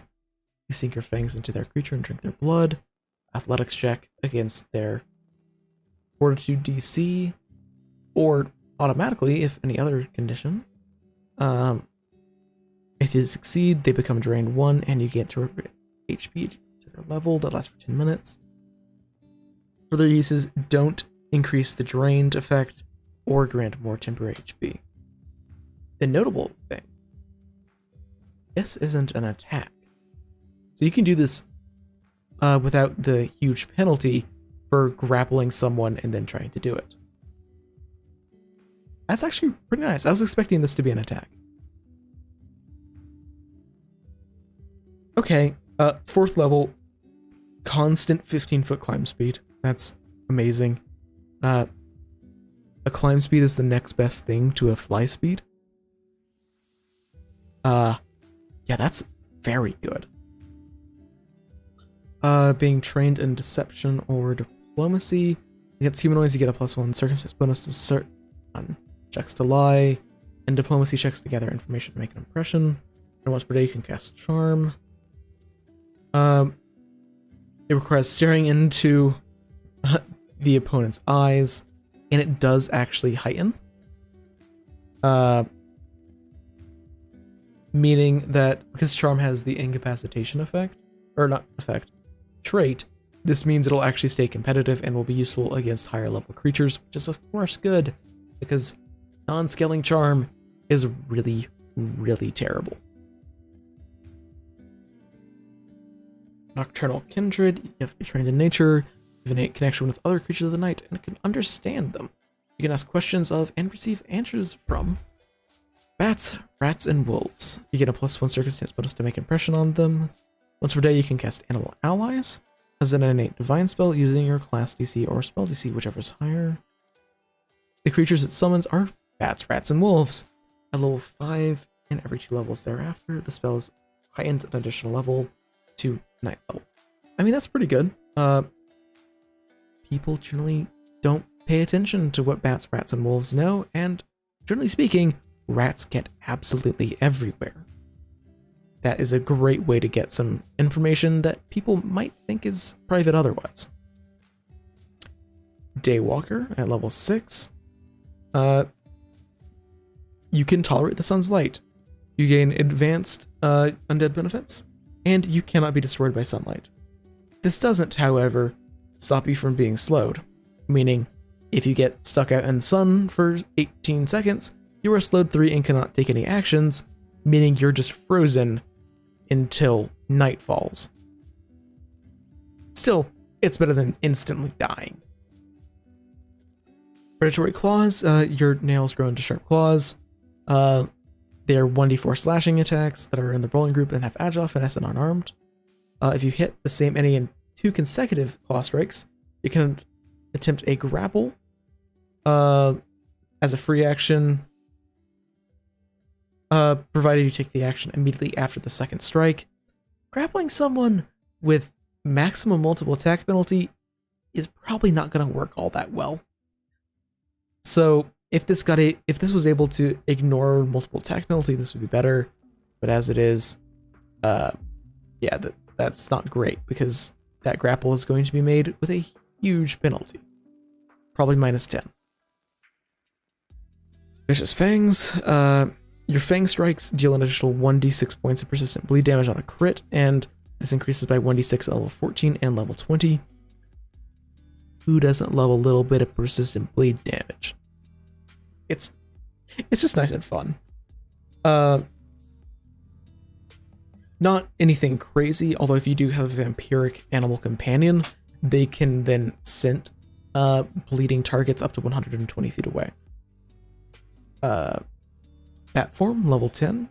You can turn into a bat. It's 4th level pest form. You can do this once per hour as one action. At 14th level, you can instead get 4th or 5th level aerial form to instead turn into a bat. But that does take 2 actions. Level 10. Once per day, you can use Turn to Mist to use Gaseous Form. Gaseous Form is a very strong spell. It's amazing for escaping, amazing for just, in general, getting around. This is very good. Level 12, Coffin Bound. You bind your spirit to a coffin filled with the soil of your homeland. If you rest inside your coffin for 10 minutes, you regain hit points equal to your con mod times half your level. You can still be healed in other ways during that time, though you're unconscious and unable to heal yourself. You might be able to refocus while resting, depending on if it's a type of refocusing that you can do while you're slumbering. If you would be destroyed, you instead remain near death. This doesn't change your dying or wounded value, and you remain unconscious. After 1 hour, you're destroyed, but if you're brought back to your coffin, you avoid destruction. And if you spend an hour in there, you get 1 health and lose the dying and wounded conditions. This is incredibly strong. Your coffin can't heal you if you're staked to the chest. You can only be staked if you're unconscious, and it takes 3 actions. Lose all benefits of this feat if your coffin is ever destroyed or the soil is lost.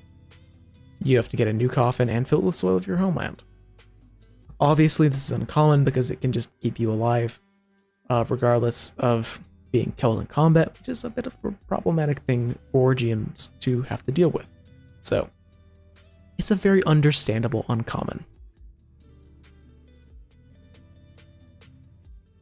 Mist Escape, level 14. You have to have Coffin Bound and Return to Mist. Trigger whenever you are reduced to 0 HP. As you fall, you automatically react. You turn into mist. This does not expend a use of Turn to Mist. And you can use Mist Escape even if you've already used Turn to Mist on the same day. You take move actions to move directly towards your coffin, even if you are at 0, though you aren't conscious, and you don't have control over how you do so.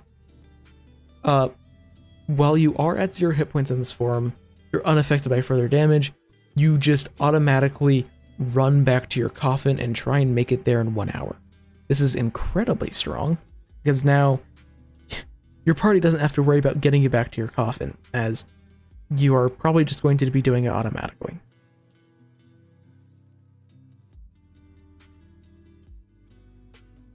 The final vampire feat is Dominating Gaze, which requires manipulative charm. As you stare into a target's eyes and enthrall them, you shatter their free will. Once per day, you can cast a 7th level Dominate as an innate spell using your class DC or spell DC. This gains the visual trait, as you know, you have to stare into their eyes, and this heightens at level 18 and at level 20.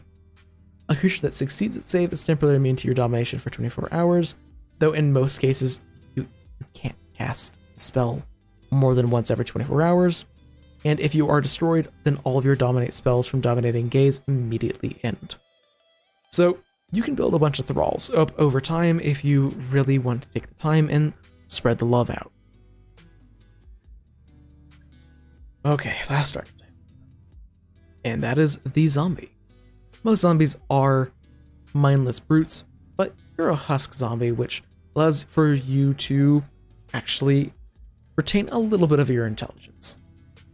Your body continues to rot all the time, and you constantly smell. And over time, you start, fading away.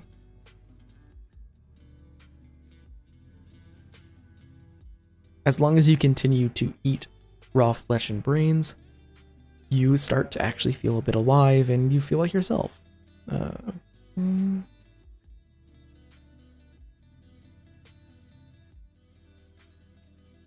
You get Bashing Charge, Combat Grab, Crushing Grab, and Corpse Stench.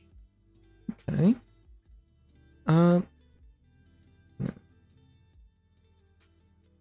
Get Undead and Zombie traits and basic Undead benefits. You're not mindless, reduce all of your speeds by 5 feet, and your fist loses non-lethal. Your body continues continual maintenance to retain at its best. Each day after your rest period, your body is deteriorated due to natural decay. Additionally, some zombie abilities allow you to push for greater effective exchange for deteriorating your body. While your body is deteriorated, you're slowed 1. You can take 10 minutes checking up and repairing your joints and other weak parts to recover from that. You can perform these repairs as part of your daily prep. Because it's the natural result of your body functions, you cannot remove the slowed conditions through any other means. And you crave the flesh of the living, gaining a 1d8 piercing jaw attack. You can only use your jaws attack against a creature that is grabbed or restrained. Yeah, being slowed 1 for having your body deteriorated is entirely realistic, and also cripplingly bad. Level 4, you can get Ankle Biter. You fight just as well on the ground as you do standing up. If you're prone, you're always considered taking cover against range attack. You don't have the status penalty on your attack rolls for being prone, and you get a bonus on athletics checks to trip other people. You can also choose to move up to half your speed whenever you crawl. You can move up to your full speed. You can instead move up to your full speed whenever you crawl, but you have to make a DC 6 flat check or you deteriorate, becoming slowed 1. That's weird. I mean, it fits for zombies because there's always that one shot in every zombie movie of zombies crawling towards the camera. But I don't know how often people are going to be intending to be on the ground. Feast, level 4, 2 actions. You're adjacent to a restrained or unconscious creature or a deceased creature that died in the last hour. You go to town on that man. You feast on them. If the creature is alive, you deal damage equal to your jaws damage. Whether or not it's alive, you gain temporary hit points equal to half your level that lasts for 1 minute. You can instead gain temporary HP equal to double your level, but you have to succeed at a DC 6 flat check or you deteriorate. I mean, that it can be a lot of temporary HP, and who knows, that might be the difference between surviving or dying.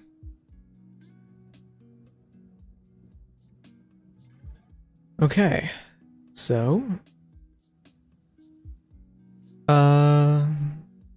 Ravenous Charge. You hurl yourself into the fray, teeth gnashing. You stride at the end of your movement. If you're within melee reach of a living creature, you make an athletics check to grapple.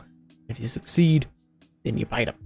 This is pretty good, although do keep in mind that your jaws strike is going to be at a multiple attack penalty, so it's not gonna be ideal, but considering you can only use your jaws against someone that you have grappled, it's understandable.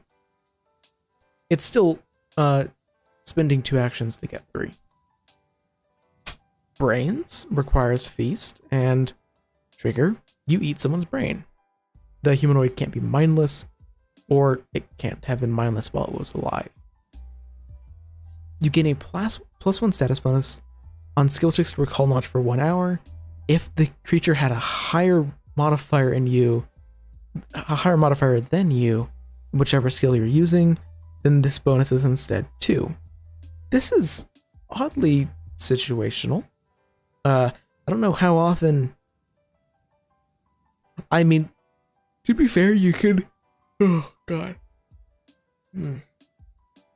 It might be useful, and it's still really funny.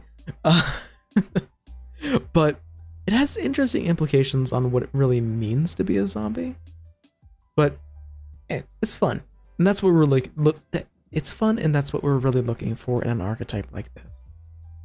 Numb, as your body continues to rot and putrefy, your senses deaden, and your undead power grows. You gain advanced undead benefits, as well as a +1 circumstance bonus on saving throws against emotion and pain. While your body's deteriorated, this amplifies in 2 ways. Your circumstance bonus from this feat increases to +2, and if you roll a success against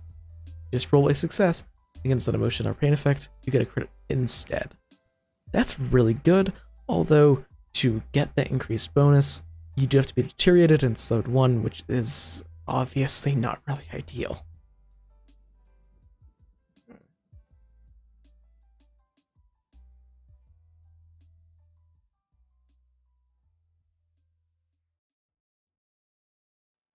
Oh, this is weird. So Out of Hand is level 8 feat, where when an arm is severed from your body, it gets the minion trait. And while severed, the limb has the statistics of a familiar without any familiar or master abilities, and its speed is 5 feet, and it can't go more than 100 feet from you. It can interact with things, and it can still make unarmed strikes, as if it were, still attached to your body. So a monk can cut off their arm, throw it at someone, and then have the arm punch them. It shares a multiple attack penalty.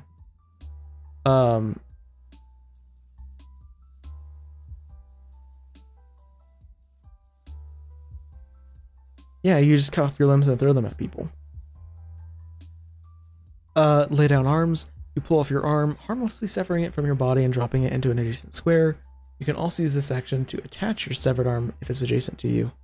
It becomes as normal, and it takes 10 minutes if it was reduced to 0 HP. So you can throw your arm at someone and then have it beat the shit out of someone for you. That is hilarious. For 2 or 3 actions, if you have the Shamble feat,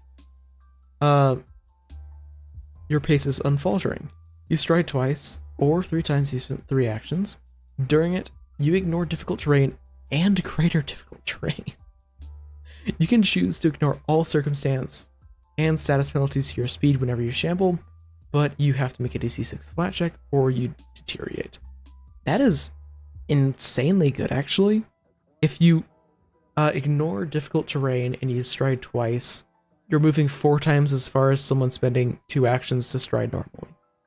Because you just don't care and you move through everything that you're moving. Like, you're moving through difficult terrain without a care in the world. Unkillable is a reaction once per hour whenever you would be reduced to 0 HP. You're reduced to 1 HP instead of 0.